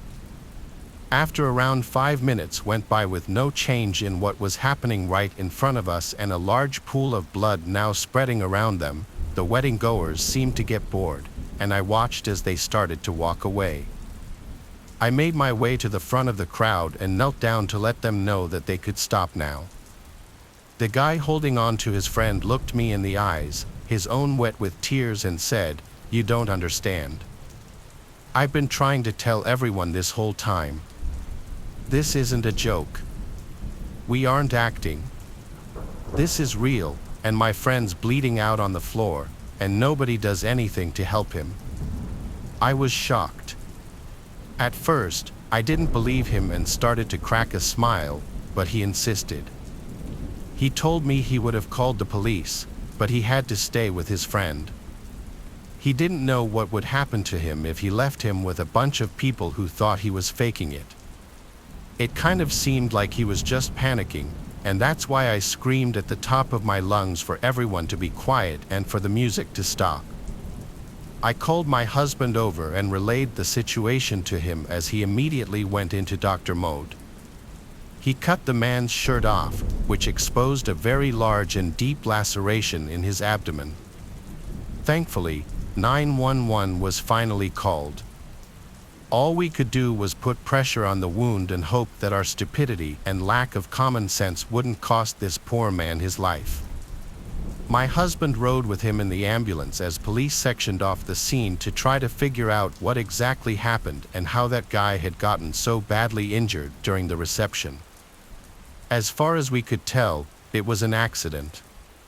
No one else was in the catering tent with him.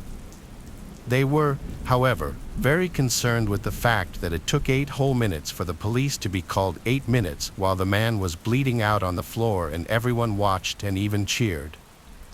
That night was spent waiting for news on the man's condition.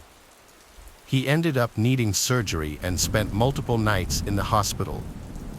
He was expected to make a full recovery, though, and was actually really understanding about what happened that night. It turns out he managed to cut himself on one of the knives in the catering tent. He wasn't sure exactly how, and said when it happened he was more just focused on getting help as fast as possible. He said it was really unfortunate timing on a really unlucky night, but he didn't blame any of us for thinking it was an act. He actually laughed about it, saying how of course that was his luck. We have stayed in touch with him, and after talking to him, he told me that he was okay with me telling the story as long as I didn't share his name or any way to identify him. He's doing a lot better now and even owns his own catering company, although now he does refuse to work on Halloween night. I never thought I'd be someone another person would become obsessed with, but I guess it happens more often than you'd think. I've gone to support groups, and they've been full of people that had similar experiences, so I'm sharing my story so hopefully other people can see the warning signs better and faster than I did. It was around 2015, and I was 24 and newly married. My husband had just been laid off, and we needed more of an income, so I decided to get a job. Not a lot of places were hiring, but I managed to get a position as a hostess at a somewhat upscale restaurant. I had some experience in food service, so that helped. I started around mid-June, and it wasn't nearly as bad as I thought it would be. All of my coworkers were very nice and professional, which, of course, I appreciated. It was only after a couple of months when we had a new employee come in that I started having issues. I had just announced to everyone that I was pregnant, and because of that, my manager got super protective of me and asked if I wanted to take it easy by training the new hire. I, of course, wasn't going to say no to that. Being a hostess wasn't hard, and explaining to someone else how to do it would be even easier. We'll call the new hire Emily, and Emily was an interesting individual. And by interesting, I mean her personality was all over the place. It was like she didn't know who she was, and I mean that in a mental sense. I had this feeling that she maybe had a mental disability, but it was not my place to ask, so of course, I never did. Each day she came in, she acted completely different from the day before. She'd like to go by different names and was always wearing different colored wigs too. Everyone thought it was strange, but she did her job well, so we didn't ask questions. She started taking an interest in my life around a month after she started working with us. I didn't mind her asking questions about me, so I answered them honestly. I love my life, and telling other people about it was, fun. I liked the attention, and she asked a lot of questions about what being pregnant was like. And I told her about the good and the bad. I guess I should stop here and mention her age. Emily was pretty young, only somewhere around 18 or maybe 19. She told me over and over how she'd love to get pregnant and didn't even care whose it would be. I thought that was a little strange, but she was pretty young and dumb, and it is what it is. I noticed quickly how she stuck around me mostly at the restaurant. She even would go to the bathroom at the same time as me, which was a lot considering I was pregnant.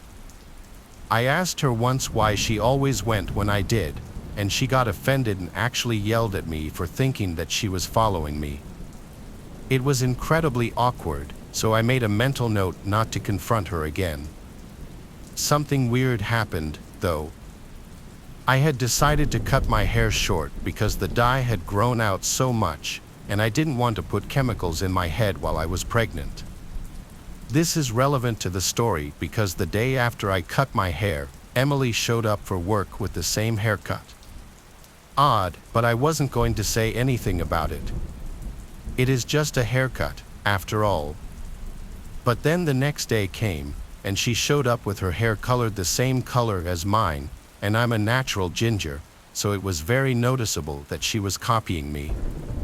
Again, whatever, live and let live.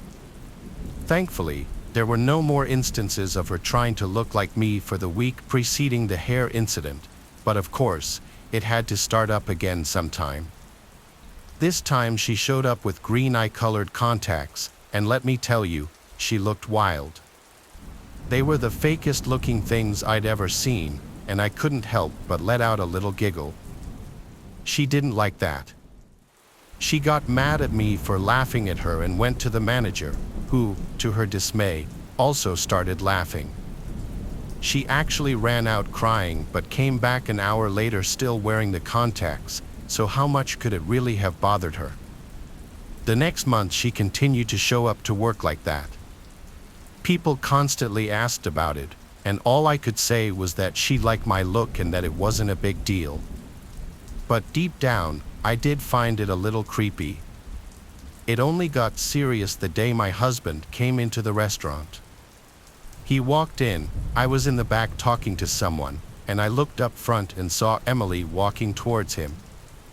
He looked visibly confused, and I started making my way over there. As I got closer, I heard Emily calling him sweetie and was so utterly shocked to see her wrap her arms around him and pulled him close to her. He shoved her off, and I asked her what she was doing, and she said nothing, only scoffed and walked away. My husband was really freaked out and told me I should just quit because people like that could become dangerous. I told him it was fine and that if it escalated, I would consider quitting. Emily avoided me for the next couple of months but continued to make herself look like me. Every one of my coworkers found it weird and creepy, but we put up with it. I finally was over it when she came in one day with a noticeably large baby bump, and that wasn't gradual either. One day she had a completely flat stomach, and the next day a bump. I didn't even know what to say. I stood there in silence for a couple of minutes, not even believing what I saw. Everyone was standing there with their mouths open. I finally knocked myself out of that trance and rushed over to my manager to let him know that she had taken it too far. He agreed and walked over to Emily to confront her. Together, he asked her what she was doing wearing a fake bump, and she looked genuinely offended. I couldn't hold it in anymore, and I started yelling at her to get her own life and let me have mine. She yelled back that this was her life and I needed to leave her and her baby alone. I was mad, and what can I say? I pulled off her bump, like yanked it off her body, and she went insane. She started yelling at me that I just killed her baby and someone needed to call the police over the murder that had just been committed. And that's when she tried to attack me. In one swift moment, she tackled me. And we were both on the ground. I was screaming, and she managed to punch me twice in the stomach before my manager was able to pull her off of me. They called the police, and an ambulance came to check me out. I opted to be taken to the hospital after I started having cramps and stomach pains. It was better to be safe than sorry when it came to my baby. Everything ended up being okay, and my baby, thank God, was still totally healthy. Emily was charged with battery and sentenced to 180 days in jail and a $1,000 fine. She was also ordered to have zero contact with me or my husband and wasn't allowed within 1,200 feet of us at any time. I was okay with the outcome, but I'll say I do feel a little stupid. I should have quit my job the second that obsessed weirdo started. Hunting season at least once a year I try to travel up to Maine and rent an Airbnb to go hunting.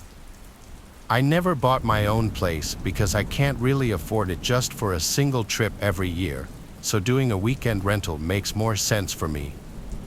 Plus, I'm not exactly an expert, I'm still trying to get more experience. Some years I'd go with my uncle, but in recent years he hasn't been in the best shape health-wise. He's not really up to it anymore, so I've been going alone more recently. Last year, which was 2022 at the time I'm writing this, was the last season that I went hunting. It was November, and the Airbnb I rented was near a national park. I arrived late on a Friday because I had to come home from work, get ready, then head out on the road trip. When I pulled up into the long stretch of private dirt road to get to the cabin-type Airbnb, it was pitch black outside, and it was dead silent too. This time of year, there's obviously no bugs or crickets left, so the nights are dead silent and dark up there. Especially if the place you're staying is secluded like this one. I pulled up as close as I could to the cabin, and the owner told me the key would be hidden under the mat. Sure enough, it was there. I brought my 2 bags inside the cabin and unpacked my things onto the bed in the one bedroom. It was a very cozy cabin, and the owner already had the heat turned up for me, which was nice. Maine gets pretty cold up there in November. There was cable and Wi-Fi in this Airbnb, so I set an alarm to get an early start at dawn, which in my opinion is the best time to find deer or even moose if you're lucky. The next morning, I was up as soon as my alarm went off, and I was out in the woods in less than half an hour. Since this was foreign territory to me, I posted up behind a blowdown I found, some knocked over trees. Usually, this would now be a waiting game, but I heard a man's voice call from behind me. I had a mini heart attack and turned around to see some man with gray hair but who looked like he was only 50. He was approaching me slowly. He said slowly in a very angry-sounding voice, "What the hell are you doing here?" I responded, "Excuse me." He said, "Hunting is restricted here." I actually was unaware of this. When I explained this to him, he said, "I watched you right up here. You best leave the way you came." This scared me. I said, "What do you mean you watched me right up here?" He told me he always sees people riding up to that cabin, always out-of-town folk who come up here for the wrong reasons. I apologized to him and told him I'd leave.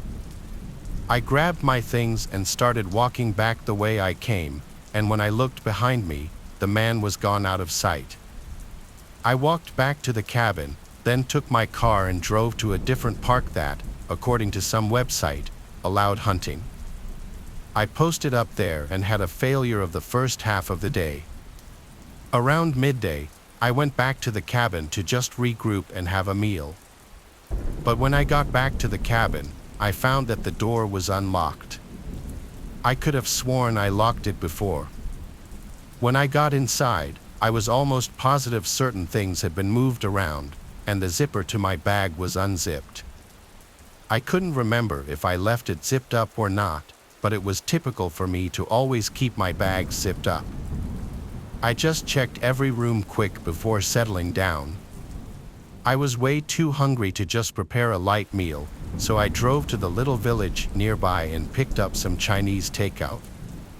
Then I drove right back to the cabin. I was planning on heading back out to the park at dusk. When I got back to the cabin, I just ate my food and went straight to take a nap. After my nap, I headed back out to the park. I spent about an hour walking maybe a quarter mile very slowly, and I wasn't finding anything. My uncle always told me you could find a deer or a moose in 10 minutes or 10 days. It just depends on how many are present and being in the right place at the right time. Sadly, luck was not on my side this day, and so when it was starting to get dark, I packed up and started heading back to my truck. It was just a short drive back to the cabin. I cooked the pasta and meatballs I brought with me for dinner as I had the TV on in the background. Then I laid down on the little love seat couch as I ate and watched some old black and white movie. While sitting there, I thought back to earlier, how the door was unlocked and things appeared to have been moved. Only, I didn't notice anything missing. I wondered if it was just in my head or not.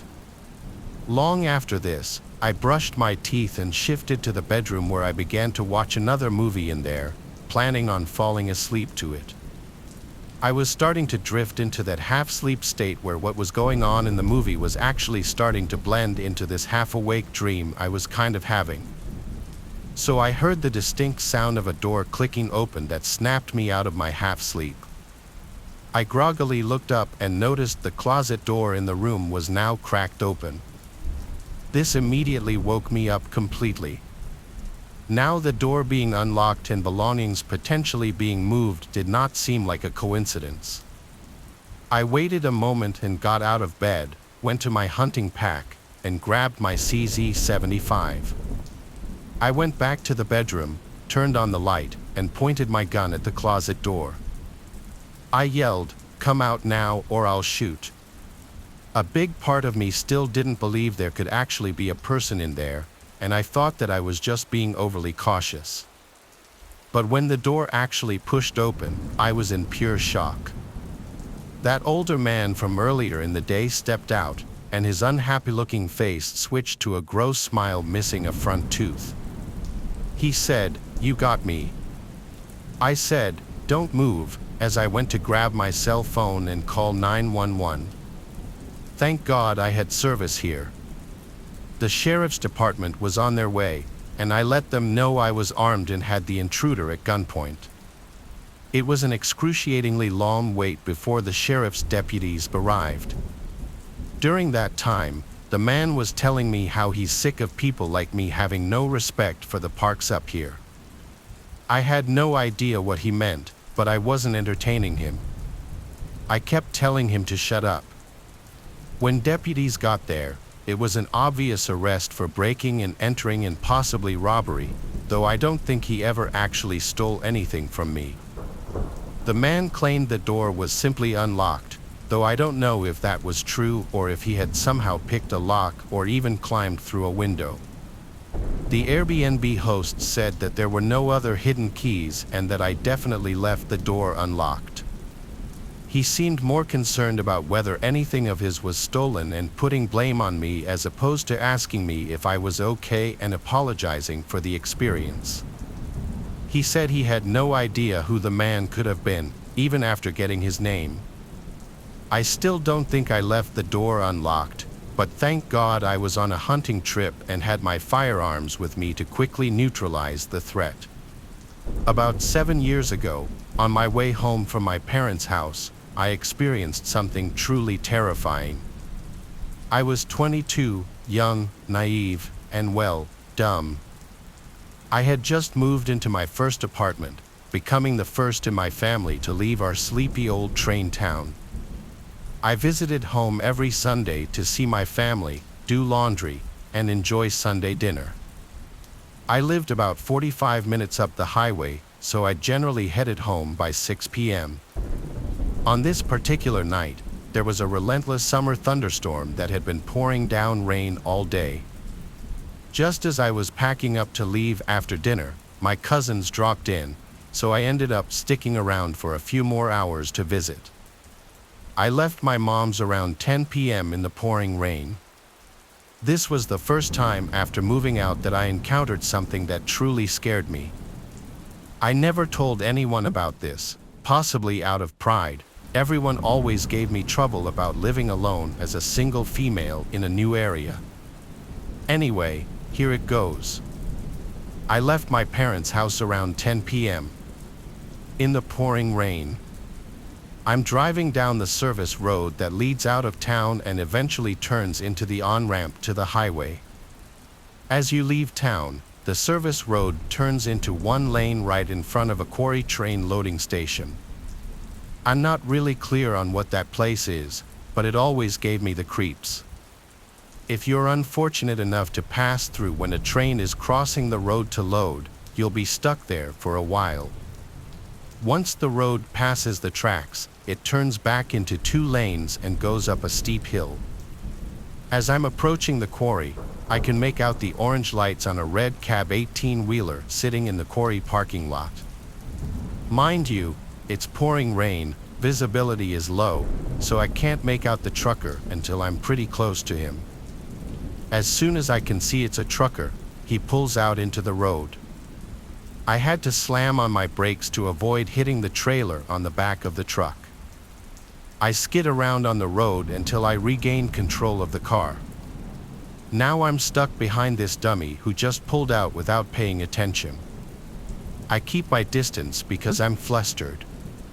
For the record, my headlights were on, so if he had been paying attention, he should have seen me. Honestly, with the heavy rain and low visibility, who knows? So, I'm behind this guy as we cross the tracks and begin to climb the steep hill.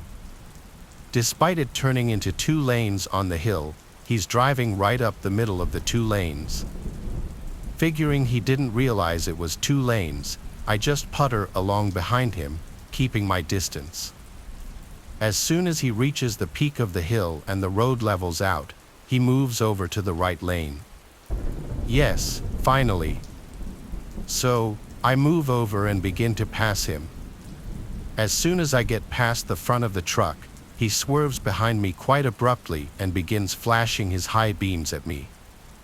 Usually, when someone flashes their lights behind you in our area, it means turn on your lights, but mine were already on.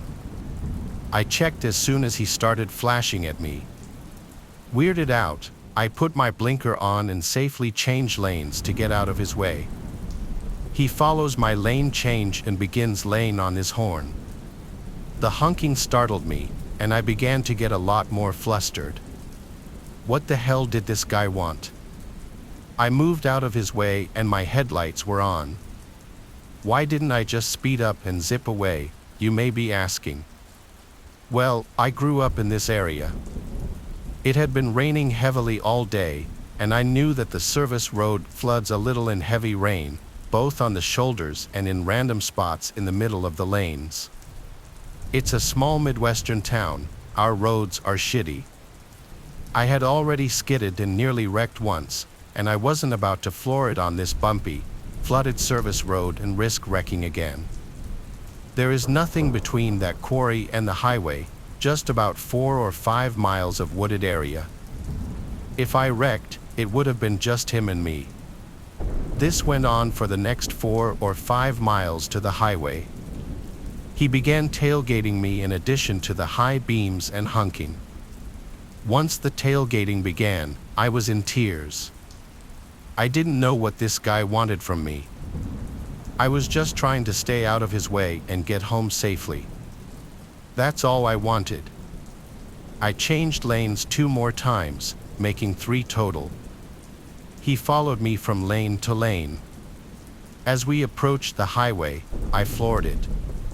He couldn't accelerate quickly enough to keep up, and I lost him finally. As soon as I realized I'd lost him and was safe on the highway, I just lost it. I was a hysterical wreck.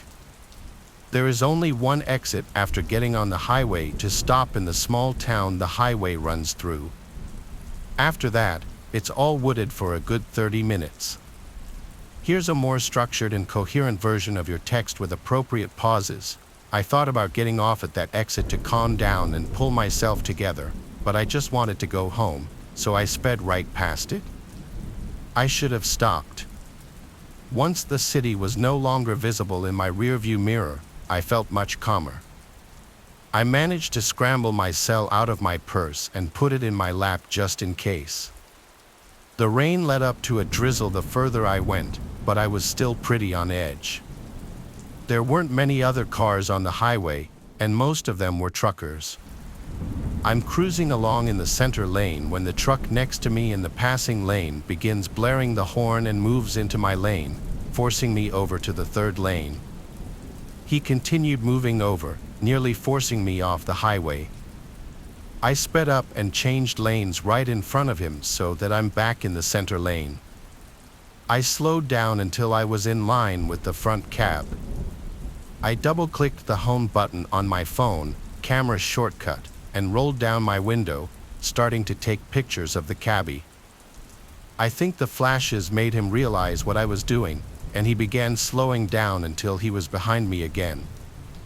I got a lot of pictures. I sped up and lost sight of him behind me. I was satisfied I managed to get pictures, but I was so angry at this point. I pulled over onto the shoulder of the highway and waited for him. I just wanted to get behind him so I could get a picture of the license plate and report this. Sadly, he was on to me for sure. I noticed headlights behind me a long way back, but behind me nonetheless, on the shoulder of the highway. I waited, keeping an eye on the truckers passing me by, just to be sure I didn't miss him. I noticed a shadow pass through the headlights of the truck, which spooked me quite a bit. Did he get out of the cab? I didn't stick around to find out. I just took off and got home as quickly as possible. The pictures were a total failure. It was still drizzling. The flash combined with the drizzle just resulted in washing out the pictures. I could see the red cab, but no matter what filters I used, there was no making out exactly what the cab said. Red cab trucker, you're the reason I have a dash cam in my car.